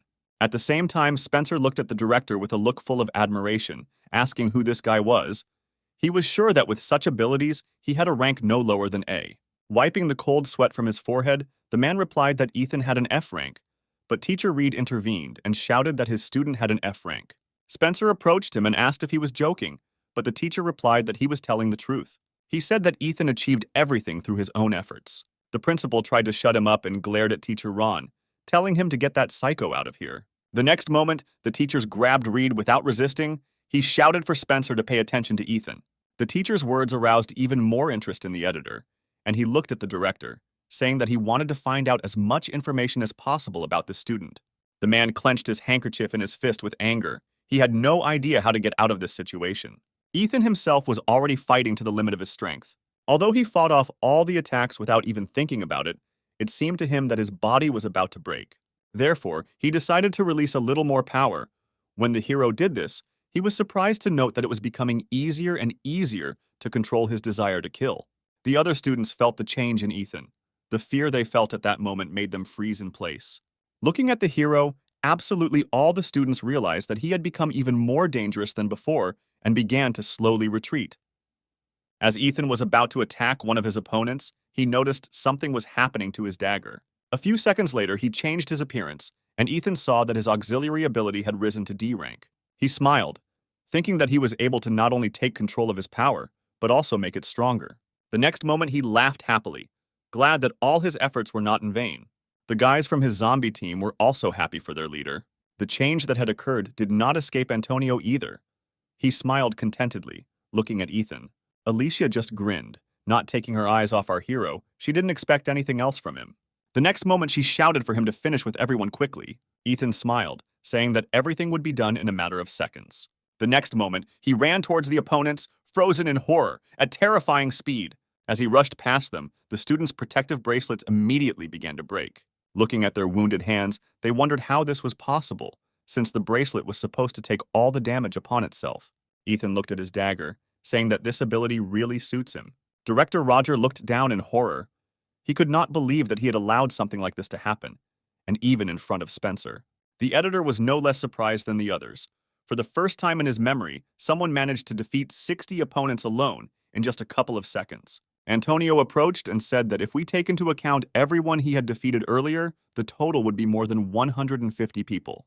Spencer's eyes widened in surprise, and he looked at the guy, asking if he was deceiving him. Antonio replied that there was no point in him lying about something like that. Then he looked towards Ethan, saying that in the end, everything would end with a number exceeding 200 defeated opponents. That evening, Pavel returned to his office after another protracted meeting. Entering the office, he saw Douglas behind one of the chairs. He looked at Pavel as he entered and said with a smile that they had not seen each other for a long time. Paul did not experience the same joy from the meeting as his uninvited guest. Sitting down opposite him, he said that Douglas should say whatever he wants since he came here, putting his life on the line. Spreading his arms to the sides, the man with feigned displeasure asked whether it was necessary to be so rude when communicating with his old friend. But Pavel interrupted him, answering that it was Douglas who first began to mock him. Rubbing his chin, Douglas said that if Pavel really thinks so, then he means absolutely nothing to him. His words infuriated his interlocutor. Slamming on the table, Pavel shouted that he had planned his escape through the East Coast. Still smiling, Douglas asked what kind of fool would attempt such a ridiculous escape attempt. He said he just needed an excuse to call him after a long time. At the moment when Paul found Douglas, he was covered in the blood of his comrades, and fire was blazing around him. When he said that their leader wanted to see Paul at dawn, the man looked at him in confusion. Pavel really did not understand why Douglas got rid of several dozen of his subordinates. Suddenly, Douglas changed the subject, saying that while he was in the South, he was able to meet some very interesting kids. Pavel asked if they were students at a military training school. Douglas nodded, saying that he had heard rumors that his old friend had started training kids, so he decided to check it out. But when he came to say hello, he got his ass kicked. Pavel frowned and asked what he meant. Douglas said that he would never have believed that one day he would have to run away from his child. After his words, Pavel froze in bewilderment. He knew that Douglas had broken into the bank and retreated for some unknown reason, but it was really hard to believe that this monster had been so cornered that he had to flee. Clenching his fists, Pavel tried to understand who exactly could have such power. Looking at his interlocutor's reaction, Douglas laughed, saying that his old friend himself didn't really know anything. Pavel irritably asked what exactly he should know. Douglas said that he thought that the guy was his secret weapon, but judging by Pavel's blank face, he was wrong. The man stood up from his seat, demanding a normal answer from Douglas. He said that he did not intend to tell him anything. Looking at him with crazy eyes, Douglas said that he had an unexpected harvest. Meanwhile, the competition of abilities had already ended. Opening his eyes, Ethan saw Alicia's face in front of him. Grinning, she said that next time he should warn him in advance about how long he was going to sleep. It seemed to the hero that he was still in a dream, so he extended his hand to her face. The girl was embarrassed when his palm lay on her cheek. However, the next moment Ethan pinched her cheek, surprised at how soft it was. With every second, irritation began to seize the girl more and more. In the end, she couldn't help herself and hit Ethan on the head, causing him to finally wake up. Having looked around, the hero asked why they were here and not at the competition. Alicia looked at him and excitedly asked if he really didn't remember anything. The next moment, she said that after Ethan had dealt with everyone, he looked at her and asked if she was watching him carefully and began jumping up and down. Looking intently at the girl, Ethan replied that he remembered that. The next moment, Alicia grabbed him by the cheek, saying that he passed out as soon as it was over. Then she asked how Ethan was going to get married if he was such a sissy. The hero asked displeasedly how long she was going to mock the man who had just woken up. A few moments later, he turned away from Alicia and covered her with his arms, answering that he was not going to get married in the near future. Smiling, the girl said that he should not be so categorical. He would have a happy life with her. Deciding that Ethan had had enough, the girl leaned back on the sofa and smiled, asking if he still thought it was a dream. The flushed hero looked unblinkingly at Alicia, who seemed incredibly beautiful to him at that moment. A couple of moments later, the girl handed him a badge with his new rank. Ethan beamed with happiness, glad that he was no longer a beginner. Looking at him, Alicia said that a little later the teacher would give him a certificate. When he asked what certificate he was talking about, the girl patted him on the shoulder, congratulating him on his first pestle in guerrilla training. Noticing that Ethan was not at all happy about this news, Alicia asked why he had such an indifferent reaction. Looking at his badge, he asked why he was only a private. Alicia thought that the guy was just surprised that he was promoted 2 ranks at once, so she began to explain that his efforts were noticed. But Ethan interrupted her, saying that he had an argument with the teacher. When the hero said that the teacher promised to make the entire zombie squad corporals if they got high scores, Alicia looked at him in bewilderment. The next moment, she gave Ethan a hard slap on the forehead, after which she said that he need not worry because the teacher made everyone corporals except him. When Alicia said that Ethan had one person to thank, he looked at the girl, trying to understand who she was talking about. Faced with his blank stare, she explained that he was keeping the nurse busy. Ethan was horrified, remembering that he really didn't think about the nurse at all back then. Alicia smiled and said that they could go thank her later. The hero objected to her, saying that he wanted to go alone. Smiling uncertainly, the girl repeated that she had offered to go with him. Shaking his head, Ethan replied that she hadn't done anything wrong. He just had to go alone. Suddenly, Alicia grabbed his cheeks painfully again. She asked in bewilderment if he really didn't like spending time with her. The next evening, an unexpected guest visited the principal's office. Teacher Reed brought the man tea, saying that the battalion commander had left. Reaching for a cup, Duke said that apparently the rank system in this school was not yet fully organized. When Reed asked what he meant, the man explained that they had been contacted in advance by the commander of another battalion, and the answer was a regular lieutenant. Bowing his head, Teacher Reed apologized, saying that he was the only one on shift today. After his words, Duke laughed and said that even if special military training was organized on the basis of their school, this does not mean that they will be able to organize the same ideal military system as the 998th.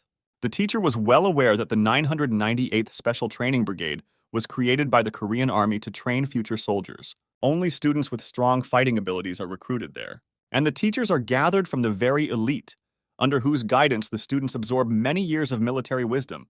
Studying there is an alternative to a higher educational institution. Putting the cup back to 100, Duke asked when the director of this school would come. Teacher Reed replied that he would be here soon. Looking at the teacher, Duke noticed that his face was too displeased, to which Reed replied that the man was behaving too disrespectfully for a representative of another bloc. Grinning, Duke apologized for his manners. Afterwards, he said that he had allowed himself a little rudeness since he was an enemy who had come to declare war. When Teacher Reed asked what he meant, the man looked at him, saying that everyone should have already known this. But apparently, this school's information base is so weak that no one heard anything. After his words, Reed remembered his recent conversation with the director. Meanwhile, Duke continued by saying that although there are a couple of big names in this school, such as Alicia and Antonio, not many people care. When the teacher said that they had another strong student, Duke reached for the magazine lying on the table. Opening the page with Ethan, the man mockingly asked if the teacher meant him. The next moment, he threw the magazine away, saying that he had already seen this news and would never believe what was written here. He said it's best for reporters not to go overboard with details if they want to make the story seem more believable. At the same moment, the director came into the office, apologizing for being late. Duke shook his hand, telling him everything was fine. Teacher Ron decided not to stay there any longer and left. Suddenly, he heard loud shouts from students that reached even here. Looking out the window, he saw that the lights in the gym were still on. The guys from the zombie team were exhausted. They had finally finished Antonio's entrance exam. Ethan approached him and asked him with excitement in his voice what he thought about these guys. They looked expectantly at Antonio. He suddenly smiled, asking why ask something so obvious. Afterwards, he congratulated all the guys on their successful entry into the club. The guys looked at their leader with surprised faces. He smiled and nodded to them. The next moment, the building was filled with joyful cries of children. Teacher Reed, looking at the gym, said that he believed in Ethan. Then he turned around and walked towards the stairs. Meanwhile, in the office, Duke handed Director Roger a folder of documents, saying that he was ordered to obtain the seal after reading the contents. Roger signed. He knew that the document he signed had conditions that were too unfavorable for him, but he could not refuse. Taking the folder, Duke bowed and thanked the director for his time. A few moments later, Roger was alone in his office. He was beside himself with anger. Spencer carefully reviewed yesterday's video recording. He thought that this fight against Ethan, who was an F rank, would be a real sensation. Pausing the video, the man looked at the stack of sheets of the article he had written. The bosses didn't accept her, saying that Spencer should forget about what he saw yesterday. He rose from his seat, thinking about why the state needed this. The man realized that most people would say that the video was scripted to promote the special education high school. The fact that the worst F-rank disciple took down 200 disciples single-handedly is indeed very hard to believe. If he had not seen everything with his own eyes, he would also have considered something like this to be nonsense. Spencer assumed that the school was protecting such an outstanding student for some reason. But if this were really true, the school would have gotten rid of the interview with Alicia, who dealt with the plague. Suddenly, he realized one important thing and rushed back to his monitor. He opened a list of students who were involved in what happened at the bank. A few moments later, he smiled happily when his suspicions were confirmed. A sudden knock on the door caught Spencer's attention, and he raised his head, allowing him to enter. The man who entered told him that there was information about a secret connection between the special training school and the 998th school. Spencer smiled when he heard this, happily saying that this was a great opportunity. Late in the evening, Ethan and his boys finished training. The hero praised them, saying that they did a great job today, just like always. Ryan happily said that now no one is bullying them because of the rank of corporal, thanks to Ethan. Nick suddenly interrupted their conversation and asked if their leader was still training even after they left, to which Ethan replied that everything they do with Antonio is just a warm-up. Looking around, the guy said that today he didn't see the favorite at all. Ethan looked at him asking who he meant. Nick explained that Alicia had previously told them to call her that because she was their leader's favorite. The hero replied that she waited for him until he said he was going to take another approach, so she left. Nick grabbed Ethan by the shoulder and said excitedly that he shouldn't behave like that with his lover. Alfred also didn't stand aside, teasing his leader. Ethan could not stand it and sank to the ground, covering his head with his hands, asking the guys to shut up. Suddenly, he noticed that someone had approached him. The hero stood up abruptly, looking at the man towering over him. The other guys also froze in surprise. Smiling, Pavel apologized for his unexpected appearance. Ethan recognized the man standing in front of him and excitedly replied that everything was fine. When Pavel admitted that he was glad that the hero recognized him, scratching the back of his head, Ethan replied that there was no one in this school who could not recognize such a respected person.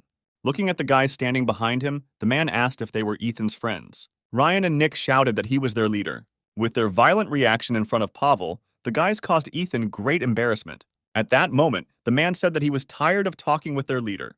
The guys replied that they would not bother them and would go first. Having come to his senses, he asked the guys to keep quiet about the fact that they saw him today. Looking after them, the man smiled and said that a bright future awaited them. The guys rushed out of here as fast as they could, competing with each other. Turning back to Ethan, Pavel asked him for forgiveness for appearing so suddenly when he was heading home. The hero asked what business the man had found him on. When he replied that he had come to look at Ethan after watching the recording of the competition, the guy hesitantly replied that he was very glad that Pavel liked the video. But he was surprised that such a respected person had come and decided to visit a student who had just reached D rank. Looking at him seriously, the man asked the hero if it was possible to divide souls by rank. Ethan looked at him in surprise, not understanding why he was asking him such a question. Looking at the surprised face, Pavel said that this was just a random question, after which he returned to the main purpose of the conversation, saying that he chose this school for military training. Although from the outside it might seem too cruel, he hoped that a student like our hero would be able to become stronger even in the most difficult conditions. All this time Pavel relied on Antonio, but everything did not go as smoothly as he expected. Hearing this, Ethan took a step forward, saying that Antonio has a strong influence on many students, and without his help, Ethan and his team would not be here. After listening to the guy, Pavel smiled and said that he had made a mistake. In fact, he hoped that the students would begin to work even harder, looking back at Antonio. The next moment, he put his hand on Ethan's shoulder, after which he said that suddenly someone else appeared who actually managed to lure other students. Smiling, Pavel said that he was really glad that after a personal meeting with Ethan, he was able to verify something. It was not difficult for him to guess what kind of secret weapon, which even he himself did not know, Douglas said during their last meeting. Looking at the footage of the competition, he was amazed. But Douglas could not be cornered just by the level of strength that Ethan showed in the competition. Pavel was sure that this guy was much stronger than it seemed at first glance. He had never seen so much living energy in anyone before as in this guy.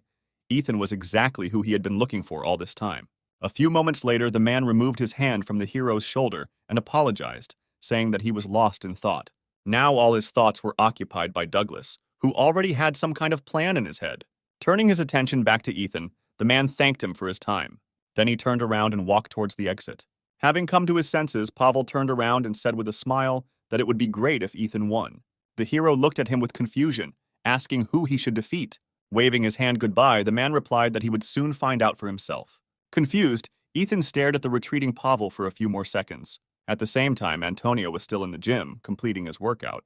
Having put the barbell in place, the guy looked at his watch and seeing that it was only 11 o'clock, he noted with satisfaction that he began to fulfill his daily quota much faster. He noticed that thanks to the hero and his zombie team, the intensity of his training had increased significantly. Pulling his bike back on, Antonio said that Ethan was simply incredible. After finishing his workout, he decided to go for a run before heading home, thinking that he had to work even harder if he wanted to be a good example for his comrades. Suddenly, he heard someone's frightened scream. On a nearby street, a group of guys pinned one girl against the wall. Amelia trembled with fear and asked to be released. The guy blocking her path smiled, saying that no one was going to kill her. He just invited her to have a little fun. At that moment, Antonio came out of the shadows. He said they should let this girl go. Fred looked at the guy standing nearby for a few seconds. Then he took a few steps forward and grinningly asked if he was really protecting this girl because they were from the same school. Antonio realized that these guys would not disperse peacefully, so he activated his ability. The next moment, he was next to Fred, grabbing his wrist. The guy looked at his hand in surprise, thinking that it was like teleportation. When Antonio squeezed his hand as hard as he could, Fred fell to his knees in pain, letting out a painful cry. The girl who approached him recognized her savior. He looked at her, saying, "He will deal with these punks and she should hurry home." The girl thanked him and ran away from here. One of the guys was about to run after her, displeasedly asking where she was going. However, Antonio, without letting go of Fred's hand, quickly moved towards him and slammed the guy's face into the ground. This guy's friends standing on the side shouted that he couldn't get away with it that easily. Antonio threw the bodies of their friends at the hooligans standing behind them. The guys lay pinned down by other people's bodies, unable to rise. Having dusted off his hands, Antonio said that they would stop their nonsense, because from the very beginning, they deliberately tried to lure him into this alley. After that, he looked at two shadows around the corner of the nearest house. Adam, hiding in the shadows, grinned, saying that he had been revealed too quickly. A few moments later, approaching steps were heard. Antonio said that they had not seen each other for a long time. A smiling Adam stood in front of him with his friend. Adam examined Antonio carefully. A few seconds later, the guy said that during this time, Antonio managed to grow up. Frowning, he asked why Adam would go to such lengths to cause trouble for other people. Without stopping to smile, the guy answered, as if nothing had happened, that he was just walking with his friends and chatting with a pretty schoolgirl. When Antonio said that students from school 998 had been brought here, Adam looked at his interlocutor with a more serious look. Afterwards, he asked with interest how Antonio understood this. The guy explained that although the girl who had just run away was wearing his school uniform, she called him a sergeant. Adam did not see anything strange in this and asked what it had to do with it. Antonio replied that their school had recently switched to a military system, and not everyone was still familiar with the rank system, especially 10th graders. And when she came face to face with him, the girl called him sergeant because she was most accustomed to this form of address. Smiling, Adam said with feigned regret that Amelia made a terrible actress. Ignoring his words, Antonio continued and pointed to the guys he had beaten, saying that Adam called them not a friend, but a comrade, which means he was also accustomed to army nicknames. Still smiling, the guy said that this habit does not prove anything. Then Antonio said that only 2 schools introduced army training, and if some students use the army language, then the answer becomes obvious. Adam laughed, saying he was pretty clear-sighted about the junk that crawled around his feet in high school. Looking at him irritably, Adam said that he should remind him where exactly Antonio's place was. Tim, standing next to him, looked with admiration at the guy standing in front of him, asking if he was the same Antonio. When he nodded, confirming his guess, a joyful Tim pointed to himself, about to say his name. But Adam, who intervened, did it for him. Tim threw a sad look at him to the side, after which he switched back to Antonio and, waving his hand, said that he was glad to meet him. Antonio turned his gaze to this strange guy. The next moment, crossing his fingers, Tim admitted that he had long dreamed of giving him a good whack. Adam smiled and told his comrade that in this case he could act. Turning his gaze to Antonio, he said that he would never be able to defeat this big guy. The guy ignored these words and activated his ability. Tim froze in indecision, looking at his opponent. A few moments later, Antonio approached him and grabbed his arm and the collar of his bike. Tim looked at his opponent in surprise. He did not expect Antonio to be so strong. However, he wasn't the only one who could gain weight. The next moment, something happened that Antonio never expected.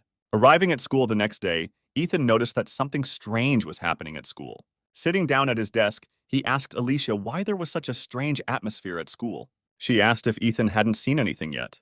Faced with his incomprehensible gaze, the girl exhaled tiredly, saying that in the morning all the news channels simply exploded. The hero excitedly asked what happened. Had the plague really appeared again? Alicia tapped her finger on the back of the girl sitting in front of her, asking her to show Ethan what she had recently watched. She turned around and asked in surprise whether he really knew nothing, despite the fact that he was in close contact with Antonio. When the girl handed him her tablet, Ethan looked at Alicia, asking what this had to do with Antonio. She replied that it was better for him to just watch this video.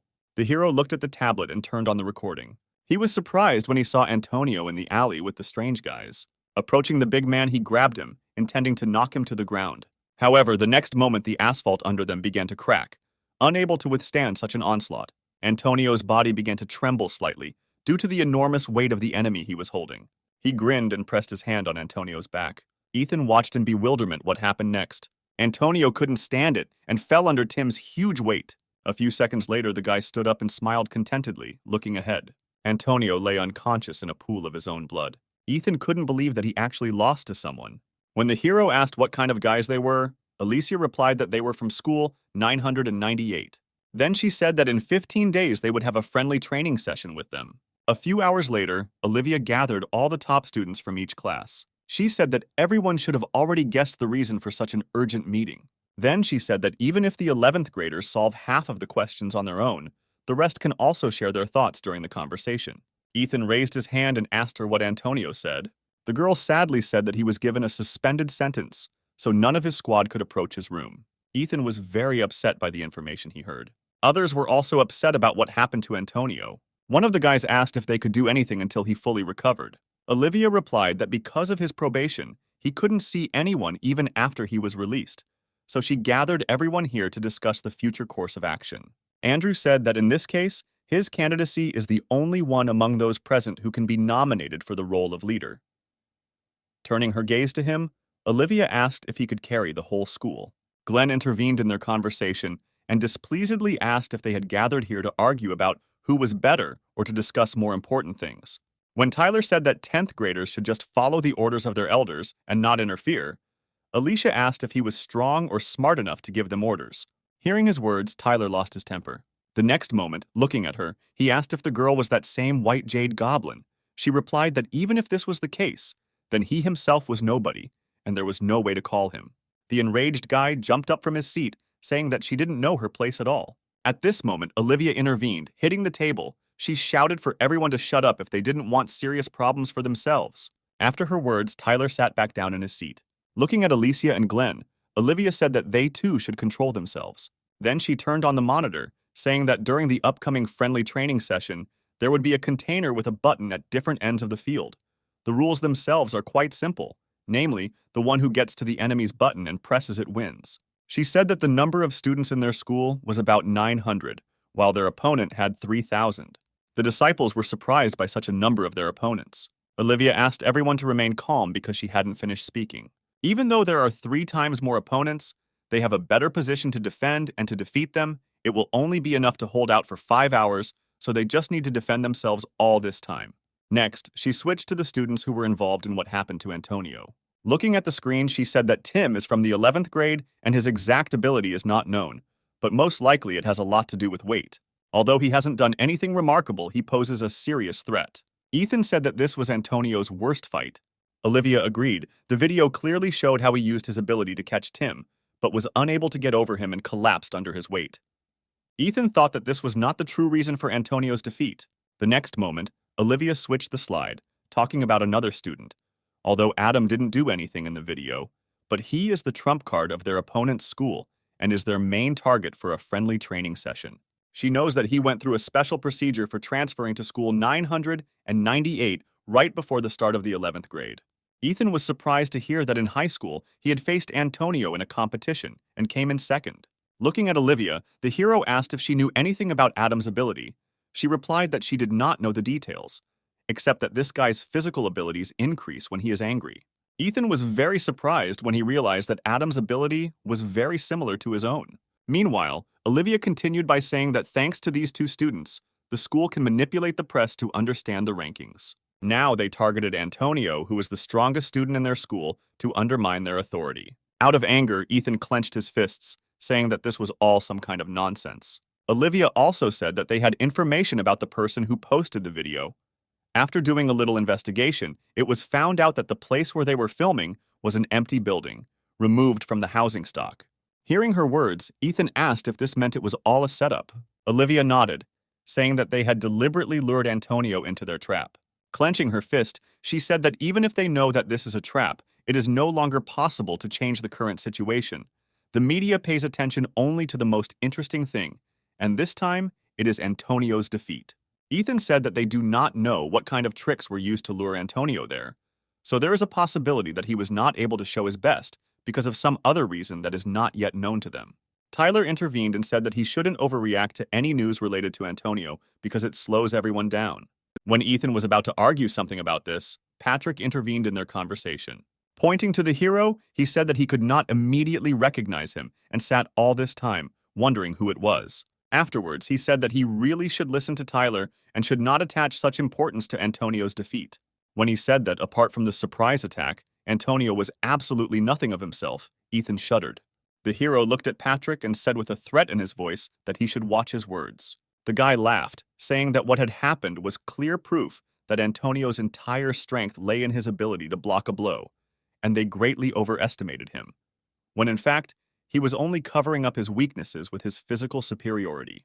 Ethan again said that Patrick should keep his mouth shut. The guy replied that the hero is only a private, therefore he cannot give any orders to those higher in rank. The next moment, Ethan asked this impudent ninth grader to introduce himself. He began to laugh, asking how an ordinary private allowed himself to address the corporal in this way.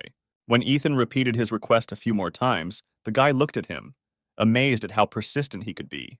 However, the next moment the smile disappeared from his face. Ethan gave off a simply terrifying aura. Without taking his eyes off Patrick, Ethan repeated his request. Trembling with fear, the guy could not utter a word. Looking at this, Ethan said that he had too much pride, which did not allow him to think sensibly. He then looked at Tyler, saying that perhaps he had indeed taken what happened to Antonio too seriously. Ethan asked the others to put themselves in his position as well. Tyler glanced sideways, saying that this happens to everyone. Olivia watched what was happening in bewilderment. A few moments later, Ethan looked at her and asked if Antonio had left some kind of plan in advance. Olivia replied that there was only his sketch of the team formation, namely 3 in the middle and 1 on each side. Andrew asked in bewilderment what they would do if the sides were forced out. Ethan replied that the sides were already in the middle, and it would be difficult to do so. Looking at him, Andrew said, "The enemy could use the advantage in the middle to focus on the sides, and then the middle would be attacked from the flanks after pushing out the sidelines." Thinking for a moment, Ethan came to the conclusion that Antonio had chosen this formation because the enemy was more likely to attack the center. When Olivia asked why he thought that, he looked at her and asked if their opponent's school was the first to request this competition. The girl nodded. After receiving her answer, he said that given the advantageous position and the condition for victory with time running out, they would try to force them to emphasize defense, and with the help of defeating Antonio, they decided to undermine them morally. Therefore, instead of following this plan, they should concentrate the greatest force in the middle and fill the sides minimally according to the residual principle. Andrew turned a puzzled look at Ethan, asking if he realized what he had just said. Even if their opponent does want to attack the middle, they can simply close in their opponent through the sides, so they should place enough men on the sides if the opponents decide to break through. Olivia looked at Ethan and said that she completely agreed with Andrew that changing strategy based on a single guess was too risky. The hero lowered his head, thinking that his assumption might indeed be wrong. But something bothered him. Ethan has a similar ability to Adam, so he understands perfectly well that he does not use common sense in battle. The next moment, he said that they should put Antonio on the back line for protection. Olivia was surprised to hear such a proposal, and Andrew laughed, saying that it was not so bad, because if Antonio loses while on the front line, then the students will completely lose their morale. Olivia asked if Ethan really thought that Antonio could lose to them again. The hero replied that Antonio would definitely not lose this time. When the girl asked why they needed to put him back, Ethan replied that Antonio was the strongest among them. Olivia said that she had absolutely no idea what he was thinking about.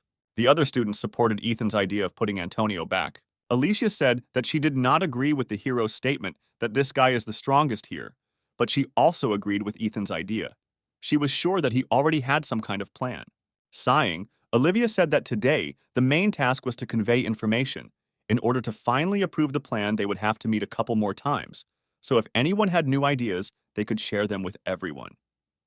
After that, everyone left the office. Andrew said that if everyone followed his instructions, then everything would go as it should. Patrick ran out of the office and called out to Ethan. The hero stopped and asked what he needed, but the guy was silent. Not daring to answer, Ethan began to approach him, saying that he needed to have more courage if Patrick wanted to express something to him, defending his hurt pride. Olivia approached them and asked displeasedly what was going on with them. Ethan smiled and replied that Patrick needed to be taught a little lesson. Realizing that nothing serious was happening, the girl turned around, finally telling the hero not to overdo it and not to do without unnecessary sacrifices. Antonio alone is more than enough. Patrick shouted that Ethan thought too much of himself, being an ordinary private. Pointing to himself, he declared that he would become the strongest in this school and surpass Antonio and Alicia. After his words, the hero gave him a piercing look, saying that this guy really needs a couple of lessons. A few minutes later, they both walked out into the backyard of the school. Smiling, Patrick said that he would allow Ethan to strike first since he was weaker than him. The hero looked in bewilderment at the guy standing opposite him, who was too self-confident. Using the ability, Ethan saw that Patrick could see the trajectory of an enemy's attack, determining its kinetic energy, however, if he could not identify the energy that went beyond his line of sight and existed for more than 2 seconds. Inhaling, the hero replied that he accepted his offer and would attack first. The next second he took off, approaching Patrick. He grinned. Such speed did not give Ethan any advantage because he saw all his actions in advance. He managed to step back, dodging the attack he foresaw. However, Ethan attacked him completely differently than his ability showed. Dodging the next blow, Patrick did not understand how his opponent managed to change the trajectory of his movements. Suddenly, Ethan turned his dagger over, pointing the blade at himself. Patrick at this time was dodging the phantoms of his opponent. Suddenly, the hero struck a blow that Patrick could not foresee. Jumping to the side, he thought that Ethan was really strong. His blow was dangerous even without a dagger. What worried him most was that this guy's movements did not at all correspond to the energy trace that he saw. Patrick suggested that he was simply not focused enough, and this time he needed to be more careful.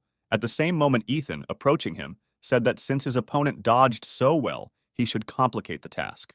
After that, he attacked again. Patrick took a few steps back, trying to focus on his opponent.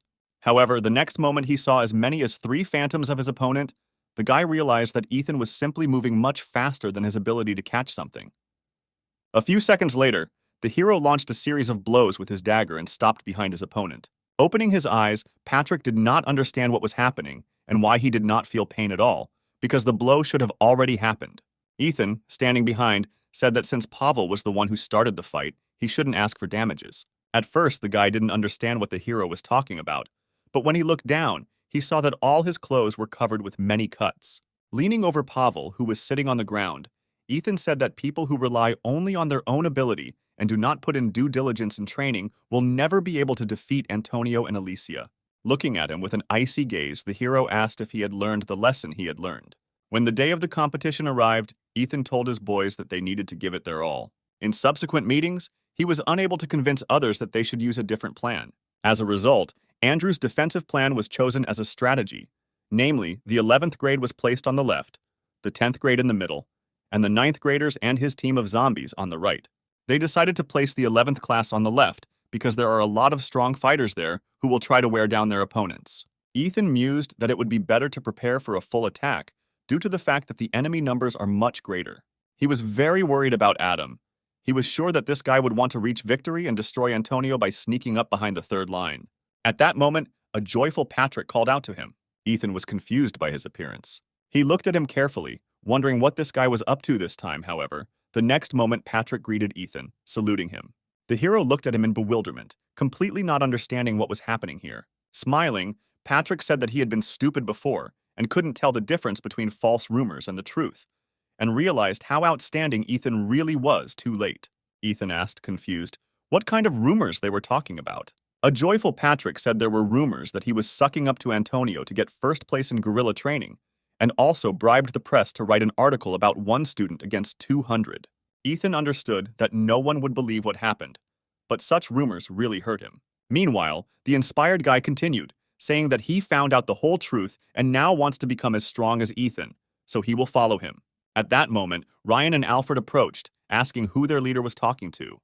Patrick saluted upon noticing the two, saying that from now on he was their junior comrade. Approaching their leader, the guys patted him on the back, saying that he was incredible for being able to recruit even a 9th grader to their team. Ethan exhaled tiredly. Looking at Patrick, he said that if he became his leader, he would have to join the zombie team, which also meant that he would have to visit Antonio's club, which he despised all this time. The guy replied that he was still ashamed of these stupid words and asked Ethan to guide him on the right path. The hero replied that if Patrick really agrees, then he needs to behave in accordance with Ethan's instructions and training. The guy took a step forward, saying that the hero only had to give an order and the entire 9th grade, under Patrick's control, would follow him. Ethan noted that this could be quite useful, and placing his hand on Patrick's shoulder, said that he would take him to his team as a temporary zombie. The guy smiled happily, saying that he would do his best. Ethan smiled too, thinking that his chances of winning were increasing. At the same time, Antonio stood at the entrance to the bunker where the button was located. He was belligerent, waiting for the moment when the enemy would come here. A few hours later, two schools went on the attack. The guys from the 998th school contacted headquarters, claiming an attack on their target from Delta 1. Scott was about to give his approval when the connection was suddenly interrupted. Bruce, standing nearby, asked what was the matter. Had their opponents really used an ability that affected an electromagnetic signal? Scott didn't have time to answer him when the voice came from the other side again. He took off his headphones and turned on the speakerphone, asking who was speaking. The voice replied that it was Private Ethan from the 3rd Squad of the 1st Company of the 10th Platoon. The name he heard seemed very familiar to Scott, but he could not remember where he heard it. Looking at him, Bruce said that it was this guy who spread the rumor that he had defeated 200 opponents. Robin wondered thoughtfully if they had actually decided to disrupt their opponent's communications with the speed ability. Suddenly, the screams of their comrades were heard. Judging by their cries for help, the guys from the headquarters came to the disappointing conclusion that things were not going well there. A few moments later, Ethan spoke again. He advised them to send help here if they did not want to lose their leadership. Robin pointed at Scott, saying that he needed to contact Delta 2 to confirm the information. At the same moment, Detachment Bravo 2 contacted them and reported that Bravo 1 was retreating. Robin began to hurriedly look through the list of 9th graders, saying that there was definitely no one with a strong ability there. Meanwhile, Glenn approached his opponents from the center and, activating his ability, picked up a huge pillar. Picking it up, he said that it was time for him to make his decisive move. The next moment, he threw it towards his opponents, the guys standing a little further. They retreated a couple of steps back in horror. The leader of their squad shouted for everyone to move as far away as possible, because if they were hit, they would immediately go to the hospital, and even a protective bracelet would not help them. A few seconds later, this block fell near them, forcing the guys to scatter in different directions in fear. Shaking off his palms, Glenn said that he felt relieved watching this picture. Olivia approached him and said that her assumption turned out to be correct, and his ability is most useful on the battlefield. There is also a special area for debris that students can use for their own purposes. Glenn replied that in gratitude for the fact that he was able to enjoy the suffering of his opponents, he would turn a blind eye to the fact that she complained all the time that he was put together with the 11th graders. Then he grinned and looked at Olivia, saying that it was her turn to show her abilities, and for now he would relax and stand aside. The girl activated her ability and said that it would show everything her class was capable of. The next moment, she shouted to her squad that even if their leader was not with them now, they must show their opponents who was in charge. After her words, everyone went on the offensive, jumping down. The girl immediately incapacitated one of her opponents, pinning him to the ground. The commander of the enemy detachment ordered everyone to close down the combat company. They need to strengthen the forward line that Antonio's detachment had broken through. Olivia ordered her squad into position 3. Looking at her opponents, she shouted that they must show the full strength of their school. Sometime later, their opponents fled, retreating back. Olivia said they needed to straighten out their front line and move on. Suddenly, she felt someone else's presence behind her. Towering over the girl, Adam said displeasedly that retreating in the first battle was a shame. He then activated his ability and raised his fist to attack. He said that she should get out of here as quickly as possible and bring here a fighter with the nickname Stumbling Stone. The next moment, Olivia flew back several meters. When she crashed into a nearby column, Glenn worriedly asked if she was okay. The girl replied that such an attack was nothing against her armor. Looking at her, Adam grinned, saying that the fight with her would be interesting. Approaching him, Olivia said that he was indeed as aggressive as the report said. The guy grinned, saying that if you looked closely, she was quite pretty up close, and then asked if she had a boyfriend. Sighing, Olivia said that just from one conversation, it became clear to her what kind of person he was. Adam said that she should not rush to conclusions. He treats girls very well. She replied that she did not intend to continue listening to these useless speeches. After she ordered her squad to take position, now is the right time to avenge their leader. Adam was surprised when he heard that they were all Antonio's subordinates. He said irritably that they better know their place and quickly bring their leader here, because their attempts to appear cooler than they are really piss him off. The next moment, the anger he had been holding in transformed into intense heat emanating from his body. One of Olivia's comrades said that it was better not to joke with this guy. They would simply burn alive if they touched him. Looking at them, Adam was dissatisfied that his opponents were afraid of such a trifle. Everyone looked at each other in surprise when the steam suddenly cleared. Nodding to each other, they decided that this was the best moment to attack. Alicia shouted that they needed to assess the situation better and not act so rashly. Her comrades replied that if Adam needed time to let off steam again, then it would be a big mistake on their part to miss this moment. Looking at the guys flying at him, Adam shouted that they were complete idiots. The next moment, there was an explosion. When the dust cleared, Olivia saw that both boys were lying in front of Adam, holding their broken limbs. The girl was shocked that even the bracelets could not save the guys. The next moment, she noticed that Adam had gathered steam in his hand again, looking at one of the guys lying in front of him. Horrified, Olivia ran forward, shouting that they must save the wounded. Adam turned his attention to the girl, asking if she was really going to save these fools. He waved his fist, releasing all the steam in her direction, telling her that if she really wanted this, then she needed to try hard. Olivia moved towards her opponent in a zigzag motion, trying to avoid his steam. Looking at her, Adam grinned, saying that he liked the way she acted, after which he asked if she really didn't want to become his. Olivia said that she was not going to answer anything to his dirty words. After his words, the heat in the guy's hand became even stronger, and he said irritably that he had felt sorry for her all this time, but now he would not hold back. When he wanted to attack the girl from behind, she was suddenly engulfed by a blinding light. Taking advantage of the fact that Adam was blinded, Olivia took one of the wounded guys, saying that they needed to be transported to the rear. Holding his face, Adam said irritably that all this was starting to piss him off. The girl looked back after his words. The heat engulfed Adam with renewed vigor, and smiling bloodthirstily, he asked if he should beat Olivia to death. When he attacked her, the girl created a protective barrier. She steadfastly endured all of Adam's attacks. The irritated guy had been trying to break through this barrier for several minutes, but it did not give in. Olivia thought that she needed to hold out until all the wounded guys were evacuated. At some point, Adam irritably asked how long she was going to hide behind this shield and demanded that she bring Antonio here. Olivia replied that their leader shouldn't mess with trash like him. After her words, Adam became even more angry. At that moment, she was informed that the evacuation had already been completed. The girl grinned and said that it was time for them to say goodbye. However, the next moment something unexpected happened. She felt her legs being sucked underground. Adam asked if she really thought he would let her go so easily. The next moment, he raised his fist again to strike. Olivia froze in a daze, not knowing what to do. When the guy struck again, she winced in pain. Her legs were stuck in the ground, so her position was broken. She understood that she could not stand this way for long. A few moments later, deep cracks appeared on the shield. Adam leaned towards Olivia's face, saying that everyone had already left except her. Then, with a look full of madness, he asked what would be faster, dripping it into the ground or breaking the barrier. The girl looked at him with horror frozen in her eyes. Without waiting for an answer from her, Adam said that she had better not irritate him even more and hurry up with her choice. The next moment, he noticed that a block of stone was flying at him. The guy jumped back, a few seconds before this stone landed on the place where he had stood earlier. Olivia watched as several more flew after this block. Adam looked at the girl and said irritably that he was almost there. Without hesitation, Olivia ran back. Running past Glenn, she thanked him, saying that thanks to his help, she managed to escape.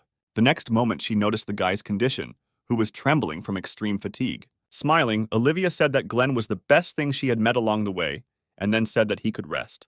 Barely standing on his feet, the guy replied that it was his duty. The next moment, he fell, but Olivia managed to catch him, saying that if you correct your character a little, then there will be no price for this guy.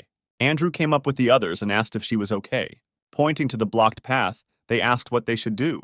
One of the guys suggested gathering the rest and joining the center. Olivia replied that they couldn't do that because they had no guarantee that their opponents wouldn't cross the barricade, but their plan to break through the left flank was at a standstill. When Andrew asked what they should do if Adam was there too, Olivia replied that with such physical abilities, he could probably escape, and once he was convinced that Antonio was not there, he would take a different route. Andrew asked where he could go. She replied that if Adam could determine Antonio's location, then there was only one way for him to go: the center. At the same time, Ethan and his guys also discussed possible options for where Adam would appear, and the hero was sure that he would appear in the center. Patrick, standing nearby, said that the enemy could come to them as the weakest squad. Ethan replied that Adam most likely already realized that they were on the left path, and Antonio was in the back. In addition, he had already defeated the first military unit, so he would not worry about the difference in the strengths of the second and third. So Adam will head to the center because it is closest to him. All this time, Patrick listened carefully to his leader. When he finished, he asked what they would do next. They managed to move forward a little, but help had already arrived from the other side, and they had been at a dead end for quite a long time. Ethan thought about it. A few moments later, he stood up from his seat and looked at Patrick, asking if they could break through this deadlock and move the battle line with just the strength of the 9th graders. Faced with a silent question in the guy's eyes, the hero explained that enemy reinforcements would head to the center, and to prevent this, it was necessary to get out of the deadlock. After his words, Patrick looked thoughtfully at his classmates. A few moments later, he turned to Ethan and happily said that they would do their best. Having said this, Patrick went to his guys. When Alicia heard that thanks to Glenn, one of the paths was blocked, she asked if this was misinformation. Standing behind Catherine replied that it was reliable information. Sighing, Alicia pointed her sword at the enemies, saying that since the left path was cut off, then everything in the center should go according to plan. They need to try hard and defeat the enemy before Adam shows up here. The guys from another school looked at the girl standing in front of them with apprehension. Chad looked at Tim, telling him to quickly come up with something to disarm Alicia. Tim painfully replied that it was too difficult for him. He was about to attack her, but she suddenly changed position and stabbed him. If he uses his ability, then Alicia will use twice the force and cut him into pieces. Chad said in horror that if Adam finds out that they are stuck on only one person, he will personally finish them all off. Looking at the girl standing in front, Tim replied that she had destroyed 200 people on her own, and they definitely couldn't cope with her. Hearing his words, Alicia grinned, saying that it was a given, because they were fighting one of the strongest students of the military training school, the White Jade Goblin. Her words made Tim step back. He suggested that his comrades retreat for a while and wait for Adam. At that moment, the one he was talking about appeared behind him and irritably asked who was going to retreat where. Looking at him, Alicia was surprised that he was able to get here so quickly. She was sure that it would take him much longer. Meanwhile, Adam turned his attention to the girl, asking if she was the famous White Goblin. The next moment, he took off, concentrating steam in his right hand, and ran towards Alicia. Looking at her, he said that he was incredibly infuriated by upstarts who call themselves the strongest, although they are not even close to that. When he struck, the girl covered herself with her sword. The attack was too strong and she was sent flying back several meters. After this attack, Alicia was able to understand that her opponent's fighting abilities were somewhere around the A-rank level. She said that until recently, she did not want to resort to this because of the cameras monitoring them. But if she continued to receive it, it would be somewhat expensive. The next moment, the White Goblin armor appeared on her. Looking at this, Adam asked if all the girls in their school wore armor. He said that he had already destroyed someone in cool armor recently. Alicia understood who he was talking about and grinned. The next moment, she ran at her opponent, saying that even if they both wore armor, she was on a completely different level. Grinning, he gathered steam in his fist and asked what it meant on another level. Her armor would sooner or later bend under his fists. After that, he pointed his fist at Alicia, who had already gotten close enough to him. However, the next moment, the girl covered herself with her cloak, extinguishing the steam in his fist. When she attacked him with a sword, the guy managed to jump away at the last moment. Once at a safe distance from her, he said that this technique was very original. Smiling, Alicia replied that she didn't design it to surprise Adam. He said irritably that she knew how to piss him off. The next moment, steam appeared in his hands again. Adam flicked it towards Alicia, asking if her cape could withstand the blow. Looking at the attack approaching her, the girl thought that if she dodged now, the guys behind might suffer from this attack. She could not allow this to happen. The next moment, her cloak rose and began to lengthen. Alicia used it to protect herself from the approaching cloud of steam. For a few moments, as the steam began to dissipate, she said that such techniques would not work against her. Looking at the girl in front of him, Adam became even more angry.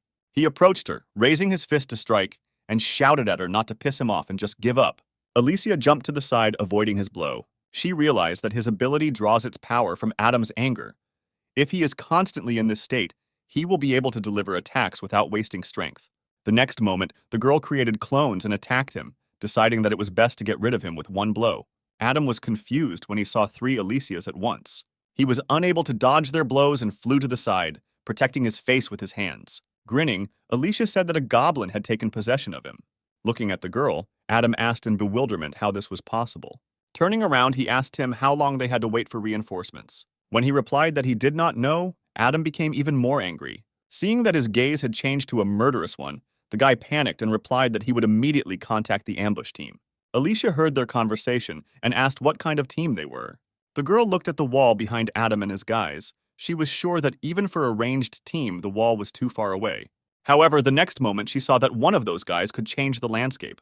Alicia was horrified when she realized that they could separate her team from the center. Catherine ordered her boys to run back and not allow the enemy to get to the rear. Looking up at the enemy team, Alicia noted that the speed at which they were descending was too fast. If they directed all their strength to the rear, then her guys would be exhausted and they would be in the red. Adam, who decided to attack from above, attracted her attention. asking what she was staring at so much that she even forgot about him. Alicia switched to the enemy and summoned the clones again. When Adam hit the ground near the clones, they immediately disappeared. Raising his head to the girl, he noticed that she had become weaker than before and assumed that her armor was absorbing a lot of power. He asked what she intended to do with him in front and an ambush team behind him. When Alicia replied that she could easily take him and his friends down, Adam laughed, saying that she should stop pretending to be tough, because in such an exhausted state, she would not last even a couple of minutes. The girl pointed her sword at him, thinking that she needed to finish off at least him. Suddenly, screams from the side attracted her attention. Alfred, along with the rest of the zombie team, fought the ambush group. The guy shouted that no one would get further. Seeing them gave Alicia hope. When Adam asked in bewilderment what kind of weaklings these were, the girl gave him a murderous look, saying that he should be careful with his words, because these guys were friends of her future husband. Adam looked at her in bewilderment, asking if it was too early for her to decide to play at being an adult. When the steam began to envelop his body again, he said that he had had enough of these childish games. He said that he had previously felt sorry for her because she seemed good to him, but as it turned out, he just wasted his time. Looking at Alicia, Adam suggested that she finally end it all. The girl felt a strong pressure coming from the guy standing in front of her. When she noticed that his steam had turned into ice, she became even more wary. She didn't even have time to notice how Adam was next to her. He attacked her with his foot. Alicia managed to shield herself from this attack with her cloak at the last moment. She was confused that her opponent had changed tactics so abruptly. Alicia jumped back to a safe distance from him. Without taking his eyes off her, Adam said that very soon he would be done with her. The next moment, he attacked her again with a kick, but the girl repelled his attack with her sword. The guy said that she should practice more with her sword instead of waving her cloak. The next moment, Alicia jumped back. Sighing, she agreed with him, saying that she was not so used to fighting in armor. Smirking, he asked if she was finally admitting defeat. Raising her sword above her head, the girl replied that she would never give up until she got rid of her opponent. The next moment, her armor began to disappear, and the power in them passed into the sword. Alicia raised the sword, engulfed in radiance, upward. Adam, without moving from his place, watched what the girl was doing. At one point, he asked in bewilderment if she really believed that such an attack would hurt him. Grinning, Alicia replied that he was learning absolutely nothing. The next moment, her clones appeared next to her, holding the same sword. Adam stepped back. Now he understood the reason for Alicia's self-confidence. All this time, she had been hiding a similar trick. The girl shouted that he should prepare for the fact that he would have to stay in the hospital for several weeks. The next moment, she and the clones attacked Adam. Because of the rising column of dust, the girl could only hear the scream of her opponent. Alicia exhaled tiredly and her ability began to dissipate.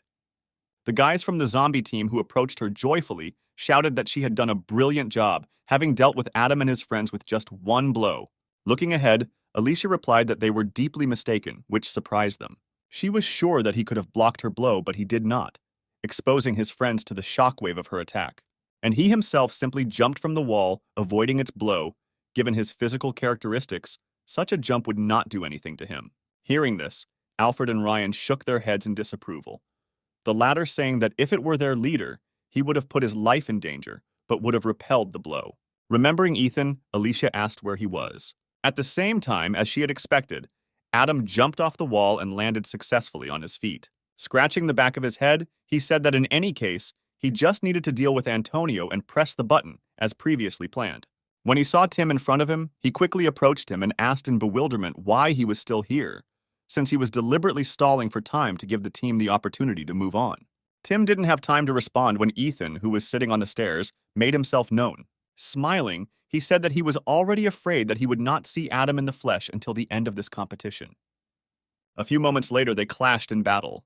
Looking at Ethan, Adam asked if the famous F-rank assassin had decided to take revenge on him for that weakling from his school. Grinning, the hero replied that anything could happen. The next moment, Adam admitted that he was surprised that Ethan had guessed that they were going to attack and go through the gorge, stretching his wrist.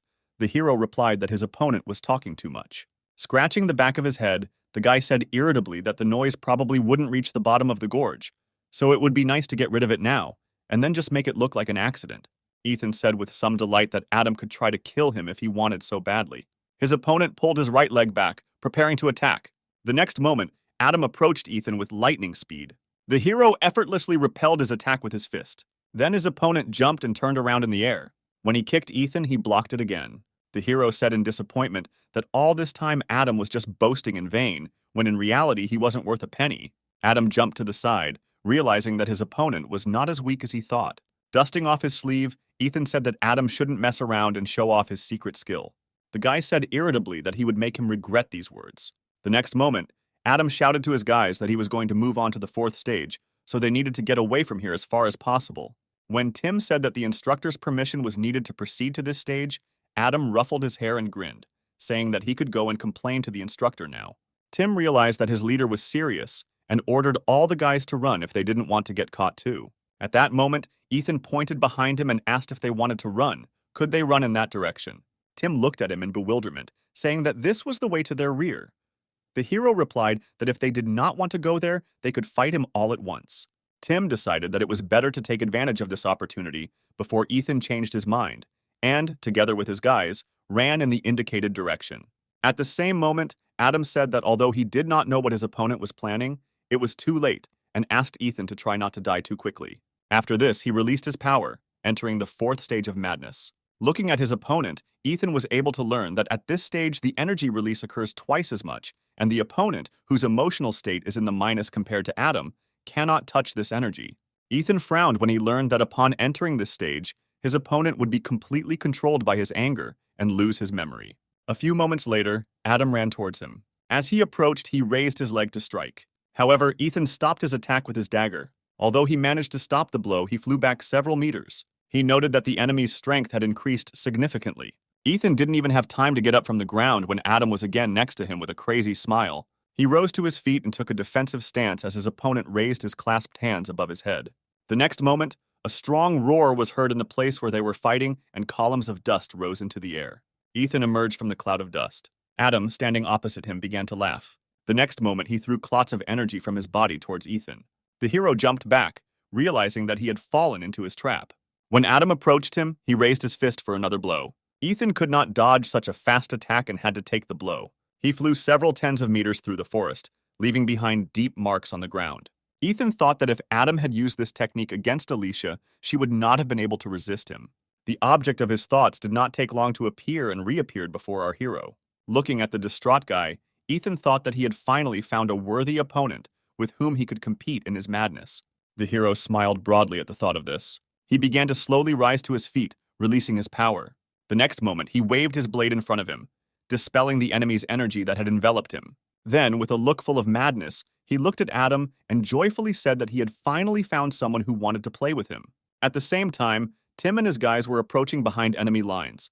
The guy said that they better hurry up and finish everything before Adam starts having problems because of the fourth stage. One of the guys said that it was all too strange. He wondered why they were allowed to pass so easily. A few moments later, they went upstairs and saw Antonio standing near the bunker. He looked at them thoughtfully, saying that he had not received a denunciation that the front line had been broken through. They could even be praised since they were able to come up with a secret move. The guys behind Tim were confused. Austin couldn't believe that they had put one of the strongest players at the end and ordered the others to inspect the area because there might be an ambush here. At that moment, Antonio said that he was alone here and there was no ambush. Austin shouted that they would not so easily believe the words of their enemy. Antonio said that it was their business to believe it or not. Then he turned his gaze to Tim, saying that he had already waited for him. Having checked the area using his ability, one of the guys told Tim that he could not find anyone nearby. He replied that in this case the task would be simplified, because Antonio would not be able to stand against him alone. After his words, he stood up and focused on his opponent. Tim didn't have time to do anything when Antonio rushed past him at full speed. In a matter of seconds, he single-handedly dealt with his guys. Frowning, Tim said that even though the others were defeated, Antonio would not be able to lay a finger on him. In his opinion, it would be better if that guy with the dagger was placed at this point. Hearing about the dagger, Antonio immediately understood who his opponent was talking about. He no longer listened to the guy standing behind him and smiled softly at the thought of Ethan, realizing that this was his plan. Suddenly, Tim increased in size and rushed at his opponent. When he grabbed Antonio by the shoulders, intending to throw him to the ground, the guy stayed on his feet and grabbed his hands. Tim looked at Antonio with confusion. He looked at him and said that after the day he lost to him, he couldn't stop thinking about why it happened. While he was lying in the hospital room, various thoughts popped into his head. For such thoughts, he stretched his hand up, suggesting that he was simply exhausted from training that day. The next moment, Antonio squeezed his opponent's bike with force. He said that all his assumptions were just pathetic excuses. He was just weak, that's all. After these words, he lifted Tim up, causing him bewilderment. Antonio no longer wanted to allow situations like this to happen just because he was weak, so he trained a lot to make his ability much stronger.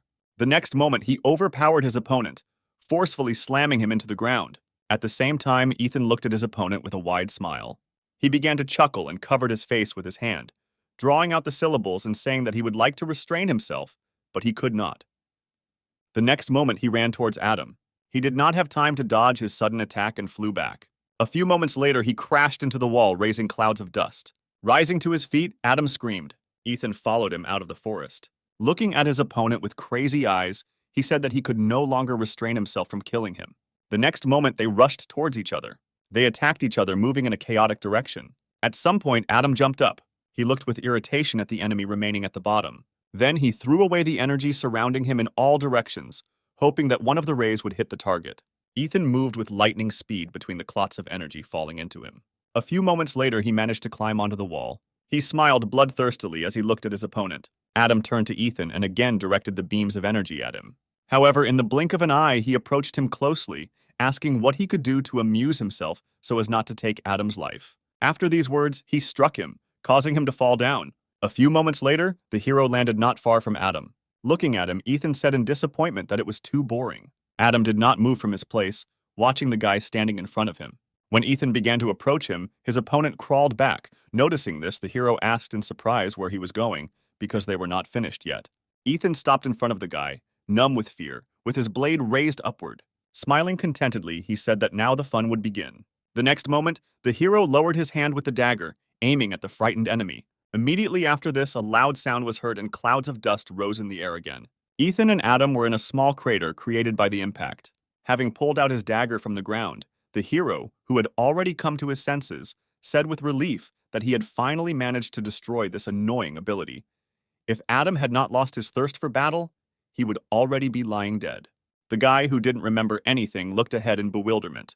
When he noticed many wounds on himself, he cried out, asking what had happened. Ethan scratched his head, saying that he was jealous that Adam was losing his memory after everything he had done. As he walked closer to his opponent, he said that he was looking forward to meeting him because he had defeated Antonio. But now Ethan was deeply disappointed. Adam shouted in annoyance that some weakling couldn't compare him to anyone else. However, in the next moment, he could not utter a word due to the fear that enveloped his entire body. Adam looked at his trembling palm with confusion, trying to understand why he was experiencing such strong fear. Noticing this, Ethan said that despite the fact that Adam had lost his memory, his body remembered. Then he looked at the guy in front of him with contempt, saying that since they were already finished here, Adam could go and mind his own business.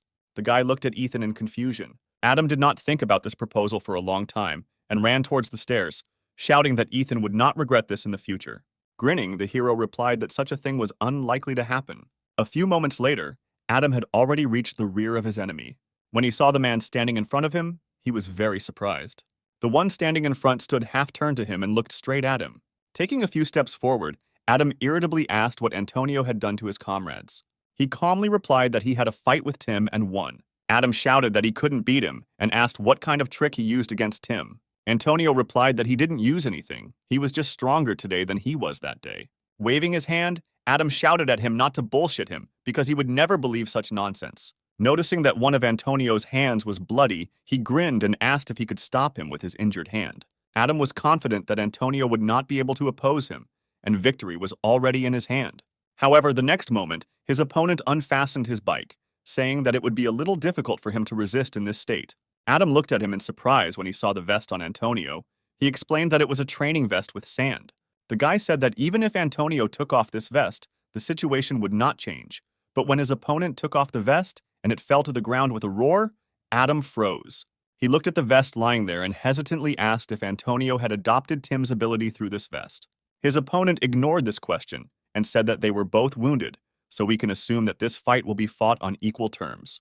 Adam wanted to object to him, but did not have time because Antonio approached him with lightning speed and grabbed him by the uniform. The next moment he fell to the ground. Jumping back, Adam said that Antonio just wanted to test what he was capable of. Concentrating his power in his leg, Adam approached his opponent, intending to strike him in the head.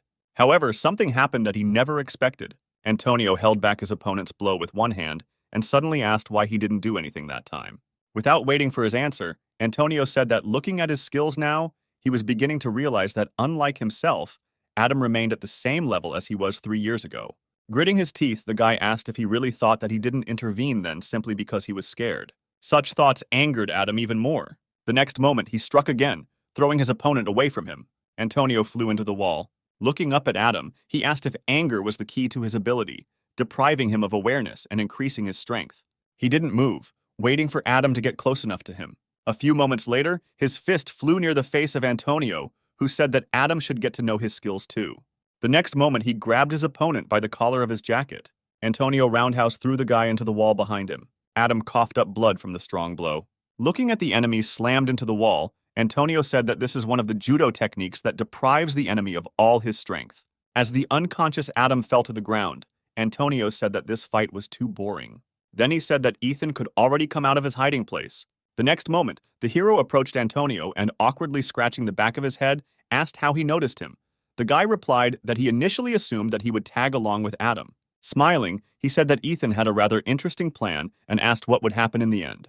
The hero also smiled and replied that Antonio should press the opponent's button.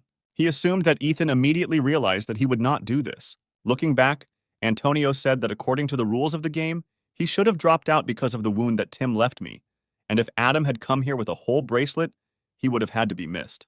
Turning around, he said that his work was done, so he was retreating. Antonio turned around and said with a smile that he would let Ethan finish everything.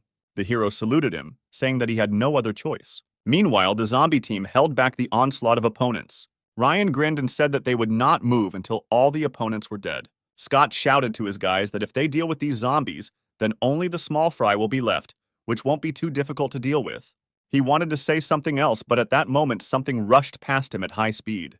In an instant, Ethan dealt with Steve's friends and smilingly said that the small midge was already in place.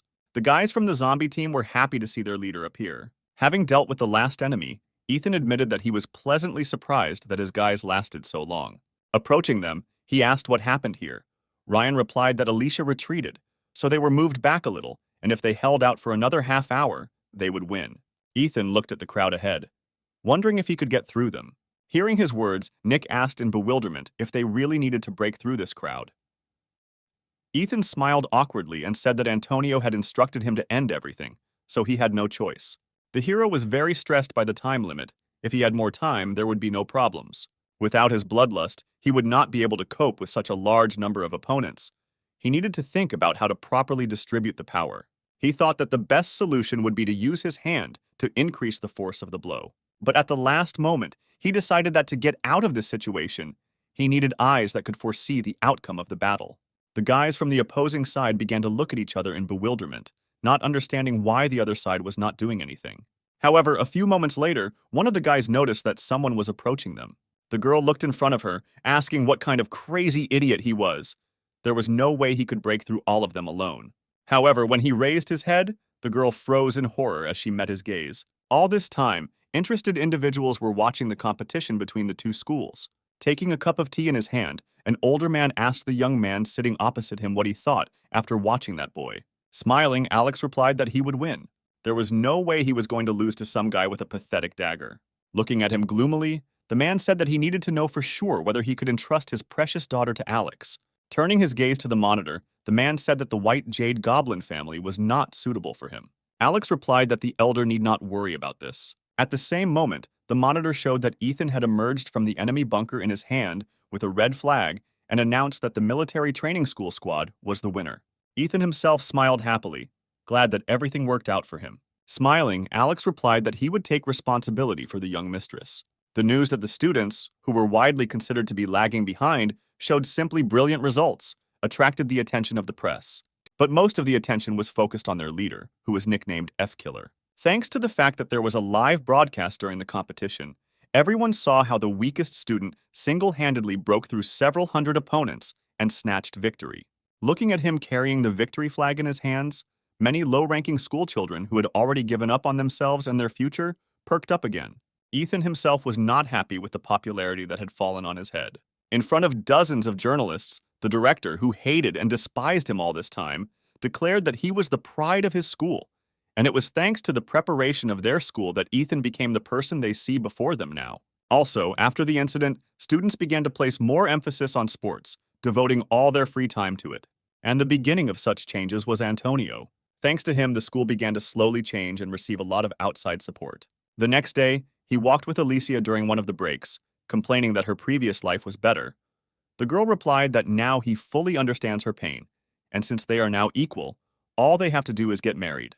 Ethan winced when Alicia started talking about marriage and asked why she suddenly decided to bring up the topic. The girl smiled, saying that she would be a good wife, and running from reporters together would be much more fun. Ethan said displeasedly that he didn't want to walk around being beaten by her every day. After his words, Alicia looked at him with a withering look, saying that since he didn't want to live, she could finish him off right here. As she grabbed him by the shirt and raised her fist to strike, someone called out to Ethan. The crowd of junior high school students shouted with enthusiasm that this was indeed an F-killer, and next to him was a white jade goblin. Alicia immediately let the guy go, saying that her hubby is very popular. Suddenly, Mike and Sean walked up to him. Looking at their rumpled appearance, he asked if they also took Antonio's exam. The guys nodded. Sean said that he was almost crazy. Michael looked at his trembling hands and said that he was confident in his abilities, but did not even make it to the second round, and some say that Ethan passed his exam on the first try. The next day, Michael and Sean bowed and apologized to the hero, saying that all this time they did not understand how hard he had tried all this time. Michael said it was too arrogant for them to ask for forgiveness after all the bullying, but now they want to become just like Ethan. The hero looked doubtfully at the guys standing in front of him. Meanwhile, Michael continued, saying that this time they failed the exam, but they will try again and again. He asked Ethan to teach them to train, saying that he could treat them the same just like they did to him in the past. The guys raised their heads joyfully when the hero said that he understood their intentions. With a sadistic expression on his face, he said that he would personally supervise all their training. The look on his face gave the others goosebumps. The next moment, the frightened guys ran away from here, shouting that they were very sorry and that they did not want to anger him. Ethan looked at them in confusion, trying to understand why they were all scared. Alicia put her hand on his shoulder and said with a smile that she was the only one who could stay by his side, so he better give in and become her husband. Ethan took a couple of steps away from the girl, saying that she had already bothered him with such proposals. When someone called out to him, the guy turned back, surprised that there was still someone there, and a girl approached shyly and asked what his relationship was with Alicia. Ethan replied with a smile that there was nothing between them. Hearing this, the girl's face lit up with joy, which cannot be said about Alicia herself. Taking a deep breath, Flora invited him to meet. At the same moment, Alicia covered his ears with her palms, painfully pressing his head between them. Smiling, she said that Ethan was too busy right now and they should talk another time. Flora, with tears in her eyes, said that this was too unfair, because Alicia could see him every day, and today she had been waiting for him all day and could hardly dare to come up and admit that she liked him. After her words, Alicia's eyes widened in surprise. The next moment, she let Ethan go, saying that she really had done wrong. Turning around, she headed back to class, telling the guy that this girl wanted to talk to him. Watching her retreating back, Ethan wondered why she was acting so strangely. Remembering Flora standing next to him, he turned to her and, smiling, asked what she wanted to tell him. The girl angrily said that he needed to go after Alicia as quickly as possible, which caused bewilderment in our hero. He listened to her words and ran after the girl, completely not understanding what they wanted from him. Flora sighed sadly, although Ethan said that they were not dating, but after Alicia left, his expression spoke for itself. When he came to practice with his guys, Ryan asked what was going on with Alicia. Ethan replied that he himself would like to know. When he caught up with her and asked what happened, the girl just gave him a murderous look and left. A few hours later, he made another attempt and asked why she was acting this way. Alicia puffed out her cheeks offendedly and asked if he had listened to that sweet student. Ethan replied that he was sorry that the conversation with that sweet student did not work out. Alicia did not listen to him further, fixated on this fragmentary phrase. When she turned to him, a murderous aura emanated from her. The girl asked who exactly he called sweetheart and why he was sorry. Alicia annoyedly hit the guy, saying that he should have listened to how she confessed her love to him. The guy replied that this would not happen and that it was more like a dream. The girl said that she tells him this every day. Rising from the bench, she asked how he could not pay attention to a smart, sweet, attractive, and also strong bride. Smiling awkwardly, Ethan said that, judging by her jokes, she was not very angry, after which he headed off to train further, while Alicia became even more angry. As he pulled himself up, he sadly told his boys that he had absolutely no idea what he had done wrong again. Meanwhile, the girl checked her mobile phone. She was alarmed by a message she had received from her grandfather. When she read its contents, she fell into deep shock. Showing Ethan the screen of her phone, she said with horror that he was already coming here. The hero performing the exercise did not understand at all what she was talking about.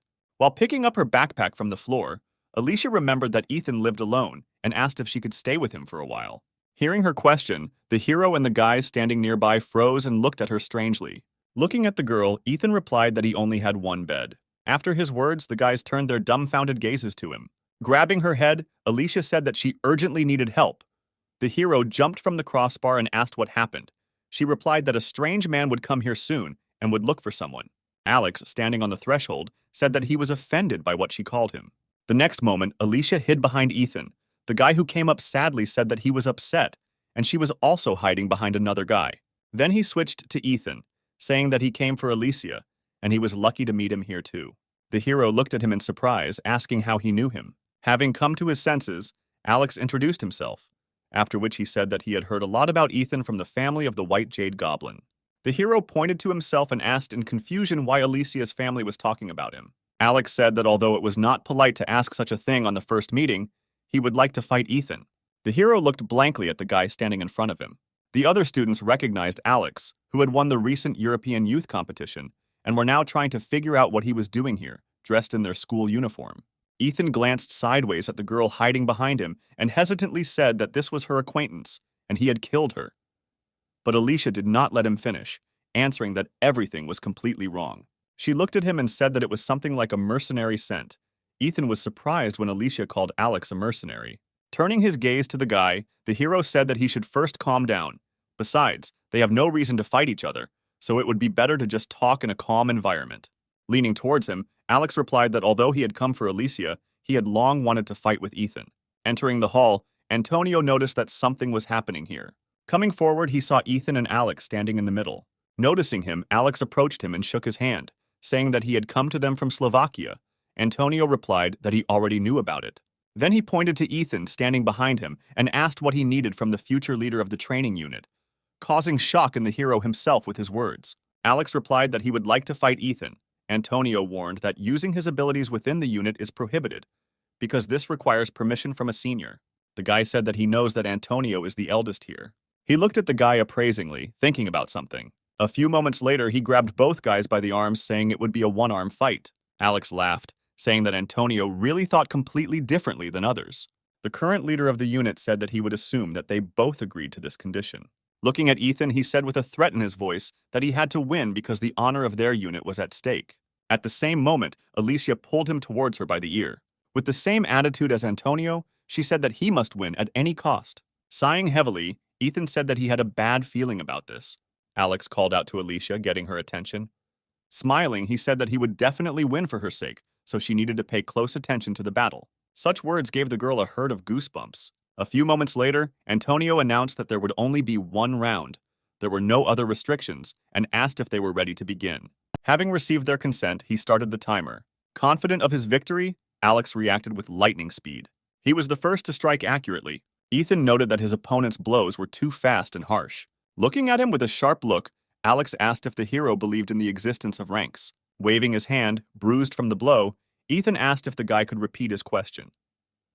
Alex replied that there is such a thing in the world as ranks, even in this battle.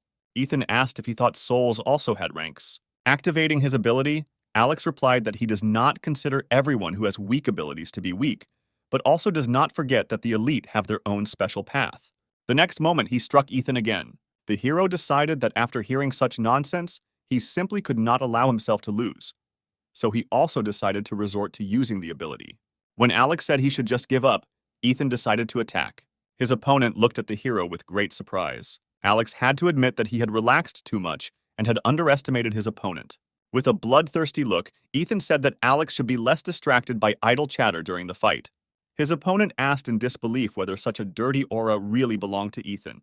He only said that if Alex did not surrender, his palm would fly into pieces. The guy did not take the hero's warning seriously and directed more power into his hand.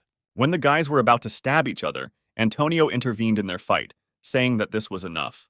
He said that if they overdo it with force, there could be serious problems. Rubbing his palm, Alex looked at Ethan again, asking if that incredible power was his ability. The hero just grinned. But even this was enough for Alex to come to the conclusion that that dirty aura really belonged to Ethan. Suddenly, the hero proposed to arrange another round so that his opponent could make sure of everything. Looking at his hand, Alex replied that he did not want to absorb such energy. Then he turned around, saying that that was enough for today. Antonio called out to the guy. When he turned around, he asked if there was a place for him to train in Korea. Alex replied that there was no such place and asked in surprise whether he was really being offered to join this unit. Antonio replied that if he had nowhere to train, he could use their machines at any time. Alex thanked him for his concern and asked why Antonio was so generous to him since he allowed him to use his hall. He replied that judging by Alex's assessments, he is a genius with incredible ability and good combat instincts, and there is no urgent need for any training. He decided to keep silent about what he felt when he touched his hand. Turning around, Antonio simply said that even geniuses need to try. Coming out of the hall, the guy said that Antonio is quite an interesting person. Smiling, he thought that it was not in vain that he decided to come here. Alicia didn't know how to get away from the clingy guy when our hero walked into the classroom. She called out to him, saying that Alex needed to vacate the seat because Ethan was already sitting there. Rubbing his neck, the hero hesitantly answered that he was going to training anyway, so Alex didn't have to change seats somewhere. Alicia hit the desk with such force that it became covered with deep cracks. Ethan realized that it was better to joke with her, and approaching the guy sitting next to her, he asked if he could give him his seat. Alex reminded him that he was going to training. The hero replied that this did not concern him at all. Alex turned to Alicia and, smiling, asked if all Koreans are so difficult. The girl howled with helplessness, no longer knowing where to go. Suddenly, it was announced over the microphone that she was being called to the medical unit. Her face beamed with joy. The long-awaited salvation had finally arrived. She immediately rose from her seat and teleported to the door, saying that she urgently needed to go. After she left, Ethan exhaled tiredly and said that he had to go to training. At that moment, Alex asked if he could give him a couple of minutes because they needed to talk. Looking in his direction, Ethan sighed again, coming to the conclusion that he wouldn't be able to practice today after all. A few minutes later, Alicia walked into the medical office. Sitting in front of a huge tray of donuts, Eliza happily waved her hand at the girl, apologizing for calling her during lunch and inviting her to eat dessert together and talk at the same time. Alicia looked uncertainly at the plate with the so-called dessert, but she still sat down in the chair opposite Eliza, deciding that this was much better than sitting with Alex. Smiling happily, Eliza said that if this treat wasn't enough, she had more. Alicia asked in bewilderment if she always had such a big lunch. The nurse replied that she bought more on purpose to communicate with her. Then she took one of the donuts and asked if Alicia had thought about everything.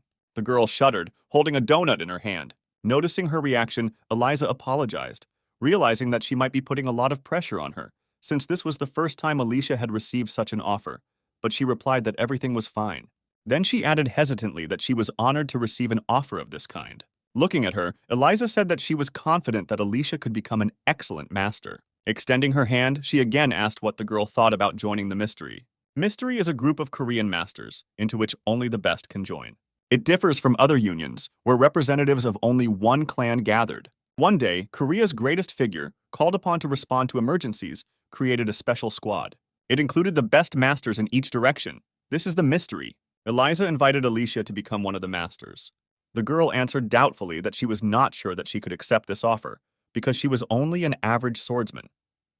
While munching on a donut, the nurse said that she invited her to join not only because of her swordsmanship, but also because she had amazing defensive abilities, skills that ranked even higher than swordsmanship.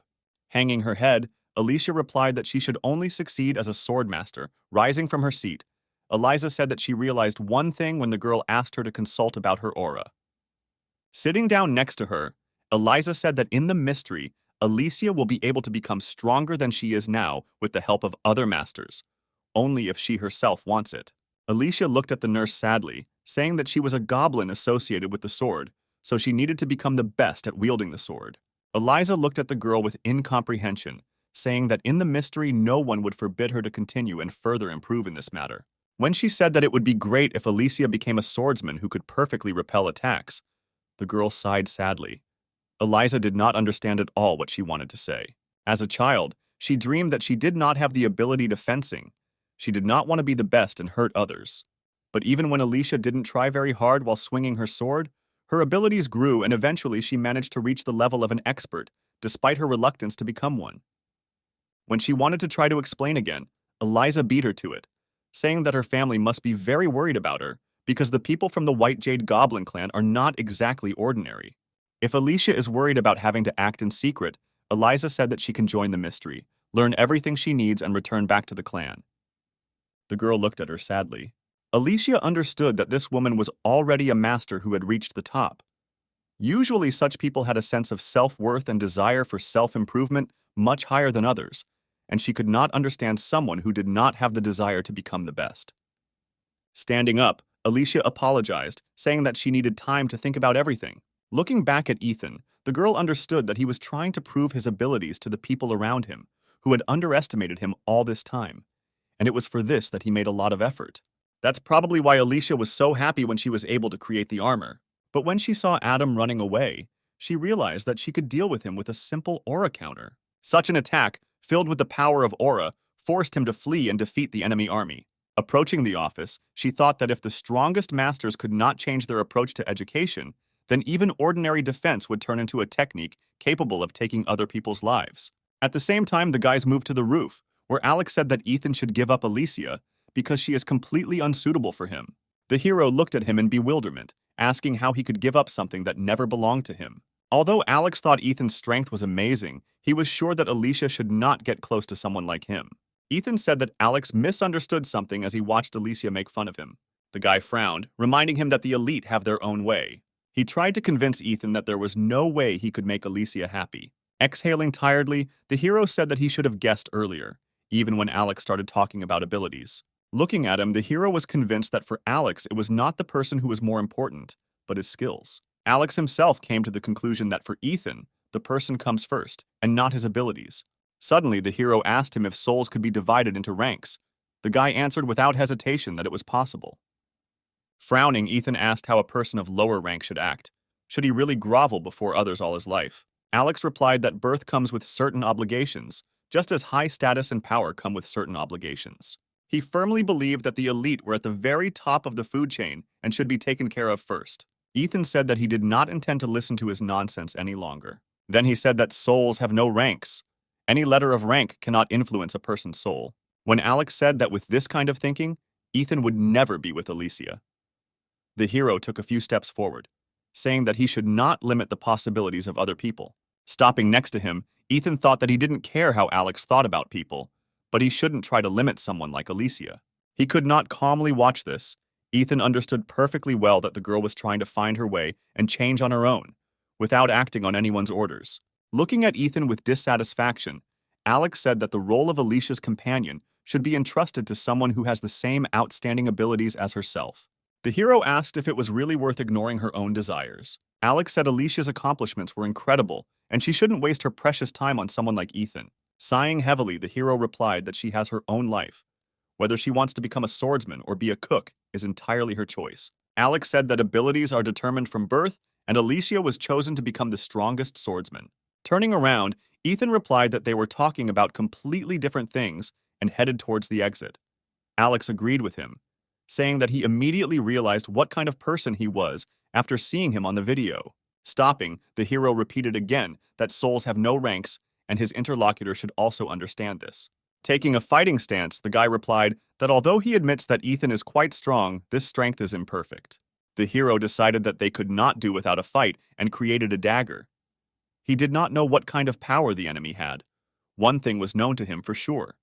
It had not yet been fully developed. The next moment, he approached his opponent, saying that now he should show the full strength of the so-called elite. When Ethan attacked him with a dagger, Alex stopped his blow. Holding the hero's hand, he irritably asked where his former mood had gone. Then he pointed the hand holding the dagger at Ethan himself, saying that he could not win by fighting only half-heartedly. The hero pulled his hand out of his grip and jumped back. He was surprised that Alex managed to stop his blow using only normal force. Having activated his ability, the guy said that if Ethan did not continue to use his power, he could die. The hero replied that he did not expect that the enemy's physical abilities were so well developed, because outwardly, Alex did not seem at all like a person who was fond of sports. He replied that he never really trained, because he had no need to do so. Hearing his arrogant speeches, Ethan said that this guy was starting to irritate him more and more. Smiling, Antonio replied that the difference in their abilities was to blame.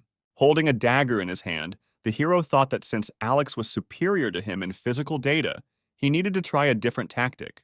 The next moment, Ethan attacked his opponent, saying that if he ends up in the hospital, then there is no point in complaining later. Dodging his attack, Alex asked in surprise if he had finally decided to fight at full strength. The hero carefully watched the movements of his opponent, looking for an opportune moment. The next moment, he raised the dagger to strike, saying that he would take Alex to the hospital right away, so he didn't have to worry. Having defended himself from this attack with his strength, the guy replied that unfortunately, something like this would never come true. Holding the sword created by his energy in front of him, he said that he had been waiting all this time, hoping to see the power Ethan had shown in the hall. But since the hero does not intend to do this, then it's time to end everything. A few moments later, they clashed in battle. While fending off Ethan's attack, Alex asked why he still wasn't fighting at full strength. The hero retreated, appreciating that his opponent was excellent at blocking all of his attacks, and his attack tactics were greatly straining the hero. Raising his sword above his head, the guy said that he was disappointed that he was not taken seriously. The next moment, he attacked Ethan, but he was able to dodge. Once at a safe distance from him, the hero came to the conclusion that Alex was deliberately copying his attack technique. Pointing the sword at Ethan, the guy suggested ending their fight as soon as possible. Grabbing his head, the hero said in disappointment that it would be nice to win with only one dagger, but today this definitely won't happen. The next moment, his gaze changed to a more bloodthirsty one. The change that had occurred did not go unnoticed by Alex, and standing in a stance, he said that his opponent had finally decided on a normal battle. Looking at Ethan, he noted that his aura was even more poisonous than last time. The hero replied dissatisfiedly that this should not be judged by a person who copies other people's techniques. Alex said that he did this to stir up Ethan. He grinned and asked if he was too arrogant. Grabbing the sword tighter, Alex said that he didn't understand at all what Ethan meant. When his opponent activated his ability, the hero saw that his sword could embody the movements of the target the owner was fighting and make them his own. The next moment, he said that with such an ability, one can be arrogant, especially since Alex has suitable physical abilities that allow him to control his strength at the proper level. Alex looked at him in confusion. He was alarmed that Ethan spoke as if he knew about his abilities. Squeezing the dagger, the hero thought that since his opponent was not affected by his killing power, then his life was not so simple either. The next moment, he attacked Alex. Holding his sword, the guy said that apparently Ethan did not like being copied, so this time he will show his own abilities. The next moment, he repelled his opponent's attack with one swing of his sword, causing him to fly back. Ethan looked at the guy standing in front of him in bewilderment. He had never seen anyone before who could pull off such a trick from a defensive position, throwing the enemy back. Pointing his sword at him, Alex said that this was just the beginning. The hero noticed that his opponent only changed his stance, but the situation instantly changed.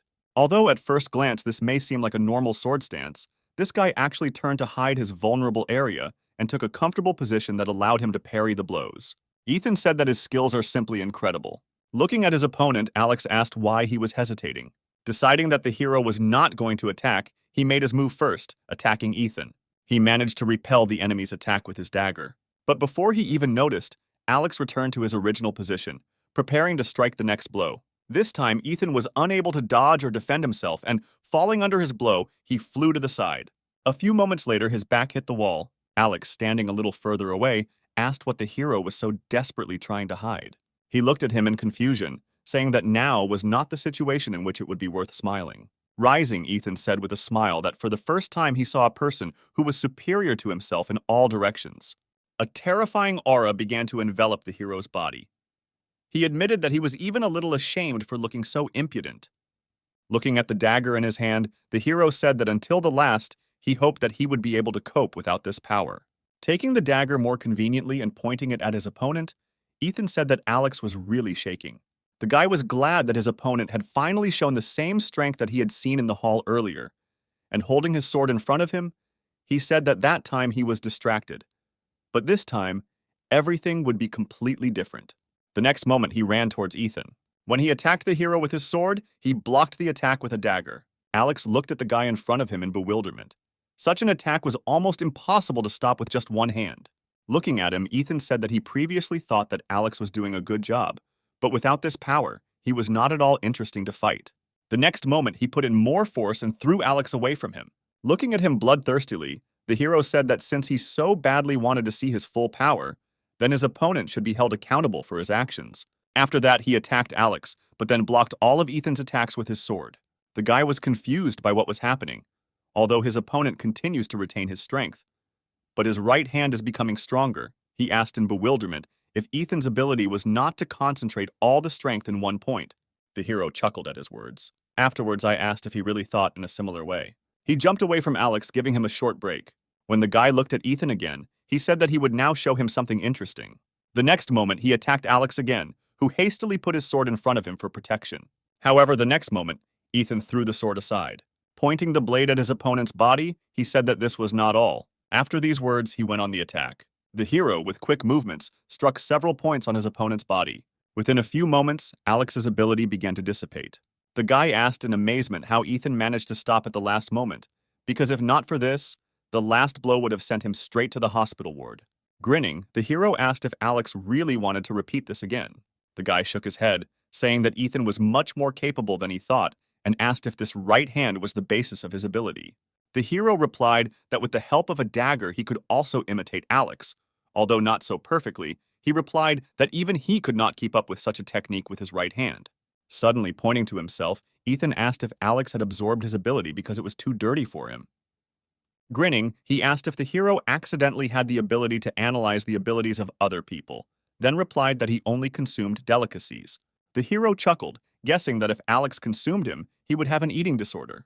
When he heard that the abilities that Alex could absorb were predetermined from the very beginning, Ethan froze. The guy also said that before this he needs to empty his stomach. He became wary, sensing the emanating aura of danger from Ethan. It felt like he was ready to tear apart anyone who got in his way at that moment. Looking at Alex menacingly, the hero said that it was better for him to stay away from Alicia. The guy shrugged, saying that this was the choice of the head of the clan. Ethan tisked in irritation. He knew full well that he couldn't interfere in the family's affairs. Suddenly, Alex said that in fact he could intervene. The head had long wanted to meet Ethan in person. The hero asked in bewilderment why they had been fighting all this time. The guy replied that he just wanted to see his abilities before taking him to chapter. Since the hero won, he decided to give him one piece of advice, not to even try to persuade the head, because it is even more difficult with him than with Alex himself. It was hard for Ethan to even imagine what kind of monster this was, who was even more arrogant than Alex. Suddenly, the hero asked him why he was following the orders of the head. He replied that the head of the clan would tell him about this personally. Ethan was shocked when he heard that their meeting would take place today. Meanwhile, Paul arrived at the international airport. When he got out of the car and saw the situation in the area, he simply did not have words to describe it all. The huge bear was raging, destroying everything around. The animal screamed that it was ordered to get up and eat as much meat as possible. Paul was greatly surprised when he heard that the ability was capable of having its own mind and speaking freely. He knew that some people could summon their ability in the form of a monster, but this bear was simply huge and even had intelligence. When the people saw the military advisor approaching them, they were glad that they would now be safe. Hearing the joyful cries of people, the bear turned around and saw a man standing opposite. The next moment he lay down on the ground in front of him, saying that he smelled nice. The man said that he saw the speaking ability for the first time and asked who his master was. In response, the bear shouted that his owner ordered him to get up and eat meat. Smiling, Pavel said that the bear should rinse his mouth with seawater after lunch. The next moment, his gaze became colder, and the man added that this would only happen if he managed to survive. When Pavel's body was enveloped in bright light, the bear closed his eyes, turning away from him. Like the White Jade Goblin, the man worked hard to create a special ability similar to various heroes from legends. But most of his attempts ended in failure, and only a few were able to keep the legend in their soul. In the last experiment he conducted, he managed to obtain the soul of the legendary hero. Dressed in armor, the man extended his arms to the side, summoning a double dragon sword. A few moments later, a sword appeared in his hands. Pavel immediately attacked the bear, aiming for its paws. The bear cub watched with interest what was happening, completely not understanding that they were going to kill him. However, the next moment, a sharp flash of pain pierced his body. Rising to his hind legs, he roared in pain. Looking up at him, the man asked him to be quieter, because his ears were already hurting from such loud screams. The bear cub ran towards the water, shouting that it did not want to eat poisonous meat. A few moments later, he splashed into the water, raising a mighty splash. Pavel sighed sadly, saying that he wanted to ask him more about the owner. The next moment, he tightened his grip on his swords and began to cast a spell. Having finished it, Paul pointed one of the swords into the cloudy sky. A few seconds later, Numerous lightning bolts began to strike in a chaotic manner into the sea until one of them hit the bear directly. He could not get out of this trap, helplessly floundering in the water in pain. The man decided not to waste time and ran to the water. Suddenly, the lightning stopped, and instead the remaining electrical discharges in the water began to collect near the bear, causing him bewilderment. A few moments later, the lightning began to become very hot, turning the water into real boiling water. Pavel, who observed this, noted that this bear has incredible endurance. This whole strange situation with an ability that not only has its own intelligence, but also terrifying endurance, did not give the man peace. Deciding that there was no point in torturing him further, Pavel crossed his swords and shouted the name of the ship. The next moment, 12 huge warships appeared in the air. When the man ordered all the ships to attack, they opened fire. They shot directly at the bear, which was trying to shield itself from their attacks with its paws. When several shots hit him simultaneously, he screamed in pain again. The man watched everything from the side, once again amazed at the endurance of this creature. The bear turned to him, asking him to just let him go. But Paul was merciless towards his enemies. He again crossed his swords and pointed them at the enemy. The next moment, the ships approached the bear, surrounding it on all sides. By order of Paul, all ships simultaneously shot at the bear. The last thing he managed to say before his death was that he did not want to die. When the enemy was finished, Paul's armor dissipated. For several moments, he stood looking at the smoke dissipating into the sea. He was wondering what the owner of this bear would do. That evening, Douglas entered one of the rooms of their secret base. Coming closer, he asked if the head's eyes hurt from such darkness. The woman standing in front was dressed in a dark cloak that completely hid her face from strangers. She turned around when she heard a familiar voice. Douglas reported that thanks to her intervention, everything went smoothly. The woman said that she had something to say about this. In the place he spoke about earlier, another one disappeared.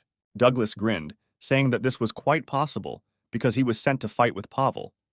The woman explained that if he died, then the body should have floated up, but he simply disappeared. After her words, Douglas's gaze became more serious. He suggested that Pavel was keeping that bear with him. The woman said that then his presence would have been felt, but he disappeared completely. Douglas spread his hands, saying that Pavel has simply amazing abilities. Turning to him, the woman said that soon another one would appear in the south. But this time, he needed to be monitored more carefully and not allowed to repeat the current situation. Otherwise, all their plans would be disrupted. Scratching the back of his head, Douglas said that they couldn't just go and fight with Pavel. He suggested simply forgetting about this bear because it was of no particular use. He even forgot that he was forbidden to go into the sea. Looking ahead at the huge circles with pentagrams, the woman said that perhaps it would really be better this way. At the same time, Ethan was brought to the main house of the Blue Goblin clan. The hero stood in front of the entrance, not daring to go inside. Some time later, the servant came inside and Ethan followed him. Stopping at one of the rooms, the servant bowed and said that he had brought a guest. Having waited for permission, the servant opened the door, letting Ethan inside. Taking a few steps forward, the hero saw in front of him an older man sitting at a long table set for 2 people. Looking at the guy, Harold said that the guy came quite quickly. Awkwardly scratching the back of his head, Ethan said that they were too far from each other to speak normally and asked if he could sit closer. The man replied that he could sit at the table. The hero thanked the man and approached the place prepared for him, noting that this old man was too hostile. They sat in complete silence for several minutes, which seemed like an eternity for our hero. Ethan decided to speak first and, looking at the man, asked if he could eat what was standing in front of him. Harold replied that it was specially prepared for the guest. The next moment he pointed at Ethan, saying that because of him, Alicia had empty hopes. Chewing the food prepared for him, the guy asked what empty hopes the man was talking about. Hitting the table, he said irritably that because of him she had gone down the wrong path. Ethan asked if he meant her armor and said that she only gained this ability through her efforts. The man said that Ethan didn't understand anything at all, and he shouldn't have pushed his granddaughter in the wrong direction. Raising his hands in a gesture of surrender, the hero asked the man not to jump to conclusions and said that he also had a couple of questions for him. Harold grinned and replied that he would give him a chance to speak when he was finished. Ethan asked what the man wanted to know, since he was called here so hastily. Harold replied that it was unpleasant for him that such a brat was hanging around his granddaughter, but as far as he knew, Ethan was also there when they were attacked and asked what Alicia was doing in that place. The hero realized that they were talking about the incident at the bank. He replied that, as was told in the news, she was trying to save people. The man said that he already knew this. He wanted to find out if the boy saw whether his granddaughter managed to press Douglas to the wall. Ethan looked at the man in surprise. He explained that he was interested in finding out whether her victory was worthy of the title of Sword Goblin. Looking away, the hero replied that her battle with Douglas was the longest. Ethan didn't know what else to say to the man sitting in front of him. Alicia actually fought Douglas the longest, but only a couple of people know that it was he who defeated him. Ethan understood that if he revealed the whole truth now, Alicia would have problems, so he replied that she drove Douglas away and saved everyone from danger. Harold liked his answer. The hero was very shocked when he heard his words that if Alicia had lost, she would no longer be his granddaughter. Clenching his fist, Ethan asked if this was too harsh on Alicia, since she could have died in this battle. He said that even with an A-rank ability, she is still an ordinary schoolgirl. The man replied that even if his granddaughter is just a schoolgirl, she is different from ordinary people. It was unpleasant for Ethan to hear such words. Noticing his dissatisfied expression on his face, Harold said with emphasis that the best everywhere and always are the strongest. The hero could not believe that he was saying something like that about his granddaughter. The next moment he asked what would have happened if Alicia had actually died that day. The man was infuriated by his words. He replied that his granddaughter could not die at the hands of some scum. The next moment, the man summoned the painted spirit. He slowly approached Ethan. Stopping, the tiger opened its mouth right in front of the guy's face and let out a terrifying roar. Ethan did not react to this in any way, only asked the beast to move away, because he could not see Harold. The man was pleasantly surprised by the guy's reaction. He spent a lot of effort to create such a terrifying animal, and this brat didn't even flinch in fear. When Ethan realized that the tiger was not even going to comply with his request and move away, he released his aura, repeating his request. The tiger backed away, looking back at its owner. The man smiled and called the animal back, noting that this brat is not so bad because he created this tiger to be persistent and not bend to anyone. The next moment, the hero asked if the man was okay. He asked what Ethan meant. The guy replied that there were often rumors about him that he was very annoying. Harold replied that although the hero's energy did not correspond to his age, this was not the reason why he could be afraid of some yellow-haired youth. Using his eyes, Ethan examined the man carefully, saying that this was indeed the case. He saw that this man's ability was to bring the paintings he created to life. He wondered if there was any point in using something that had been so laboriously created in battle. Looking at his face, Harold said that he could easily guess what Ethan was thinking, and then said that the Jade Goblin clan had a duty to create stronger goblins. But since he is a man, he cannot be a goblin, and has reached his current level as the head of the clan. Ethan asked if Alicia was really dear to Harold. When the man replied that the guy should have listened to him more carefully because he had just told him everything, Ethan reformulated his question, namely, what is more important to him is his granddaughter, or the best goblin in the world. The hero wondered if Harold would have loved Alicia if she had been an ordinary girl and not a sword goblin. Ethan understood perfectly well that Alicia's family existed precisely in order to possess a creature called a goblin, and a stranger would never understand what had been accumulated for years. It's hard for the hero to even imagine how many years they've been waiting for someone like Alicia to appear. Previously, he thought that she had everything and led a carefree life, but it turned out that she was treated only as a thing. Harold grinned, saying that he was a funny guy, and asked if he wanted to fight him once. Ethan replied that maybe even several times. But first, he wanted to ask a question. Having received the man's approval, the hero asked why Alex was brought here and why a man from Slovakia would obey Harold. The man replied that this was not submission. He simply showed him his granddaughter and offered to marry her. Ethan guessed something similar and asked why him. He suddenly remembered that the Jade Goblin clan family did not accept outsiders to maintain the purity of the blood. Remembering Alex's abilities, everything fell into place. He asked how long they would wait until Alex used his ability. The man was surprised that Ethan knew his abilities. Sighing, he replied that if Alicia does not reach the desired level before graduating from school, he will personally feed the goblin to Alex. But still, the man expects that his granddaughter will become stronger and will be too tough for that guy. The hero asked why Harold was so angry about Alicia's armor. He replied that by protecting others, she would never achieve the status of the strongest. Their clan had been waiting for the appearance of the strongest goblin for many centuries, and it was his granddaughter. Sighing, Ethan said that it was simply impossible to dissuade him of something. Now he understands why Alicia so zealously wants to run away from home. The man was angered by his words. The next moment, he revived the spirits from his paintings, saying that their conversation had gone on too long, and the only reason he called Ethan today was to warn him to leave his granddaughter behind, because he is useless to the family. At the same time, the spirits surrounded him, looming over him menacingly. The irritated guy released his power, saying that he never intended to help their kind. The man realized that this kid was now showing him his ability. which he had not previously revealed. He was sure that Ethan was completely unsuitable for Alicia, having an incomprehensible origin and the same incomprehensible and disgusting ability. The next moment, the painted snake bared its fangs and attacked Ethan. However, the next moment, an alarmed Alicia appeared in the room. The spirits immediately disappeared back into their paintings, and the hero dispelled his ability. The girl approached her grandfather with a cheerful step and displeasedly asked why she had to be with Alex and the patrol squad everywhere. He replied that this decision was made by him personally. Alicia shouted out that she did not want to be in such a company. Just as she was about to say something else, she froze when she noticed an unexpected guest at the table. Ethan smiled and waved at her. The shocked girl asked what he was doing here. The hero replied that it happened that way. Quickly approaching him and grabbing him by the shoulders, she said that he should no longer hide everything. Afterwards, Alicia smiled joyfully, asking if he had finally decided to propose to her. If he wanted to meet her family first, then he should have taken her with him. When Ethan said that now was not the time for such jokes, she leaned towards his ear and apologized, promising that she would fix everything now. Then Alicia turned her gaze to her grandfather. She asked displeasedly why it was necessary to call Ethan here. Alex alone was already enough. At that moment, a female figure appeared in the doorway. The woman said in an authoritative voice that Alicia should maintain her dignity because she is a goblin. The girl looked uncertainly at the woman standing in front of her. Also looking at her, the man said that he had just finished and asked Angelina to take them away. She nodded towards our heroes and said that if they heard everything, then they should hurry up. Turning to Ethan, Alicia said that they really should hurry up.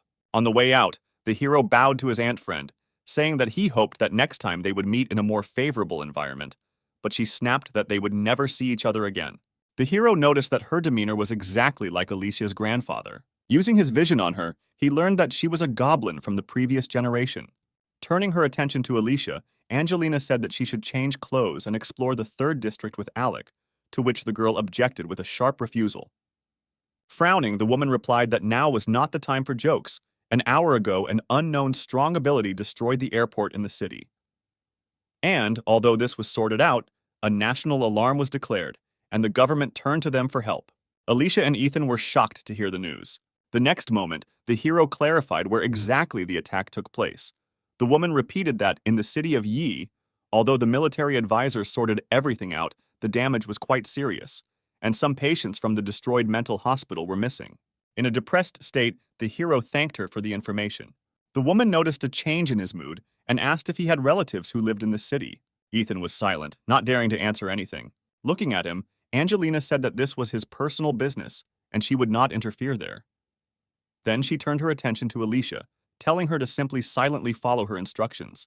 She had no choice but to agree. At this point, Ethan stepped forward, saying that he had something to say. The woman looked at him with an icy gaze, saying that there was no place for unnecessary people here, and it was better for him to leave. Ethan looked at her silently when a frightened Alicia grabbed his hand. A few moments later, he said that from that day on he would be on patrol with Alicia. Sometime later, they were both walking along a crowded street. The girl embarrassedly said that she did not expect that Ethan would decide to stand up for her in front of her aunt. Looking away, the hero replied that at that moment, it seemed to him the most correct thing to do. Alicia laughed at his words, but the smile left her face as quickly as it appeared. She asked if Ethan knew that their nurse was part of the mystery. He replied that until that moment he did not know it, but now it is clear why she is so good at her job. When Alicia told him she was offered to join Mystery, Ethan said it was pretty cool. She still had doubts about her abilities. Noticing her thoughtful expression, Ethan smiled and said that she shouldn't be so focused on it. The next moment he said that when learning a new skill that can harm others, at the same time you can learn to defend yourself, the main thing is to understand what you are doing, and the rest is not important. Alicia's eyes widened in surprise when he said she could do whatever she wanted. The girl was grateful to him for these words because no one had said anything like that to her before. Suddenly, she took the guy's hand, surprising him. Alicia thanked him sincerely. The girl's happy smile at that moment seemed to illuminate everything around. Ethan will remember this evening, and Alicia's bright smile for a long time. A week later, a frustrated Spencer sat in the park late at night. Sighing sadly, he said that the article about the battle between the two schools, on which they had worked so hard, was included only in the general summary. Opening his folder, he admitted that he did not think that digging up information about one student would be so difficult. He thought that Ethan had a rather turbulent life, having survived the attack on the bank, and now his only surviving relatives, his uncle and his wife, had also disappeared. Spencer also tried to find out who might be involved in the attack that took place in the city of I. Covering his face with his hands, he said that there were too many blind spots in this matter, and he did not know at all in which direction to move. Suddenly, a strange old woman approached him. Looking at her, the man asked what was the matter. She handed him a tattered book. Spencer thought it had something to do with religion, and decided to take the book with the expectation that he would later get rid of it. However, looking more closely at the book, it seemed strange to him that for an ordinary religious book, the cover was too high quality. Opening it, Spencer was surprised to find illustrations there. He decided to look at this book, maybe he would come across something interesting. Suddenly, on one of the pages, he saw a bear he knew. The man jumped up, realizing that if he could translate the text in it, he could move forward in his research. He was too carried away to notice the shadow of danger hanging over him. When Spencer heard a strange sound from above, only then did he notice the strange shadow. He raised his head up in confusion. The last thing he saw was a large clawed paw.